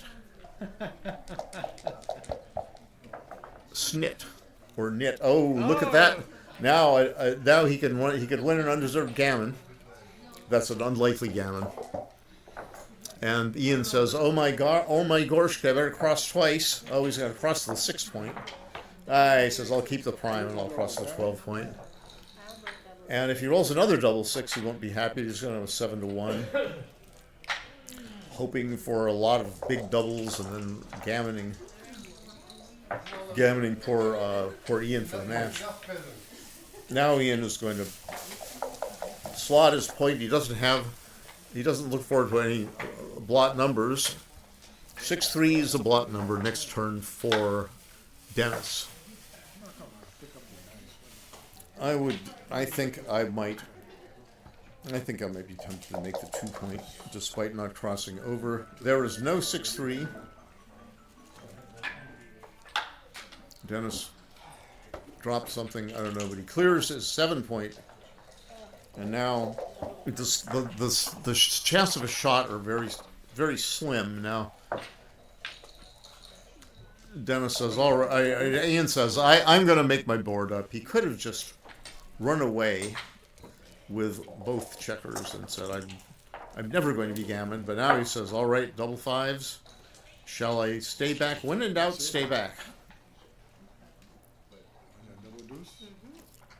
So he could play 11 to 1 and hope for a shot on the second turn of. Now he's not going. He's just going to play 5 to 1 and 2 off, leaving no blot numbers next turn. No blot numbers next turn. Double 1s to close the board. And I think it's time to go. I think it's a slim parlay, but it's possible he can still stay. I don't really know, but he could play 3-1. Double 1 would be the horrible event followed by gammon, but Ian says he says I'll run. It's hard to fault him, but it is giving up the game pretty much. And if he's got an even number of checkers, he should probably go to the 2 point. 4, 7, and 5 is 12, so it doesn't much matter. I would go to the 2 point, hoping for double 5s, undeserved everything. Oh, with boxcars. 14 to 2 and 6 off twice. And there's a 5-4. And Ian with a chance. If he wins this game, he wins the match. 5-1 is not the way to win. Dennis can waste a lot of pips here because he's all squunched up down there. But that doesn't mean he's not way ahead in the race. 2 off. 7 checkers left. 9 for Ian and higher up. 6-4 is a good roll. 2 off. 5-4 is 2 off the 2. The best you can hope for except doubles. A big double would be juicy. A small double would be semi-juicy, like double 2s gets 3 off at least. 4-3 is semi-juicy. And now Dennis puts away the 2-point win with double 2s. So now he is the one ahead in Crawford. 1 away, 2 away Crawford, and 60. It's either 66 or 67% that the robot says. Doesn't matter much, one way or the other, because all these match equity tables are just estimates based on statistics. Some of it makes assumptions about gammon rates and things like that, and that's more quantitative, but the assumptions themselves are to be questioned. So this is interesting. I would not play that way. I would, but the score actually would bring 2 checkers down from the midpoint. You don't want to be slinging checkers on my deuce point. If I did come in, if I did hit, I would have split my back checkers. Yeah, I just come out. So now there's a 3-1. I believe this is right. Hit that thing, put it on the bar, make a 9-point instead of giving him the full roll. And 4-2 is not so bad. And Ian splits the back checkers. I'm not sure he shouldn't split them on the 23 and 20 points instead of that now. A great roll for Dennis. He makes an instant 4-point prime. And Ian says, well, hardy har har, I'm going to make an instant 2 good points, an advanced anchor, and a 5-point. And I'll push a checker close. And Dennis says, I'm going to run away. And Ian hopes against hope to hit that thing. And he does. 6-4, out and smack. Not a bad number at all. Dennis says, I will get you. And he says, I'm going to hit you. I hope I do not get hit back, followed by being gammoned. And Ian says, perish the thought, I'll stay on the bar for you. And Dennis says, I'm going to make a 5-point prime, 9-4. And Ian says, I'm going to hit that thing. They're drooling with joy at all these joker numbers. And, oh, there's a joker in reply, bar off the bar to hit on the 16-point, and there is at least, he's got an anchor, and now he should play just a wimpy-looking 11-5. Does not want to be hit. Does want to deploy outfield checkers against Dennis's back checker. But Ian says, no, I am going to be very creative and leave a triple shot. He's thinking about it anyway. And this way, I might get multiple checkers back, and I then might play back game. And Dennis says, go ahead and try for a back game. I'm going to hit you anyway. And Ian says, yes, I will try for a back game, but on my way toward a hopeful back game, I will make my 4-point prime. So if you slot everything, you probably are going to make something. There is a 1-2 buckle my shoe number. He's going to go 9-3 and I suppose 14-8. Why not? Hit that thing. Don't let him make the double anchor. Knock him off the double anchor, indeed. And go 14. You can go 13-7, but 14-8 looks good. Keeping the midpoint. And there's a 3-2.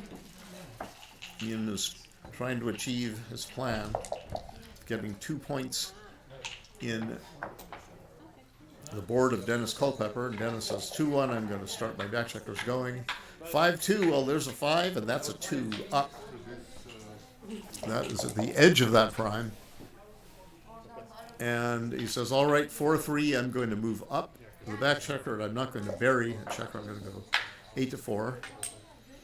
And Ian says, "All right, off we go to the races.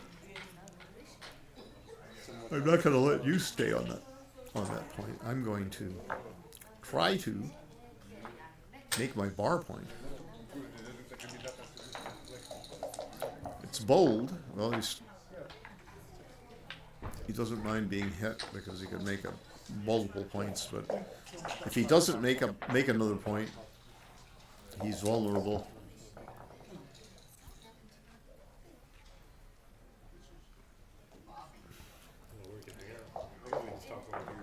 He says, "I am going to." All right, that is a nice. And Ian also says, "I'm not going to give him a free 4-3 to make his 9 point. I am going to hit him. If I'm lucky, I can make the Great Escape work with a 6x. Oh, 5-5 is googly moogly, so he's got to go 6-2 twice.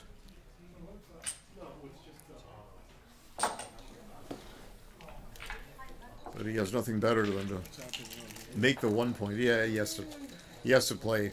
He can leave a blot on his 1, or he can make his 1. He's got two 5s to play for him. And he says, "All right, I'm going to get more checkers sent back. I hope. I would have been tempted to try to win the old-fashioned way by making a board and then hopping out with a 6 and hitting a bunch of things."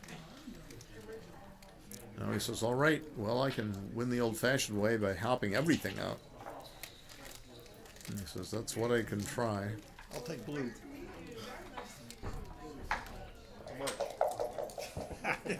Pretty much.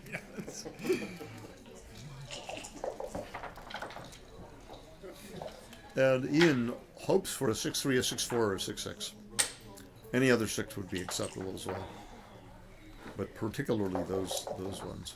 Consolation prize is a 4-1. Yeah, now he says, "All right, That's optimism. I'm going to be optimistic." Well, it's the cube is on. Oh, the cube is. It's Crawford. He's behind in Crawford, so he's just trying to. He's simply trying to win the game, so he should hit the doggone thing. I don't see how a checker back is going to help the prospects of Dennis. Now, okay, so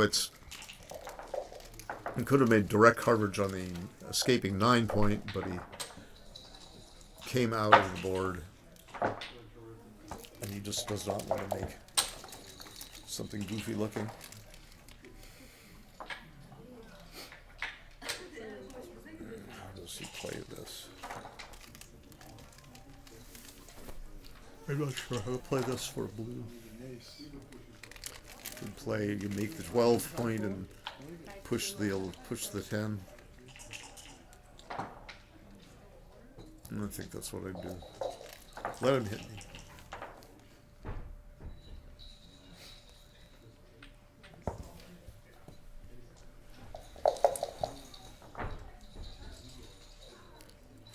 Unfortunately for Dennis Culpepper, he does not make his 9 point. Now he could try to make his 9 point.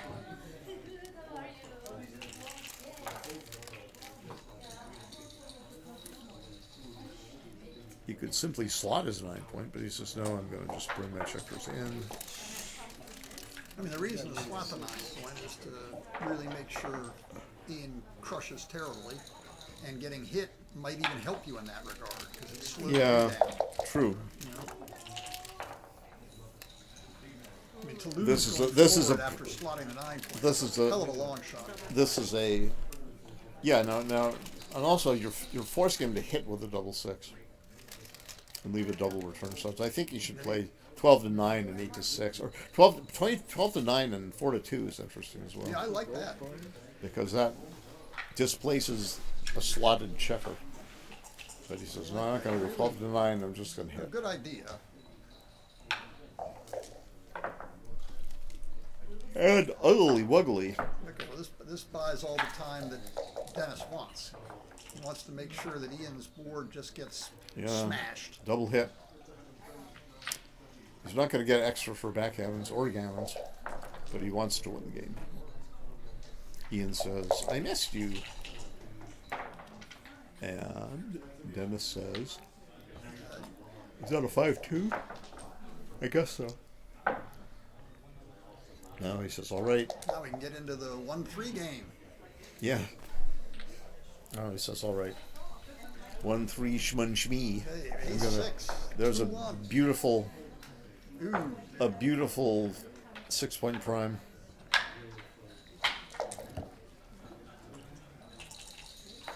It just takes 1-3, and Ian's very slim hopes go almost to 0 as this board goes away. But, you know, whenever they have such horrible things looming in front of them, they don't do it. I think all the way around to the 12-point. Get that builder close. Yeah, or just come out with 6 and 2. And spread them out. I'm not sure it matters. I'm not sure. I'm looking ahead to getting a checker into the 6-point, I guess. And that's 6 away. And he wants an ace very badly, and he does not roll it. Ugly, bugly, bugly.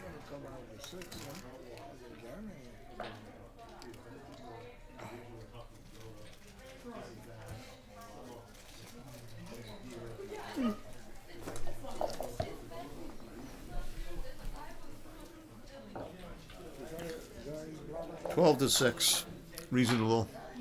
5-1, all right. He says, I'm going to win from that 22 anchor.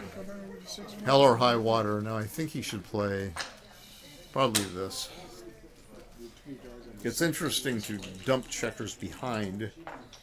That will burn a bunch of pips before you have to release any back checkers by breaking your 6-point front. But he says, I'm optimistic I'm going to leave my 3-point slotted in case I can get out and then later cover it. Dennis says, I will not let you out. I will not let you go. And he doesn't let him out, and he doesn't do anything, and I have a 4-2, I guess 7-1.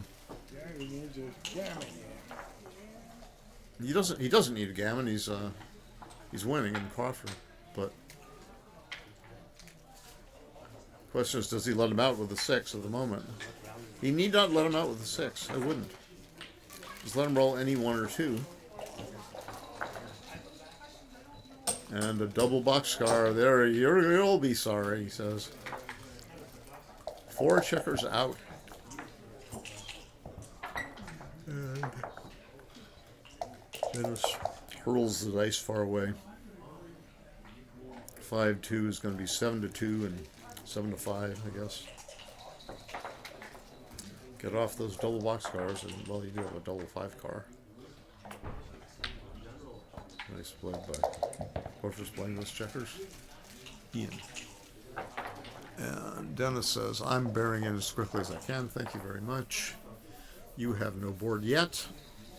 Ian says, I'm probably going to. Well, he could have made the 12-point. He could have put himself in direct range of covering his 3-point. And now, Ian says, I'm going to move 2 checkers off my 5-point.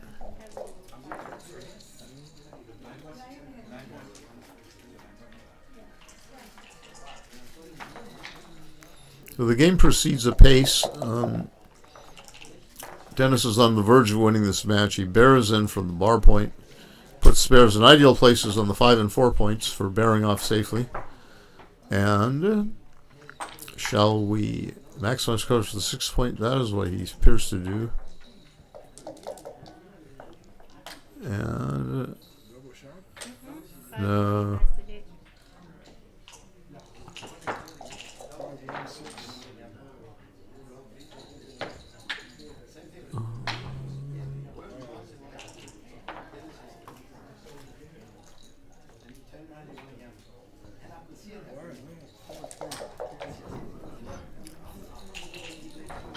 All right, 6 off, and 5 goes 5 to 2. Even on the highest 2.6 checkers total on the 5 and 6 points of Dennis. Now Ian can only make his 3 point and not his 6 point. He's hoping to make the 6 point next turn, or even the 5 point with something like 3-1. Now 5-3 cannot clear the 6 point, so he leaves 2 apiece on his 6 and 5 points, which is the best play. And there's the 3-1. He'll just make his 5 point. And a 6-3 would be a disaster number for. And at least he's a roll disaster numbers. He said he's not coming to another tournament for the next 12 months. I want to bet you. I want to have $100 bet. He will get another tournament. Oh, it's blot time. It's shot time now. Sports fans. Dennis Culpepper has left a deuce shot, and kaboom! It's a hit by the intrepid sharpshooter. Ian Terry has hit a last second shot, and he might be gunning for a second blot, which is now sitting in Ian's board. To that end, he might wish to slot. You might wish to slot that bar point. But you can only, if he's going to slot anything, he'd slot his 4. But instead of doing that, he's going to bring builders to his deep outfield. Again, Ian stays on the bar. And 4-1, I bet he's going to play. I don't know what he's going to try. He's going to try that. Says, I want that 6 point, so I'll just up and slot it. And if he hits me, then I might get a second checker for my pains. And that does not cover nothing. Now Dennis has got, looks like he's got 5 checkers off. He can make the 12 point, blocking both double 6s and 4s. He can vacate the 12 point, unblocking double 6s and 4s. Or he can unblock and bring a checker in the 5 point. That's what he does. And 4-3. He says, well, I'm not going to hit, so I'm going to cover my 1 point. And it looks decent for me to come out swinging like a rose. Ace is in trouble.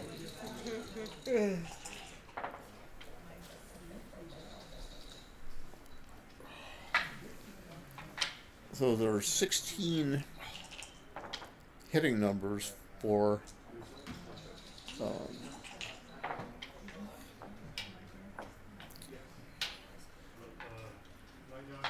Ian in that position. Now, here, with 5 checkers already off, Dennis Culpepper can opt to cover his ace point, thus getting rid of trouble in his board for a long time to come. Of course, Dennis has checkers off so he can no longer be gammoned. And a gammon would have won the match for Ian Terry, but this is the Crawford game where no cube is in play. And the best Ian can do is win a point and get the double match point.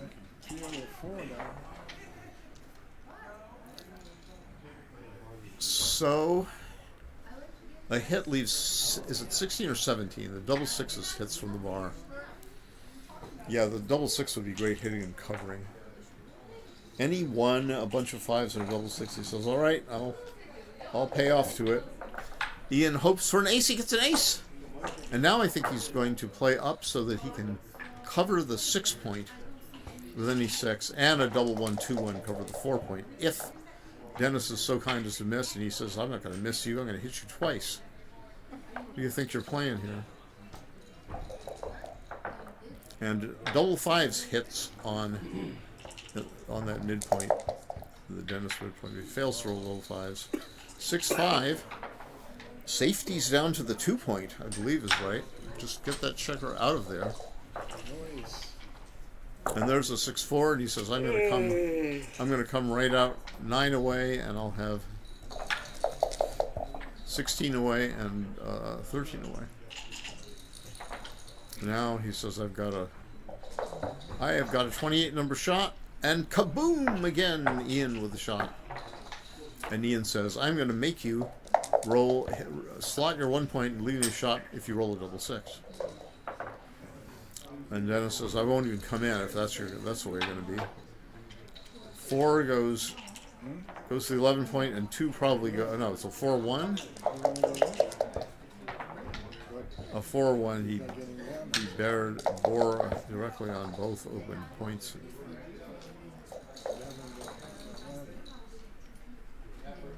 Gammon does not matter. That is very true. So I think what he should do is play.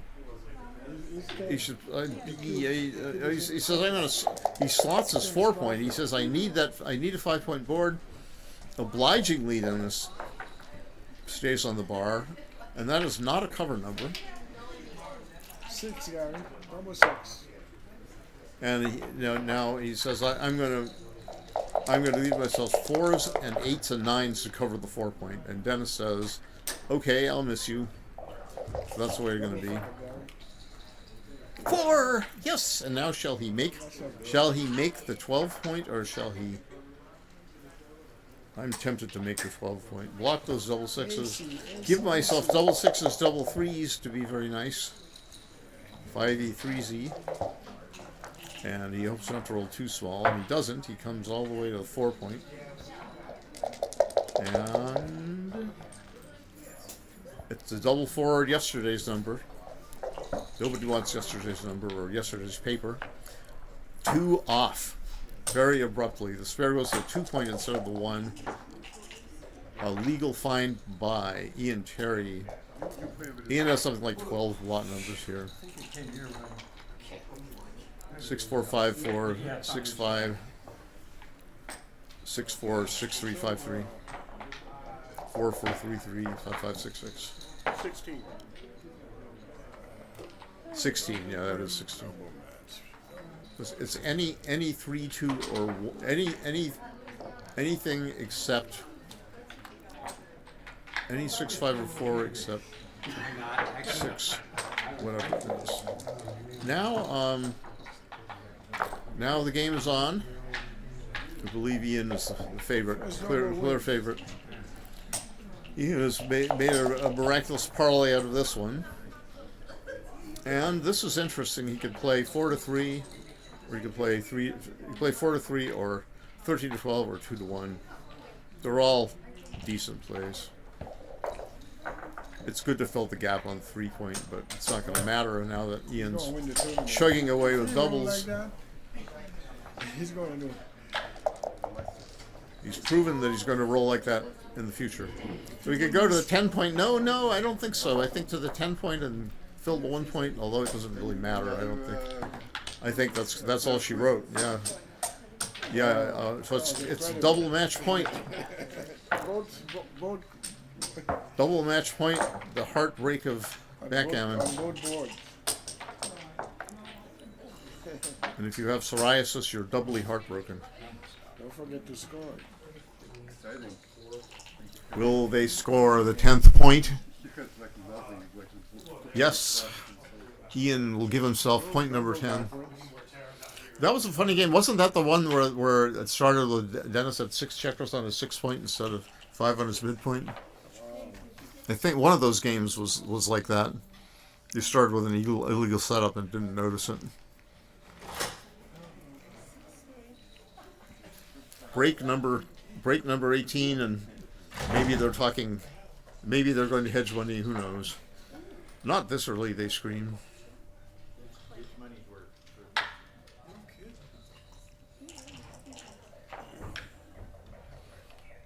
On the other board, we have double match point in the Masters jackpot. Albert Stig against Gary Koscielny. Who was the favorite? Looks like Gary is probably the favorite in this position. What is it, a 6-2 for Albert? 6-2. For Gary. For Gary. Well, that's not a very good roll, but I suppose he's just going to go 2 down from the midpoint. The alternative is to make the 4 and not not get back aimed out, and there's a hit. Making the 4 was a play for sure. I suppose you're going to make that bar point and pay off to the deuce and 1 and 6-4.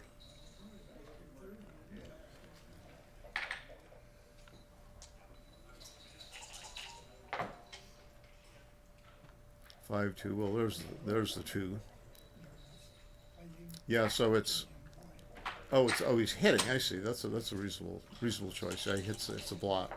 This is Albert's. I don't know if anybody can see it on the other stream, which might be showing on your screen or not, depending on Dmitry Obukov's preferences. Dmitry's running all that stuff now. Albert makes a double anchor in Gary Koscielny's board. Wait, I'm watching you play. You're on break, huh? Yeah, I think we both need it after that last one. Ian Terry's remarked on Did you have like 10 chickens? the horrid excitement of the last games. Don't rub it in. Yeah, well aware. Trust me. How did you win that? Well aware. If there's only one way to win, you have to find that one way and then win. The plan is to not think, just do. Where were you? Yeah, I could save you some time. Albert Steck is a nice-looking favorite in this game over here, especially after poor Gary Koscielny stays on the bar, gets a 3-point board. Now, favored is Albert to make a 5-point prime, and he does. Oh no! Oh, please don't do this! Oh no! Make that prime. That prime is golden. And out with a 5. Hippity hop. Hippity hop. Make that prime. None of this blitzing stuff. How is he going to play a 4? He's got to hit that thing. Hope that Albert fans, and then he covers and hits and gets out little by little, but he does get hit back. 5 in and 2 hit. That was me on the. That was a very strange looking me on the screen I saw. Double aces for Albert. Now they are now. Oh, that's they're on both. Albert Steg and Gary Koscielny are visible on both streams, and there might be only one stream visible to all of you all in TV land or YouTube land. Albert Steg has got a whole bunch of checkers trapped behind a 5-point prime. Gary Koscielny says, I am going to hit and hope for the best. He could have just gone 10-4 or something, but he says, nope, I'm going to come away from. And he goes 22-16 and 24-23. He's pretending that Albert will not roll anything good. Is what else does he have to do but pretend he won't roll anything good and play for him to roll badly? Gary rolls badly after Albert hits him, doesn't come in on the board. And Albert says, I am going to bring another builder in. And Gary Koscielny says, I better hit you. And then try to get up and out after you stay on the bar. But Albert says, stay on the bar, little old me. And now the back on top of the head of Dennis Culpepper briefly appeared. Ian Terry's beringed, bejeweled hand. Now it is double match point, and Dennis Culpepper says, I'm going to do a hit and split. I'm not a hit and split, a reverse split. Now you can, in a double match point game, you can go back and forth, and it's very exciting because gammons don't matter a bit. All you care about is winning the game. And Ian says, all right, I've got my beautiful 16 anchor. outside anchor, the extended bar point. And Dennis now has a good board. And Ian says, I roll double ones, and I'm going to make the 5 and 15 points rather than leave any shots. And Dennis says, I'm going to, I don't know, slot my 3 and go 11 to 7, maybe? Yeah, this is like how to build the board as quickly as possible. And Ian says, I want a 4-point prime to get home safely. I don't want to hit another checker. I don't want to be hit back. I just don't want any of these things to happen to me. And so I will make the 4-point prime. Ian Terry's a nice favorite. He has a 4-point prime for the 3 back checkers, 2 on the on his 4-point, and a goalkeeper on the 1-point. Goalkeeper, keep me a goal. And Dennis says, I will build my board as quickly as ever I can. I'll keep my midpoint. And 3-6. Dennis says, I am going to clear my 15-point all the way into my 5-point. Hope not to roll too many large numbers. And he keeps that midpoint. He could have broken the midpoint. But, oh no, they got to count. You got to count. He could have, well, this might have been right, but he could have made the 2-point instead. 2-point was not chicken feed. 7, 10, 15. So yeah, I guess you just make the 1-point. Point is a point. Oh, he says I hope to make the 1-point after being hit on a higher point. And because he's not going to quibble now. There's a 4-number return shot. Steve Sachs hit one of those against me. That is why I'm talking instead of playing. And it's a beautiful double 5 car. I guess you got nothing better than to just make, is that 1, 2, 3? Yeah. He makes the 3 and he leaves it 2-6 from the bar. Ray Forgold says, 2-6 from the bar! And he holds a 2-1. Now he can make, alright, now he could have made the ace point. The ace point being probably better long-term shot equity, especially after that 6-1. But now he's running a little bit fast. So he's just going to go 7 twice and 4. And hope to roll little tiny numbers while Ian rolls an abundance of 5s.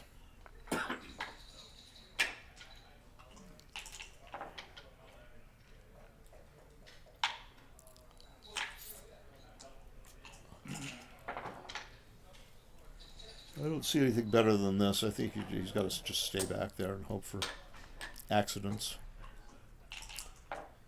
He might still be able to stay back there with 1 checker. And he's probably thinking, shall I go with 1 checker instead of waiting to go with 1 checker? Got a chance. He's not going to, oh, he says, well, so 92 pips for blue and 74 for white. That's too many. And he says, I got a hybrid play out with 1 checker, but a little teeny bit of a racing chance. He still has a racing chance from here somewhat. He has way more hitting chance. 6-2, all right. 5 to 3 is safe. 4 to 3, 4-3. All right, he's going to bring 2 checkers in. He's not going to bury to the 1 point. And it's a 5-4. He's safe for the moment.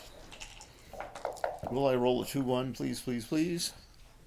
5-1, ugly wuggly, and I guess he's got a choice of 6 to 5 or the optimistic 3 to 2, slotting a 5th point. 6-5 would be horrible. 5-4 would be horrible. 2-2 would be wonderful. Now Ian is the favorite And now a double six might be okay. You in the play? Got a chance. Yeah, but it's gonna be seniors. It's up to you what you want to do. Okay, let me see what he He's says. gonna bear off. He's gonna block those double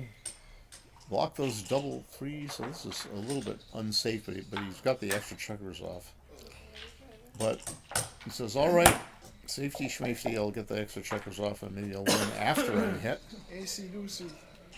AC Lucy. And Dennis says, Right. now hit that thing and go off. Smacko, get him off. No, yes. Don't put him over there. That would be illegal. And now he's forced him forward. 6 blot numbers now, and probably 8 later. 4 to the 1 point, 2 to the 1 point. Now he's got okay, and 2 to goes to the 6 point, and 3 goes to the 1 point. 3 goes to the 1 point, just in case he rolls a 2-1. No, not. He might roll 2 1s in a row from low. And he says, I'd rather have good spares and all that right now. Maybe he's right.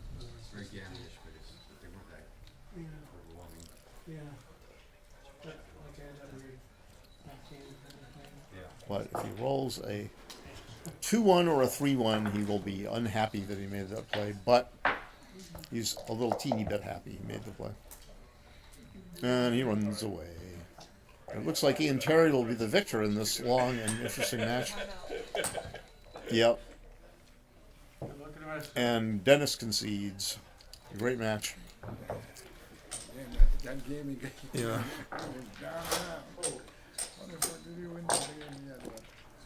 Yikes.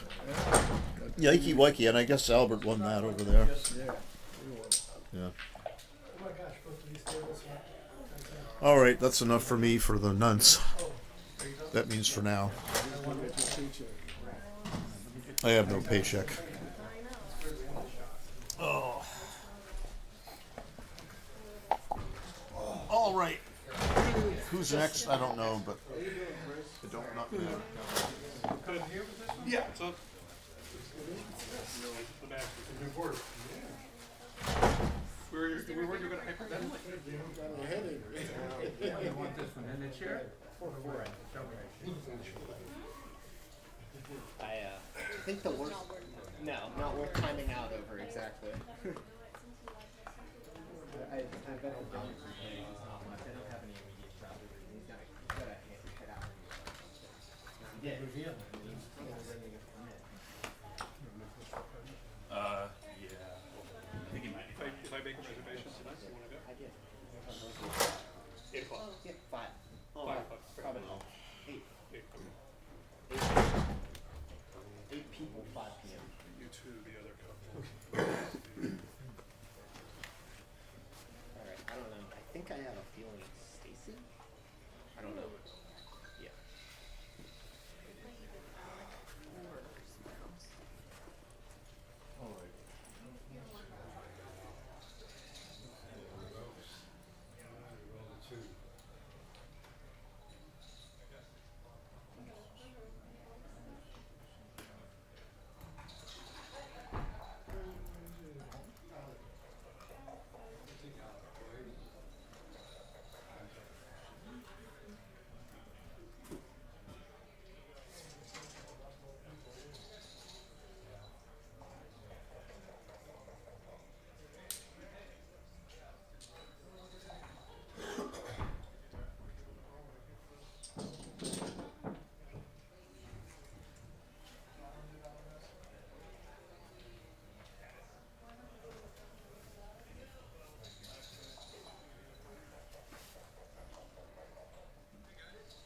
Doubles is at 6 o'clock. Are you playing doubles tonight? Yeah. Okay.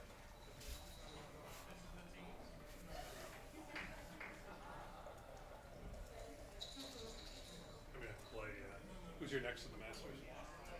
Ian. Okay. Yeah, I'm going to have to beat Tansy to get to the money.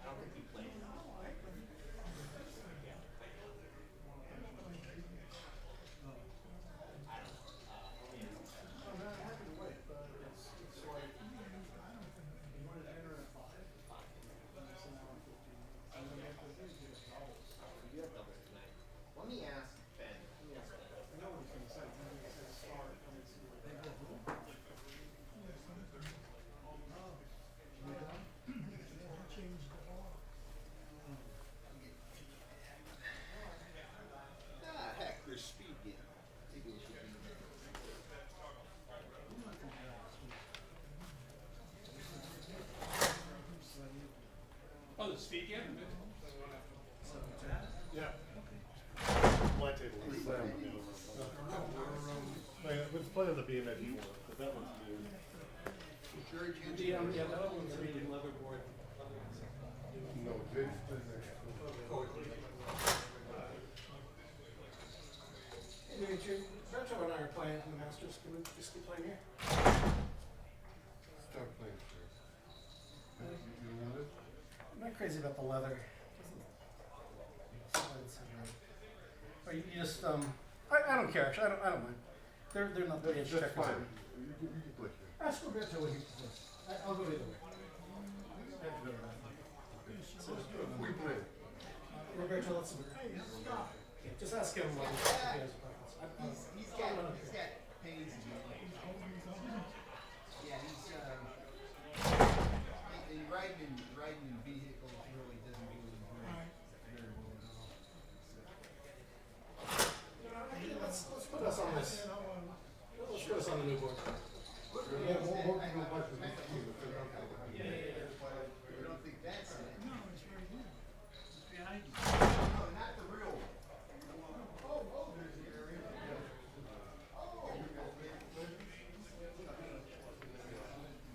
They're running up for the name tag. So I need to make you a name tag. I have several, I don't find them. Yeah.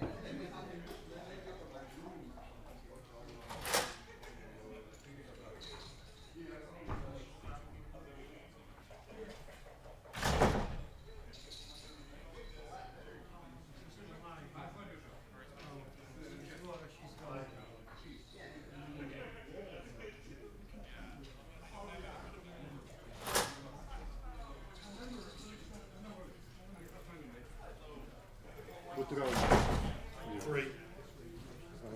Oh, I just printed out a name tag of me. I'll go get it.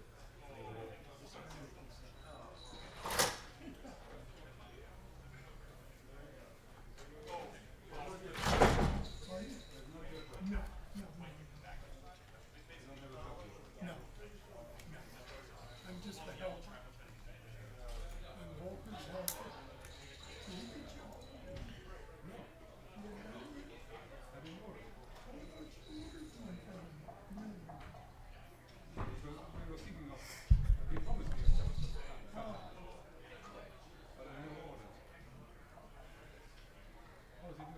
Good.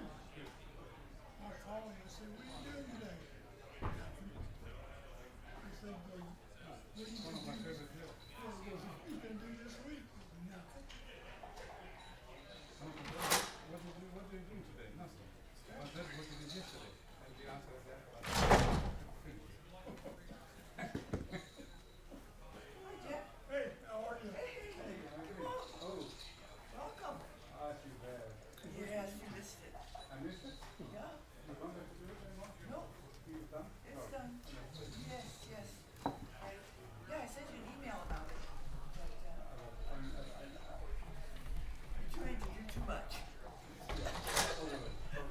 Yes, okay. I mean, I take it serious, so it's not just a penalty.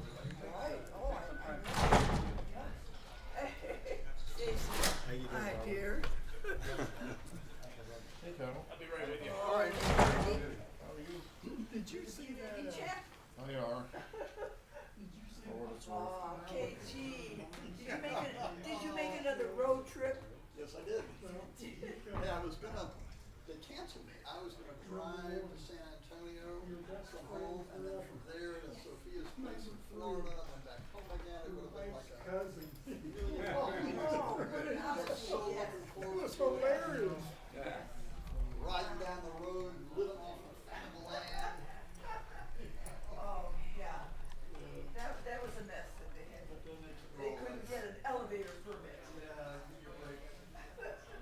Yes. Ohio Flyers. Is this up yet?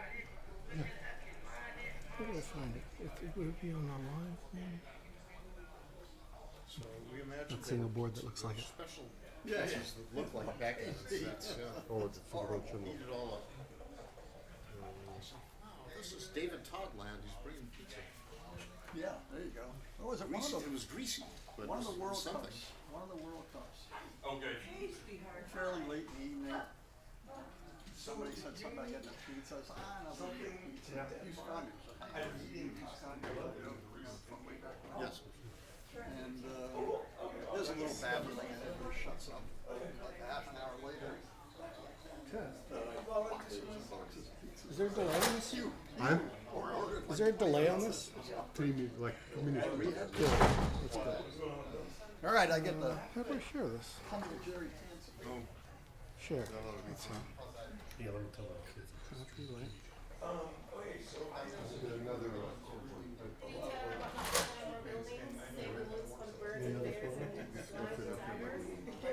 Okay. And all the others.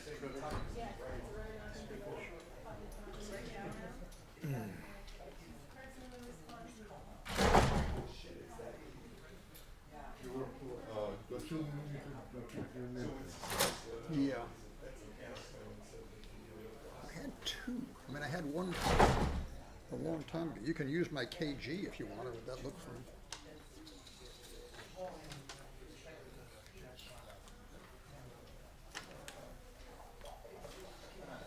Tamam ben bir şekilde eğer Sakarya olacak olursa bir şekilde ben şey yaparım.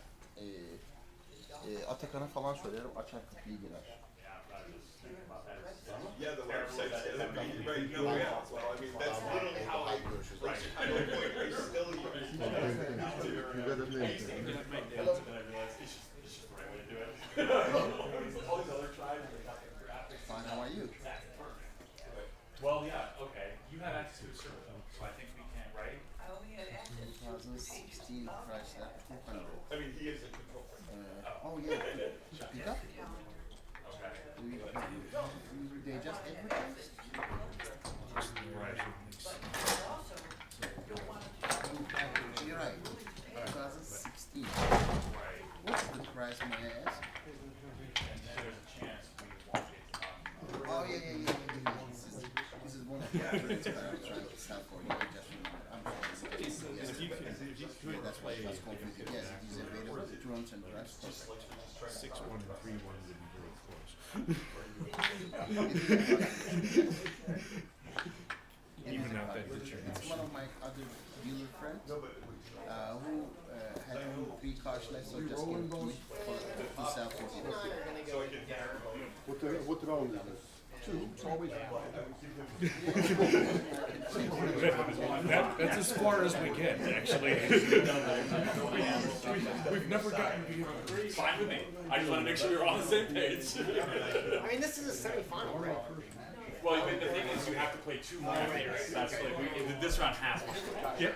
Yeah, this is my number. This is my number. And Yeah, well, We are always taking more notes.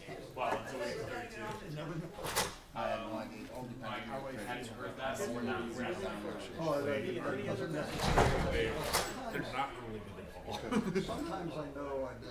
Yeah, we'll just try and see what's going on. Yeah! Worse is Well, what's Carter doing? 2 rolls later. Carter would be, but Hernan already. Oh, yes.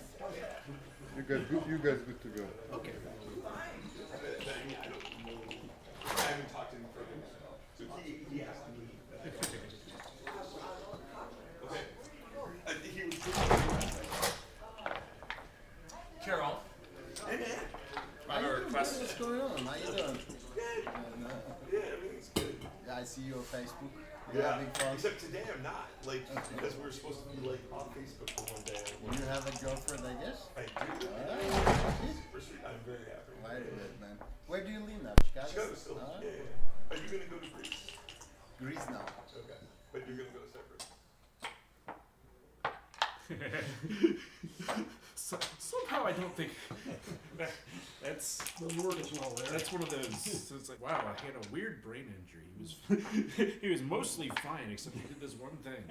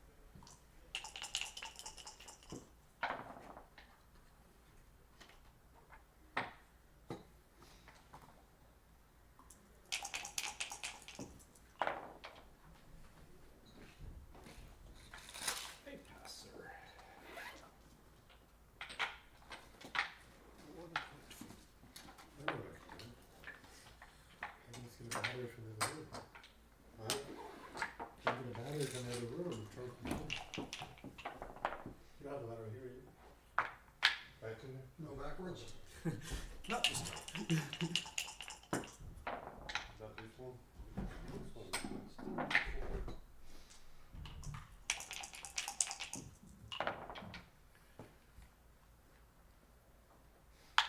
If you do this, it will take power from your battery and charge it some.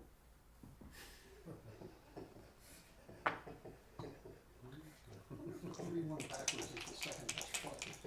Interesting. This is yours. Thinking of that, waste time thinking about that. How did I get put second in my pocket? So which is the front? That's the front? Front. I'm on the top. You're on the top.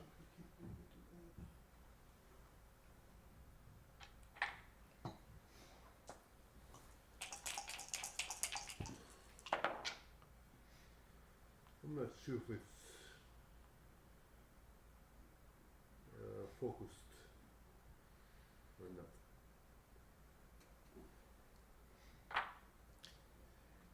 Maybe it's not focused enough.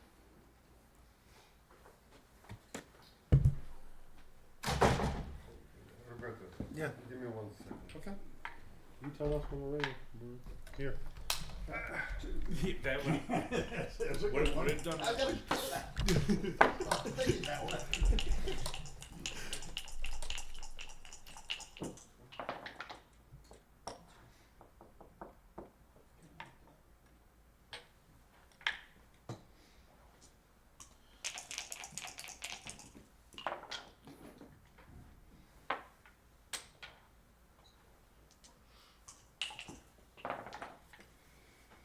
You think it's focused or not?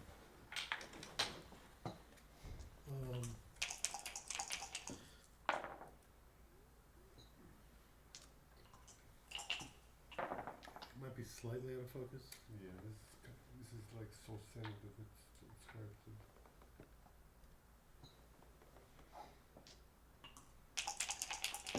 That's good. That's good.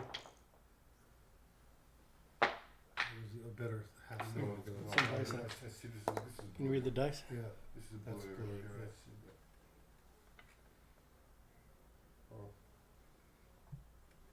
That's good. Is it? it is blurry this side now.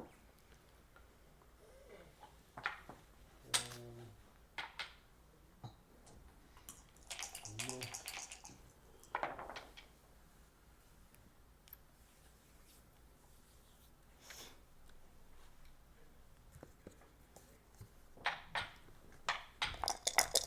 I'll leave it. That's just fine. Yeah, that's shit. That's fine. Cups are a little tall. I'm very choosy about my cups. Yahtzee. 6-4 and 2-1. That's for all of them.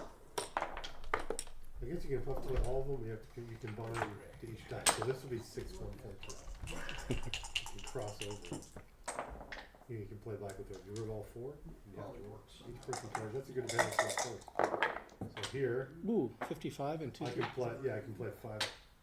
No, it's 5-2 and 3. You have to match up. Give me 1 minute. Oh, you have to go If it's opposite both the colors? same- Yeah, and so if you roll 2 5s here, it's going to be the same.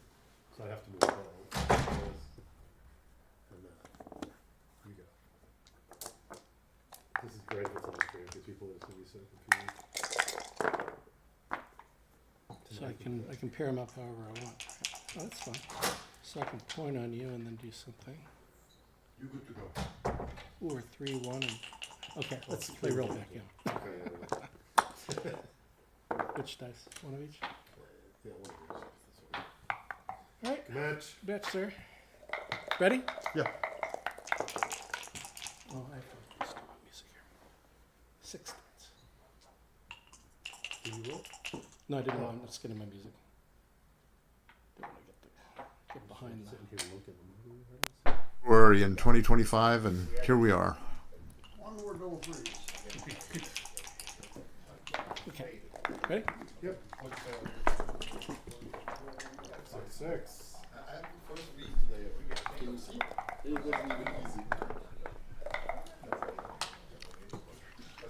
All right, it's 3-2 for Albert. Albert is an aggressive player from the New England Backgammon Club, wishing to become a grandmaster by the merit of his computer-evaluated performance. He's close. One day he'll be there, certainly, but he wants that day to be sooner rather than later. And Roberto hit with a 9, and Albert entered with a 4-2, coming in on Albert's 4-point, making his own 11-point. Now, this is a very nice double 3 for Roberto, and he makes, as I believe, the right play, making the 10 and 3 points, putting some pressure on the blot on his own 4-point. And instead of hitting Roberto's outside blot, Albert elects to make an anchor on his 4-point. And I agree with that decision. And a 4-1, I guess the reply was 4-1 by Roberto, and he brought his blot from his 15-point to his 10. And that's a bad number for Albert. And rather than break any break points like his midpoint or something, we got to move his back checker up.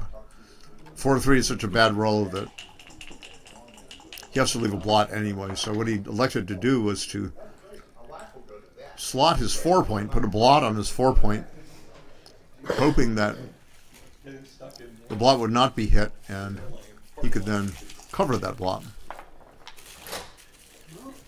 Or if not cover it now, cover it soon.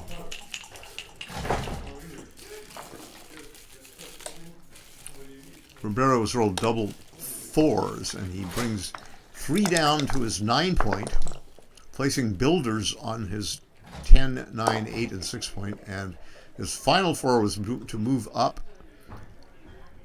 within Albert Stegg's board, and Albert Stegg promptly points on the block, makes his 5-point with 2 checkers from his midpoint. Now,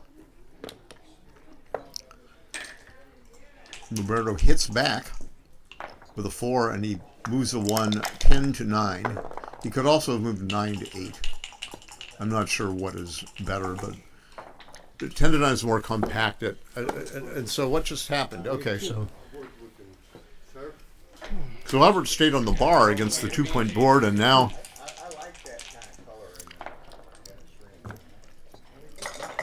Roberto turns the cube, and Albert just takes it.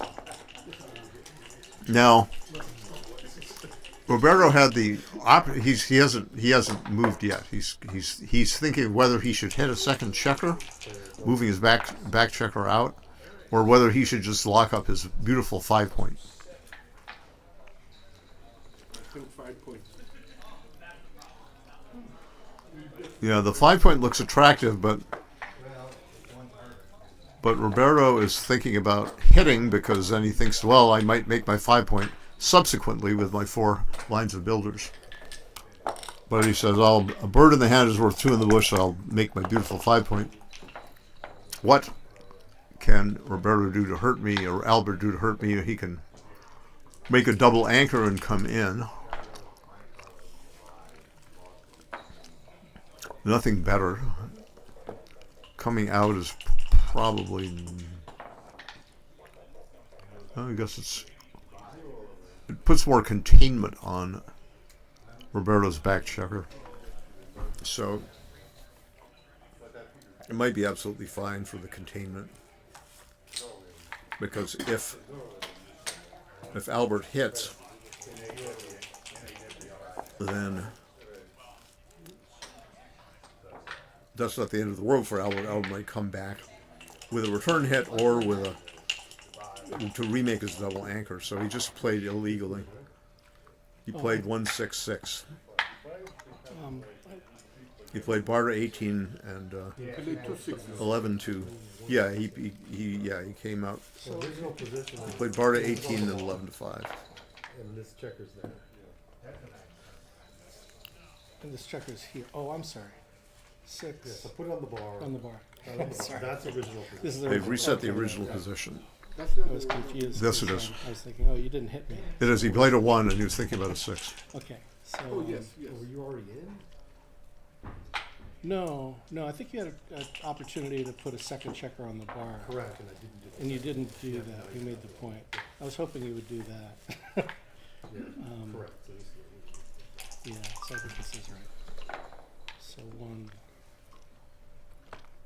Oh, right, yeah, this is definitely right. This is not bad play. I would do it. I would do it. And what's going so this on? is a legal play. Yeah. Okay, that's enough. They're agreeing about the legality, I guess. It's legal.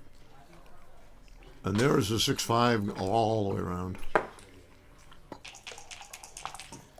If Albert had known that, he would have stayed back, but of course he did not know it. Now I think he's just going to make his 4-point. I would not be afraid of this too much, but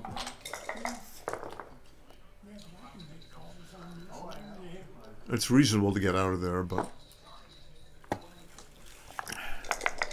it's also reasonable to make the 4-point outright.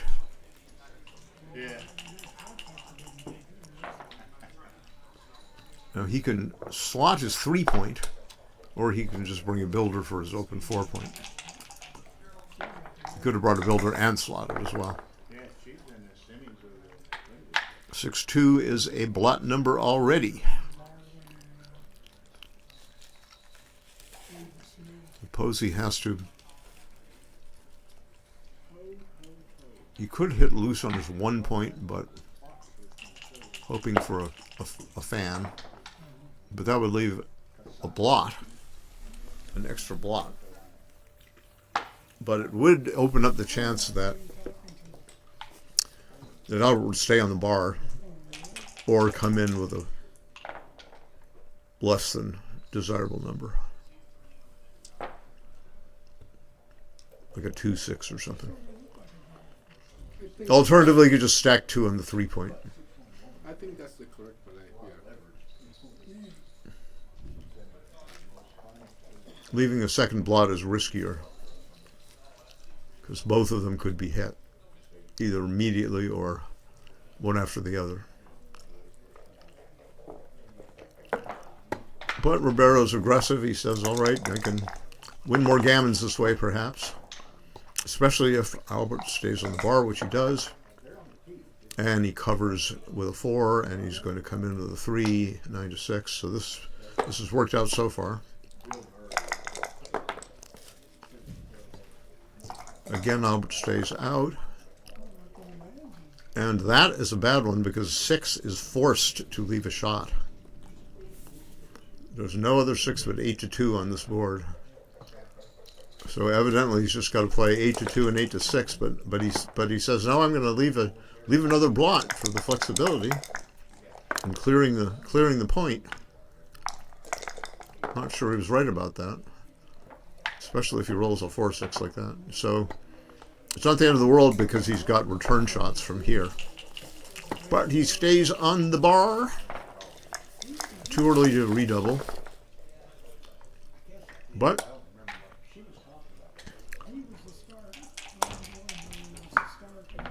so he leaves no return shots. He makes his 4-point, and he brings another builder to attack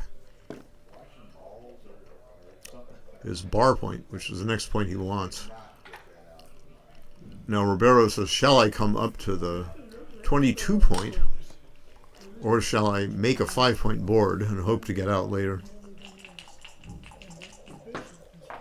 Albert is wondering whether he should turn the cube now. I think not. I think the 5-point board is an obstacle. He's only got 6 numbers to make the bar point right now, and there's 2 of them, or one of the 2 of them, die A and die B. And that's the end, my friend. This is the double and redouble and pass. It's going to be hard to get out of there.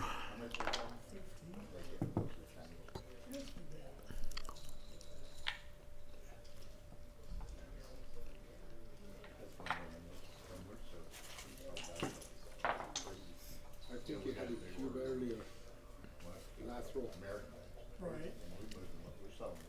Maybe. Wow. it taking to get them? And Ribeiro takes it. He says, "All right, I feel certain I can get out of there." And now he's going to go. He's just going to go 11-4. Pay off to the ace-6. Right.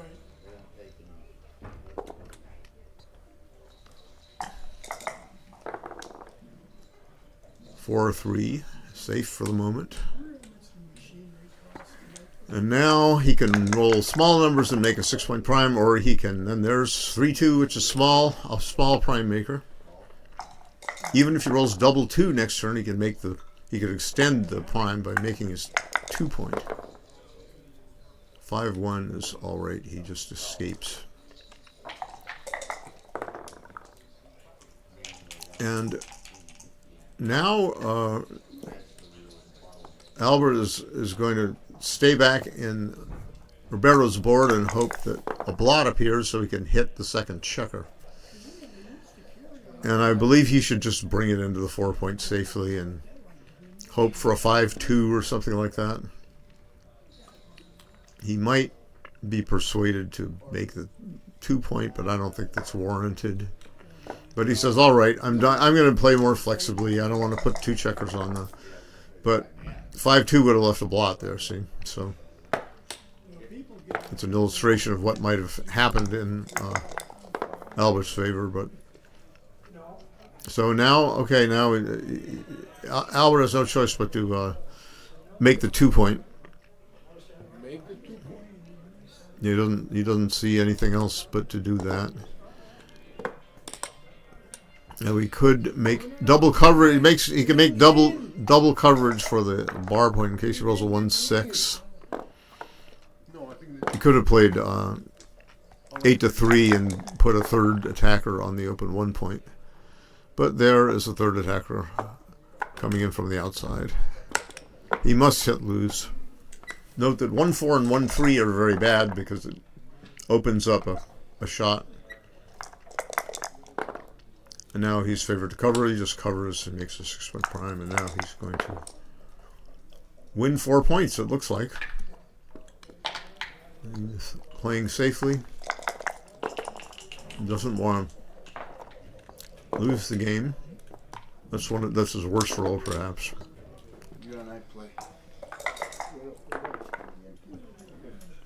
Ooh, double 5s. Now Roberto is in this game. Albert is the favorite, of course. He's got a lower pip count, and Roberto has a gap on the 4-point. Well, he's no more gap. He's born off 1 checker, so it's still pretty close. Yeah, I think he's got only 4 checkers off, right? So this is very close. And Roberto owns the cube, which is good. We've got 10 junkers left, and Albert has 9, so he's wins a fair number of games. If he rolls a double first, then it could be the ball game. But Albert rolls a double first, and Roberto must take 4 off now, or he's toast. And then he has to roll another double after Albert fails to do so. Shaky, shaky, shaky. Out comes a non-double. That's the end. So Albert wins 4. Goes up 4-zip. 4-zip to 11 is supposed to be 70% winning chances.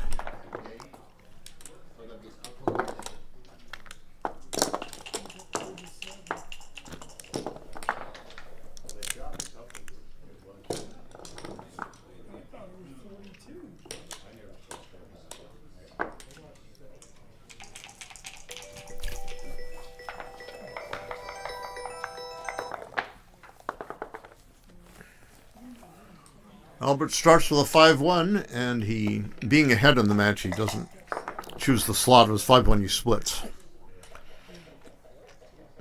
Albert is my compatriot from the New England Backgammon Club. I'm Marty Storer of New England. Now, Albert makes the 4-point, And a 5-2 from Roberto. He makes the 22 anchor. So he's got some defense. Albert's got a 4-point, which is good for him. Now apparently, he's going to come out with a 4. He didn't have to do that, but he could have stopped on the 5-point. But it's understandable to stop on the bar point because, you know, if he stops on the 5-point, then it's going to be a target. As it turned out, Roberto rolled a 3-2 and he played safe. He moved to his 1-point. And a 5-3 for Albert Steg. He made an 18-point anchor, brought a builder to his 10-point. Roberto replied with a 4-2, made his own 4-point. And now it's a 6-2 coming for Albert. Albert has a choice. He can vacate the 18-point, leaving himself open to some shots. 24 shots to be exact. Not all of them cover the blot in his board, of course. Few of them do. And so he says, all right, the 10-point could be useful. He's probably counting the race. He's got 133 pips. And 142 pips for white. Roberto's got 142. So he's a bit behind after all, but Albert might elect to keep that 18-point anchor instead of give it up. But he says, all right, I'm a bit ahead. He is on roll, but I'll be happy if I get missed, and I'll be happy if he hits me, and then I hit him back. And he must hit. Roberto hits with a 6-2. 2 simply comes into the 6-point to add some more building power. And there's a 1-6 by Albert hitting both blots. And now Albert is looking at the doubling cube, especially if Albert's looking at the doubling cube, especially if Roberto does not bring in 2 checkers. Now he's brought in 2 checkers, and he's got some holding game equity. It's definitely an underdog, but Albert still has the task of getting a checker away safely. He puts a builder on the 11-point. A bit more risky in terms of being hit than going 6-4, but the builder on the 11-point is a positive influence on the bar point and the 5-point, both of which points Albert Steg would like to make. This is original. So, yes, that is the position. I don't know if that's the position. No, I don't think so. No, I don't think. I think Roberto had a checker on his 6-point. 4th checker on his 6-point. Let's just rewind the stream. I don't think that's right. Okay. Well, maybe he made his 4-point or something. I don't know what the heck happened. I think he had his 4-point.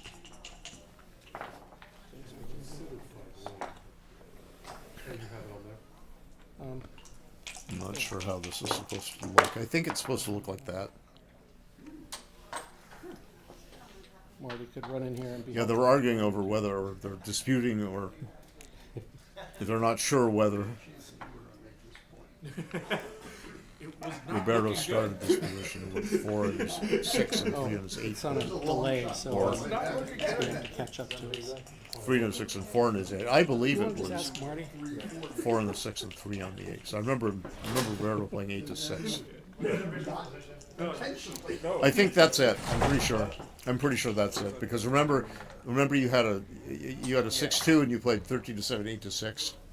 And that made the 4th checker there. Then he hit you twice and you came in, and then so now it's your turn. Yeah, that's right. This is good. I'm pretty darn sure. So I arbitrated, and hopefully I got it right. So it is now a 5-1 for Roberto, and he goes 8-3, 6-5. Nah, I got some anyway.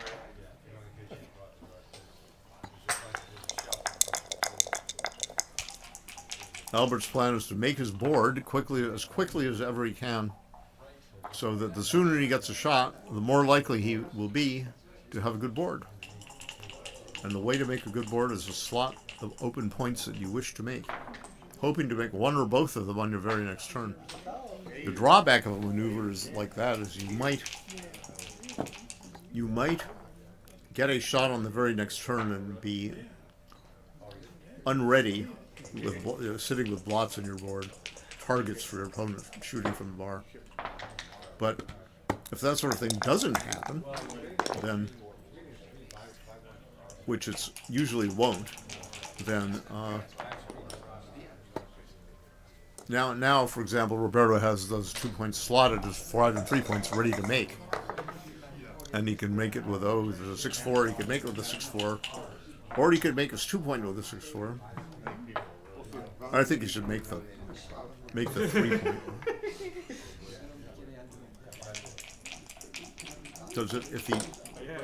This makes for a stronger position, and if he gets hit, then he might make a double anchor It's hard to know. in Albert's board and give Albert more trouble. As it is, I guess he's glad he didn't. Albert is glad he didn't hit. And now I guess the idea is just you just want to make the 5 point from the midpoint. Roberto's going to look at the 3. He's going to play the 3 and think whether he should bring the back checker out to the 18 point. I don't think he should, but he's doing it. He's doing it, which puts pressure on the outside builder over there.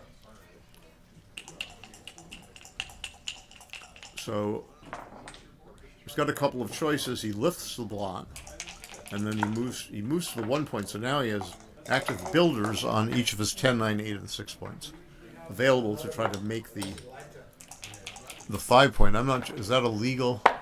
I guess the Dion checker is not leading, and they agree that it was not an illegal roll. If it's leaning in certain ways, that would be illegal. But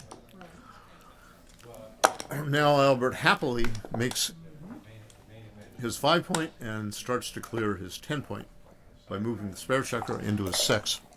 He's well ahead in the race. His game plan is to come home safely. Double 6s leaves a blot for poor Albert, but 5-1 is not that number. Moves 2 off the 6 point. He's still fairly flexible with spare checkers. And Roberto might be forced to leave right now. So he could leave with both checkers from the 18 point. He could live with one checker. He'd leave with one checker hoping to generate some contact and hit a blot on the very next turn. He could keep the 18 point and switch from his 6 point to his 1 point. That's not recommended. And I think it's just a safe 8-2. No reason to leave a 4-number shot yet. He might get away with clearing from the 10 point and leaving no shots.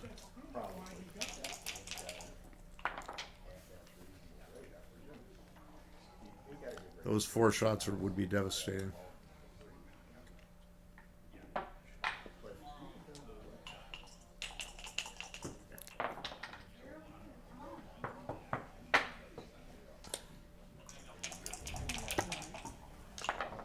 How did that work? I guess it was a 6. I don't know. So he got hit. I didn't think that was legal. What happened? I think he misplayed with a 6-5, didn't he? Or what was it? I don't know. I forget. A 4. Maybe it was a 4-2. He played 10-4 or something.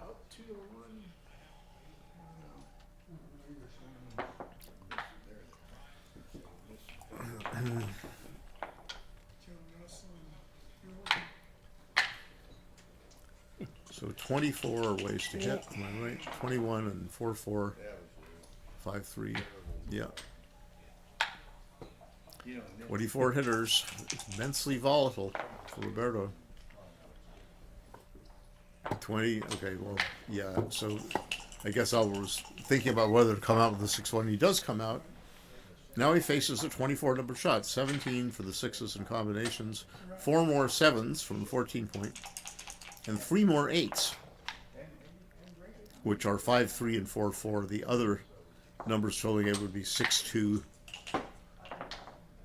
and 2-2 and 4-2. No, totaling 8 would be 6-2, 4-4, 5-3, 2-2. And Albert, correctly as I see it, takes that cube, and if he gets missed, which he does, whatever do you know? I think he's just got to make the 13 point and go 5-2 inside his board. And Roberto, Albert is blue. Albert is owning a 4 cube. If he wins, he'll get to 8-4. He'll get to 8-0, which he'll be about a 90% chance to win that one, I think. And he hits, comes around the corner and hits, no return shots. The best Roberto is going to do is come in with a 3. But now Albert's going to play for the gammon. And there's a double 4, and that's going to make the 2 point. He could bring all his checkers in, but he could also make his deuce point. Well, that would be the play for the gammon, but it opens up some extra blotting possibilities.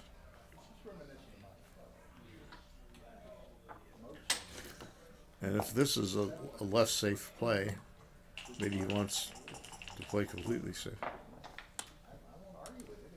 But he brings all his checkers in, and again, Roberto Lissenberger stays on the bar.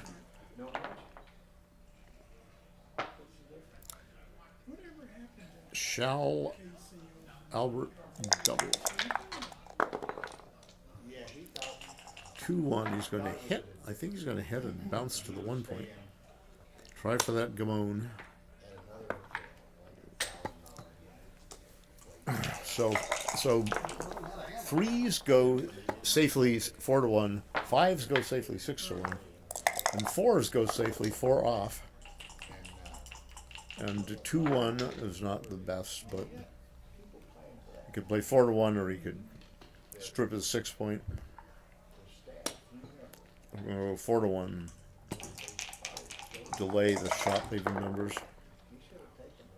And 4-1 stays on the bar. Albert's sweating a bit because he might just lose this game. He leaves a blot.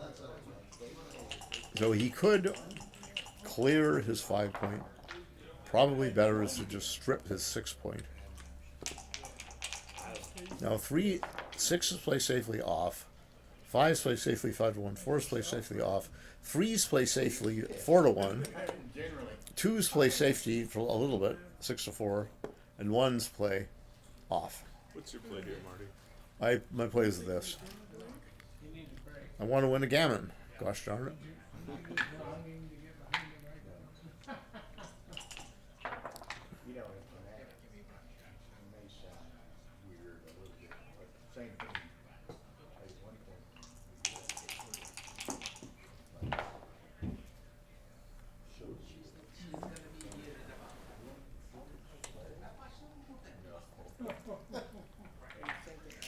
Says I might be able to bear one off. There's too much Swiss cheese, though. I think, bearing off from the 5 point is safer for the moment. I'm not sure it's safer long term, but it might be. Because it opens up the possibility that Roberto can come in on the 5 point. And that would be mostly out of the hair. So this is probably a good play. 2 and the 5. Yeah, so he moved 1 to the 4, and he's thinking about 5-4, 5 off. And the resulting position would be this. Or he could go 6-1, 6-5, or he could go 6 to.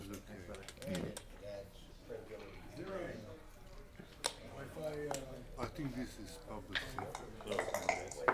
I'm not sure anymore, but maybe. It wins more gammons than it ought to because of the better board. I'm sure someone in chat will tell you. And he says, "Shall I cash or shall I play on?"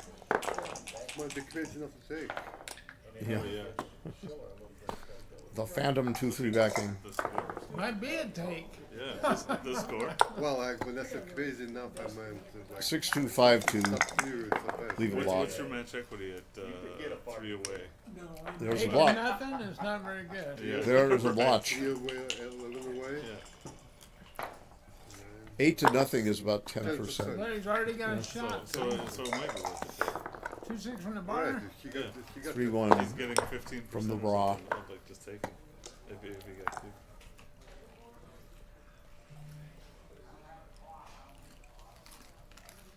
Or how do you figure out that big difference? I know Crawford's scores, okay? Bill was took it. Crawford away, 7 away is 9.3%. Okay. Okay. We whipped the From 8. there, you just add 1%. I know. 10%. And then 4. Ooh, there we go. You give leader 1 point, you give trailer. Hit and bounce and 2 checkers off. 1 point, you give. Or 4 checkers off. Now I'm going to hit and bounce. And 2 off. The only blot number after that, the only blot number after this is 6-5. That's The right. other way to do it. And he might be out of the hair anyway. He might not even be on the Kind of 22 point anymore. So 30% of the time, there's no danger of that. Could be very close to what I said. Yeah, no, this is my play. Just hit, bounce, and off. Get him off that 2 point. Looks good, ain't it? Take those checkers off. Send it back 3 pips and rob him with a chance to move if he fans. It's more square than the other ones there. Watch this 6-5. Yeah. Square board, And he's got 6-2-5-2. 6, 5-5, 6-6, 4-4, 3-3 too. And 4-2. 4-1 is nicely safe. Make it interesting. And the fan, another fan. Bruno kept right in here with Bruno. Yeah.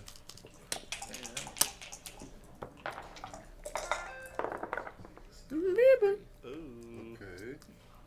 Came in the right spot. Yeah. Might as well move some freight. Slot the bar.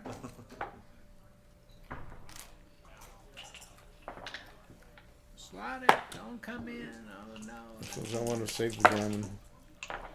It's a bit of a long shot. Well, he might leave a blot now, which would be horrible. But 6-5 is good. I'm starting to like white, blue. Uh-oh, he says now I'm gonna save the gammon often enough to not care about the backgammon, huh? No, he doesn't. He's not gonna have to worry about the backgammon. He can start looking at other events. Yeah. Well, you might as well He's been go getting the up same there. event that Riles is in. Oh, Double 5 is enough? No. double 5s will make him a favorite to save. Oy. Now double 6s are better. Yeah. Box cars are better. It's not good. You come out, right? Yeah. You come out because it's the only. Yeah, you don't get backhammed. It's the only way you make double 6s work. What's he thinking about? He's just frustrated. He's probably talking to Albert about something. I usually give my opponent his best. Oh, you mean I can have double 6s? I give him I've the heard best that. Play. No. You gotta roll the 6s.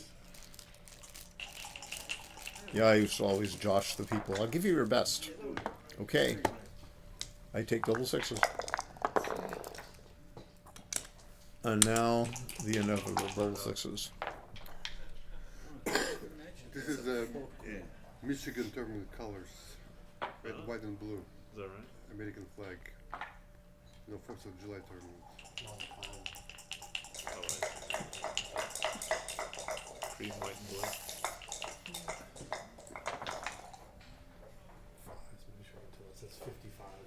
All right, just roll, just roll. What are you gonna making a bet on the roll or something? At this point.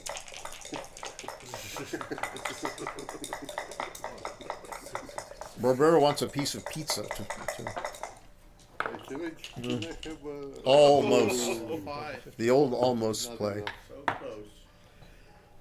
So close. Four, and now take one off before he notices. Oh, it's an 11-pointer. I thought it was a 13-pointer for some reason. Oh.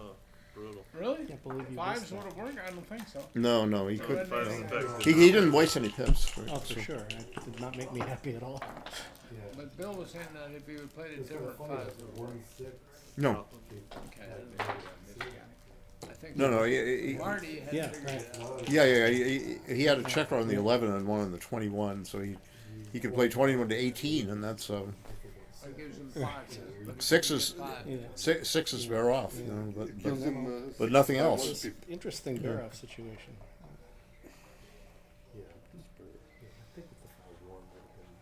Okay. He would have cleared the Let's five. find another match. I felt like down the road it was going to be so difficult. You know, like you just, if you bring a checker in. I'm getting tired here. I'm not gonna. It's going to be. I'm getting tired of this. I'm starting to fall asleep. Not because of the matches, which are exciting, but because of my own. A coffee would be nice, but yeah. Maybe I can keep going if I have coffee in me. Right. Right. Yeah. Right. Yeah. She's skittish going anywhere. It was fast. All the sketchy denizens. Dimitri. Yeah. Who's the next victim? Yeah, there was somebody out there. I went to get gum for my lacerated tooth, whatever, and my lacerated tongue. And somebody was just raving on the street, just yelling. I just decided I would avoid that person.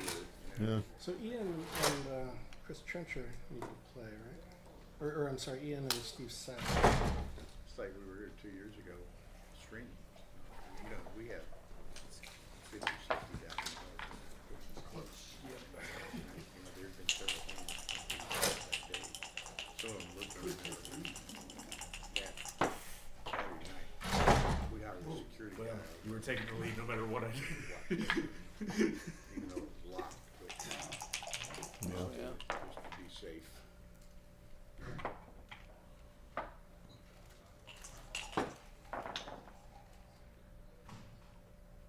Who's this? KG's beating Jerry Tansey 9-0?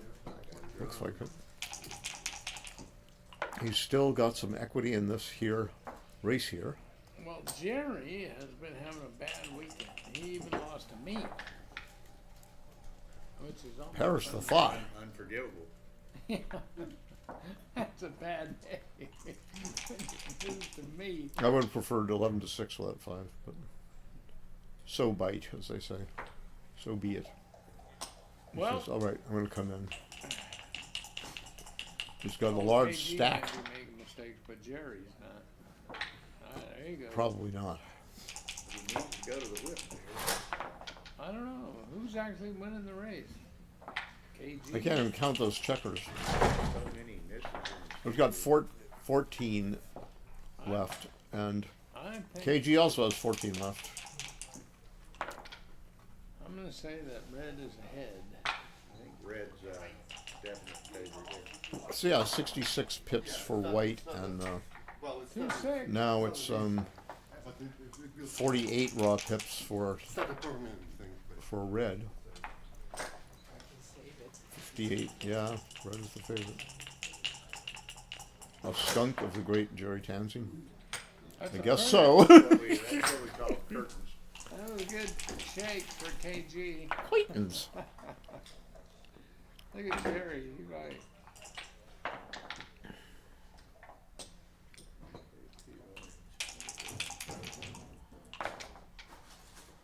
Oh, it was almost a double 6. I saw it flirting with reality. Finish a respectable second. Well, there's no gammons. He's just going to lose like a gentleman.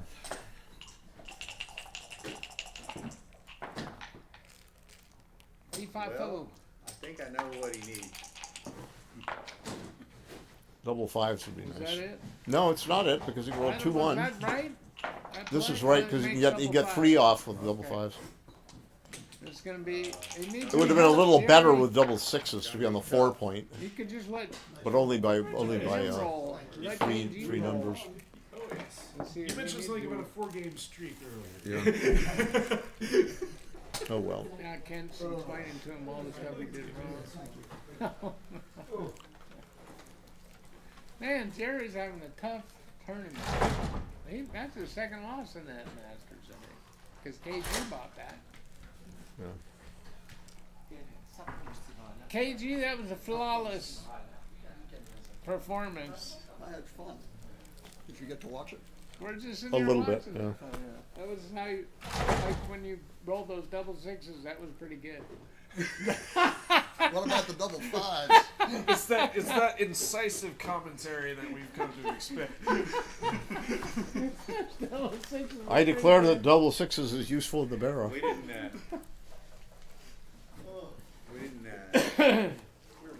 didn't, didn't have to say anything, just listen to Jerry scream. I think, Jerry, I should buy you dinner tonight. What do you think? You've had a bad day. It's okay. Like most backgammon players have a bad day. But I've seen you with like a picture of you today on the Facebook, and you're holding these two trophies. One some horses, and the other one's a buffalo. said, you win, lose or draw. Good. 11-0. Yeah. That's brutal. Yeah, you should never have doubled him in that last game, Jerry. I was hoping I could, if I was gonna get lucky, I could get points faster. Get lucky big. Huh? Yeah. You're gonna get lucky Not gonna big. get Double lucky. up to catch up. It's like double and nothing. Let it ride. Play the bargain game. Who's gonna have dinner with me? I'm gonna go up in the lobby. All right. What time Yeah, is let's go. If you wanna go. 5 o'clock is it open? What's it now? It's probably close. 4:41. I think it opens at 441. Let's go get our spot. Does the restaurant open or is it just a bar? I think it's just a bar. Just the bar. Really? Yeah. That's fucked up.